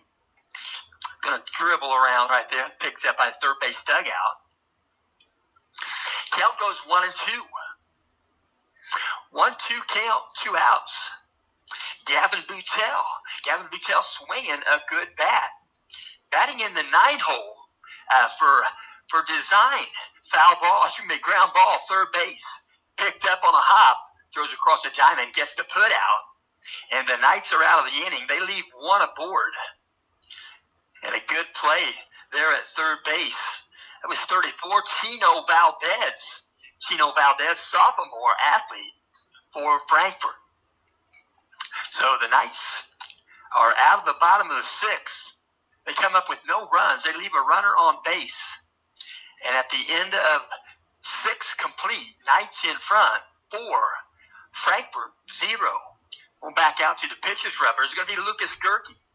Coach Bourdonnais going to give him an opportunity to finish this game, a complete game. Trying to get a complete game, a 4-0 decision, a 1-hitter. So we mentioned this game is also in part being brought to you by Your Home Away from Home. Do you sometimes wonder how relaxing it would be to take your family to Florida, but you don't have a place to stay? Well, you can enjoy that home away from home in Davenport, Florida. Enjoy a 4-bedroom, 4.5-bath spacious town home with a private pool. Available for short-term stays or long-term stays. Davenport, Florida is a vacation destination in northeastern Polk County. Close proximity to the Walt Disney theme park in Orlando, Florida. And if you enjoy warm sand on your feet and the sunny beaches, just 90 minutes separate you from Cocoa, Clearwater, Daytona, and New Smyrna beaches. All you got to do is just check out 353captiva@gmail.com. Direct your emails to 353captiva@gmail.com. First pitch from Gerke. Top of the 7th, called strike.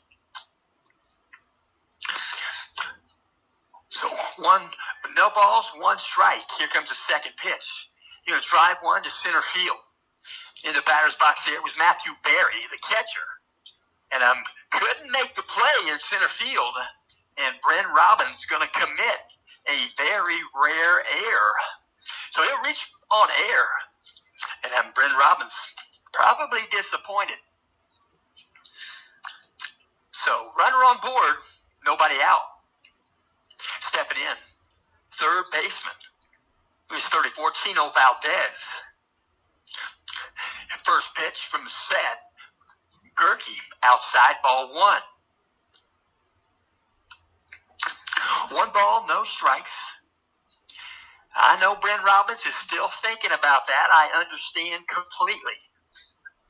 Here comes the pitch from Gerke. Right field pops it up. Caden Minnick going to give it a call. Caden Minnick steps in a few steps, makes the catch. There's 1 out here in the top of the 7th. So Valdez picks up his bat. Next batter going to step in for Frankfurt, 24, Taryn Emery. Taryn Emery, left fielder. Where's 24, right-handed batter. Working from the stretch, now the set. First pitch to Emery. Outside edge, strike call. Count goes 0-1. No balls, 1 strike. 24, Taryn Emery, a member of the sophomore class. He's listed as a utility player for Coach Dudley. Here comes the pitch. Good block right there in the dirt, short hops the glove, Jackson Kane. 1 ball, 1 strike, 1 out. 1 runner on first base for Frankfurt. Working from the stretch, now the set. Here comes a pitch from Gerke. Inside a ball. 2 balls, 1 strike. Outfield playing straight away. Infield playing regular depth. Straightaway right-handed batter, Taryn Emery. Working out of the stretch, Lucas Gerke. Here comes the pitch. He'll take a shot, base hit between first and second base. Hits the dirt, goes on into right field, thrown back in by Caden Minnick. So there are two aboard here in the top of the seventh with one out for Frankfurt. So we're going to have a little bit of an adjustment on the field right here. Coach Deadly going to make an adjustment in the lineup. Home plate umpire writes with the right hand. And then they're going to make adjustments. And a pinch hitter is going to enter the game. 45 junior class member, Alex Farley. Alex Farley, he's an outfielder and a pitcher. Alex Farley, pretty good sized young man. He's going to bat right. So, ball's made live. Infield fly rule in effect. I saw the signal from the home plate umpire. Runners at first and second. Here's the pitch. Going to go back up the middle. It's going to be gloved by Mikey Stapleton. He throws, couldn't quite get the throw away. He did glove it. I thought that ball was going into center field on the ground, but Mikey made the stop. Couldn't make the flip to second base, and now bases are loaded. So we're going to see another pinch hitter. It's going to be a freshman. Freshman right there. It's going to be Yandel Santos Valdez. So he's going to bat left. Valdez, that's Yandel. He's a freshman, wears number 4. Bases loaded with one out. Time called. Time called on the diamond. He'll step back in. Number 4, freshman, Yandel Santos Valdez. Out of the set, first pitch to Valdez. Outside, ball 1. Jackson Kane thinking about a snap throw to third base. Gavin Boutel not right in the vicinity to take that throw. So 1 ball, no strikes. Peering in, looking at signals, Lucas Gerke. Out of the set, time called, Valdez in that left-handed batter's box. You don't want to call timeout too many times. Some pitchers wouldn't take that kindly, but Lucas Gerke's okay. Ball comes in high above the zone. 2 balls, no strikes. Going to be a timeout on the field. Coach Bourdonnais going to walk out, talk with his infield at the pitcher's rubber. And we do thank you for tuning in. And yes, Monday night, 7:30 p.m., WNBA, the Indiana Fever will be on the clock. I'm pretty sure they don't need much clock time. They're going to pick Caitlin Clark from Iowa. She's the all-time leading scorer, boys or girls, in NCAA history. Pete Maravich had to take a backseat, rest his soul. Pete Maravich was tough, good, he could do anything. If you want to play a game of horse against Pete Maravich, you better not put any money on the game or you'll be minus in the wallet. But Caitlin Clark, looking forward to seeing what she can do as a Fever. Peering in, looking for signals. Lucas Gerke, here's the pitch to Valdez. I'm going to call that a strike on the outside edge. 2 balls, 1 strike. Freshman athlete, number 4, Yandel Santos Valdez.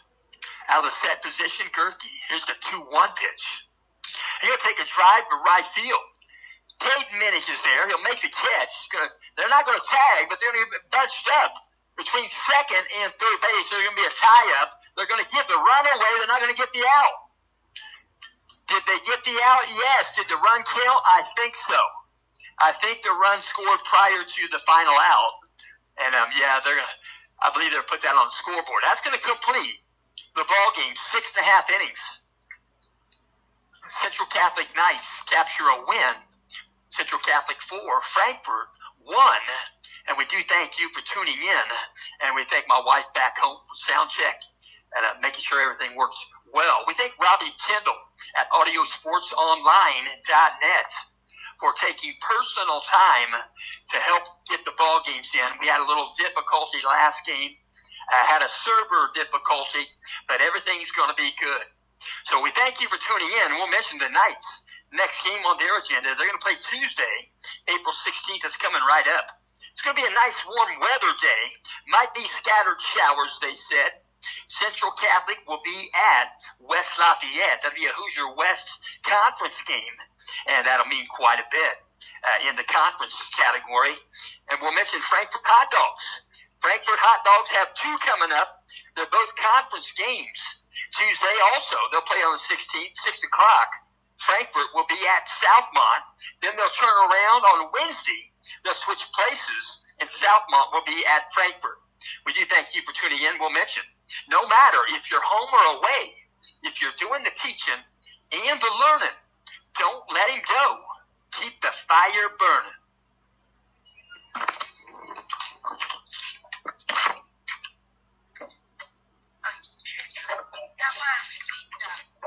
Sorry to interrupt you. Like, I didn't even know I could press the record button, so. You did interrupt me. Okay.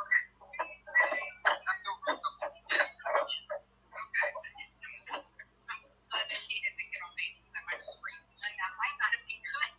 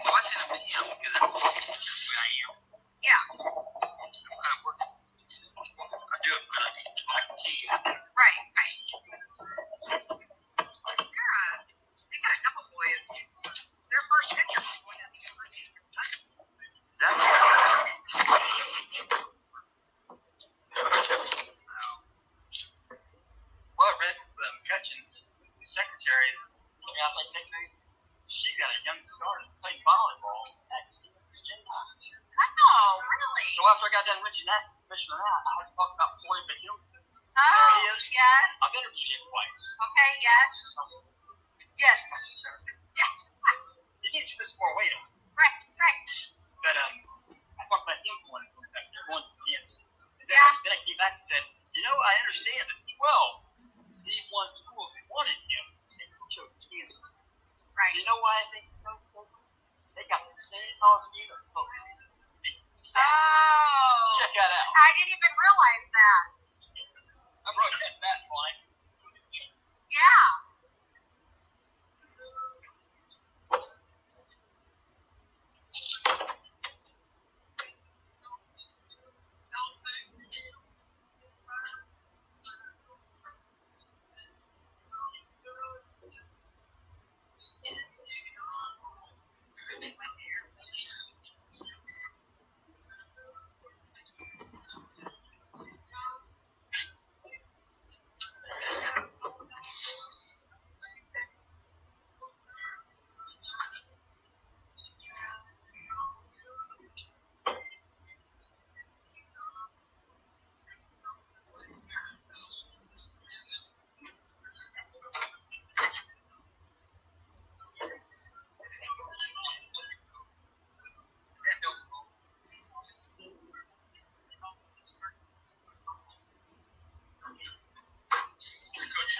Does this go in there?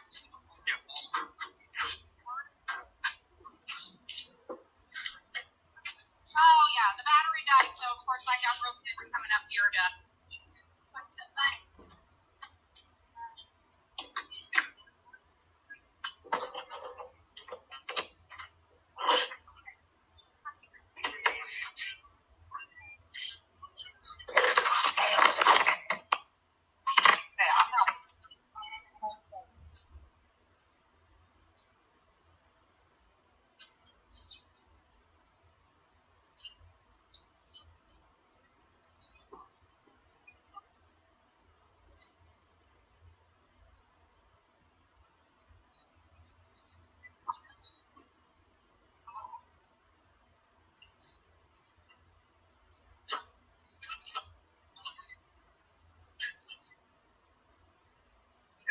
I hope so.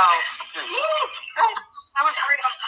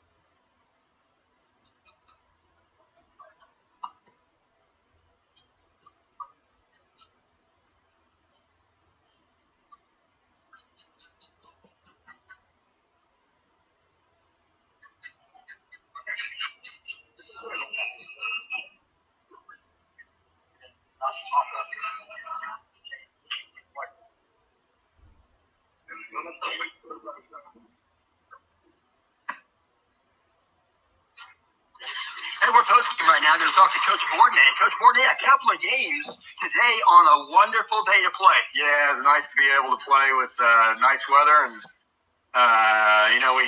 we didn't make the plays that we needed to in the first game, but I thought our kids showed a lot of resilience and bounced back and played really well against Frankfurt and came away with the W. And you put some hits on the scoreboard, first game and second game. Yeah, I thought we swung the bats okay today, really both games.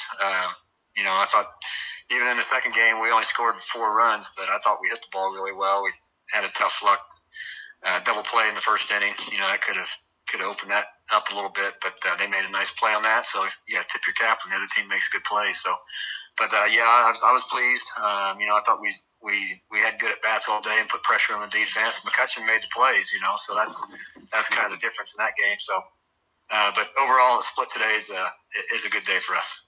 And that split included that Frankfurt game with Lucas Gerke on the mound. Yeah, Lucas was superb today. He had a little bit of a rough outing at Benton Central, and to his credit, he bounced back today, and it was lights out. I mean, he kept hitters off balance. Was mixing up all of his pitches and throwing them for strikes. Didn't walk anybody, and when you don't walk anybody, you give yourself a pretty good chance. And obviously, he was really good today. One hitter, and I don't think it was a shutout because I think that run did score, did it not? I don't think they counted it, but I don't know. At that point, it really doesn't matter. But I'm just glad we came away with a victory. All right, we'll mention Tuesday. You're going to be at West Lafayette. Yeah, two big ball game series with West Lafayette. It's a county rival and conference. Right now, we've taken care of business so far in the conference, 3-0. We know West Side is going to give us all we can handle. And, it'll be a great series. Over there, West Lafayette, they got a jet stream that blows out the right field. A guy named Metzger a few years ago got 2 dingers in one game. Yeah, I don't know anything about that, but hopefully our guys can keep swinging the bats and keep scoring runs. Sounds good. Thank you.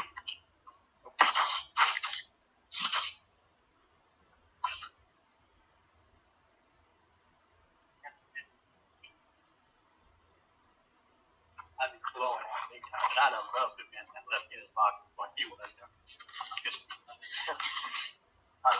Okay. All right. Thanks.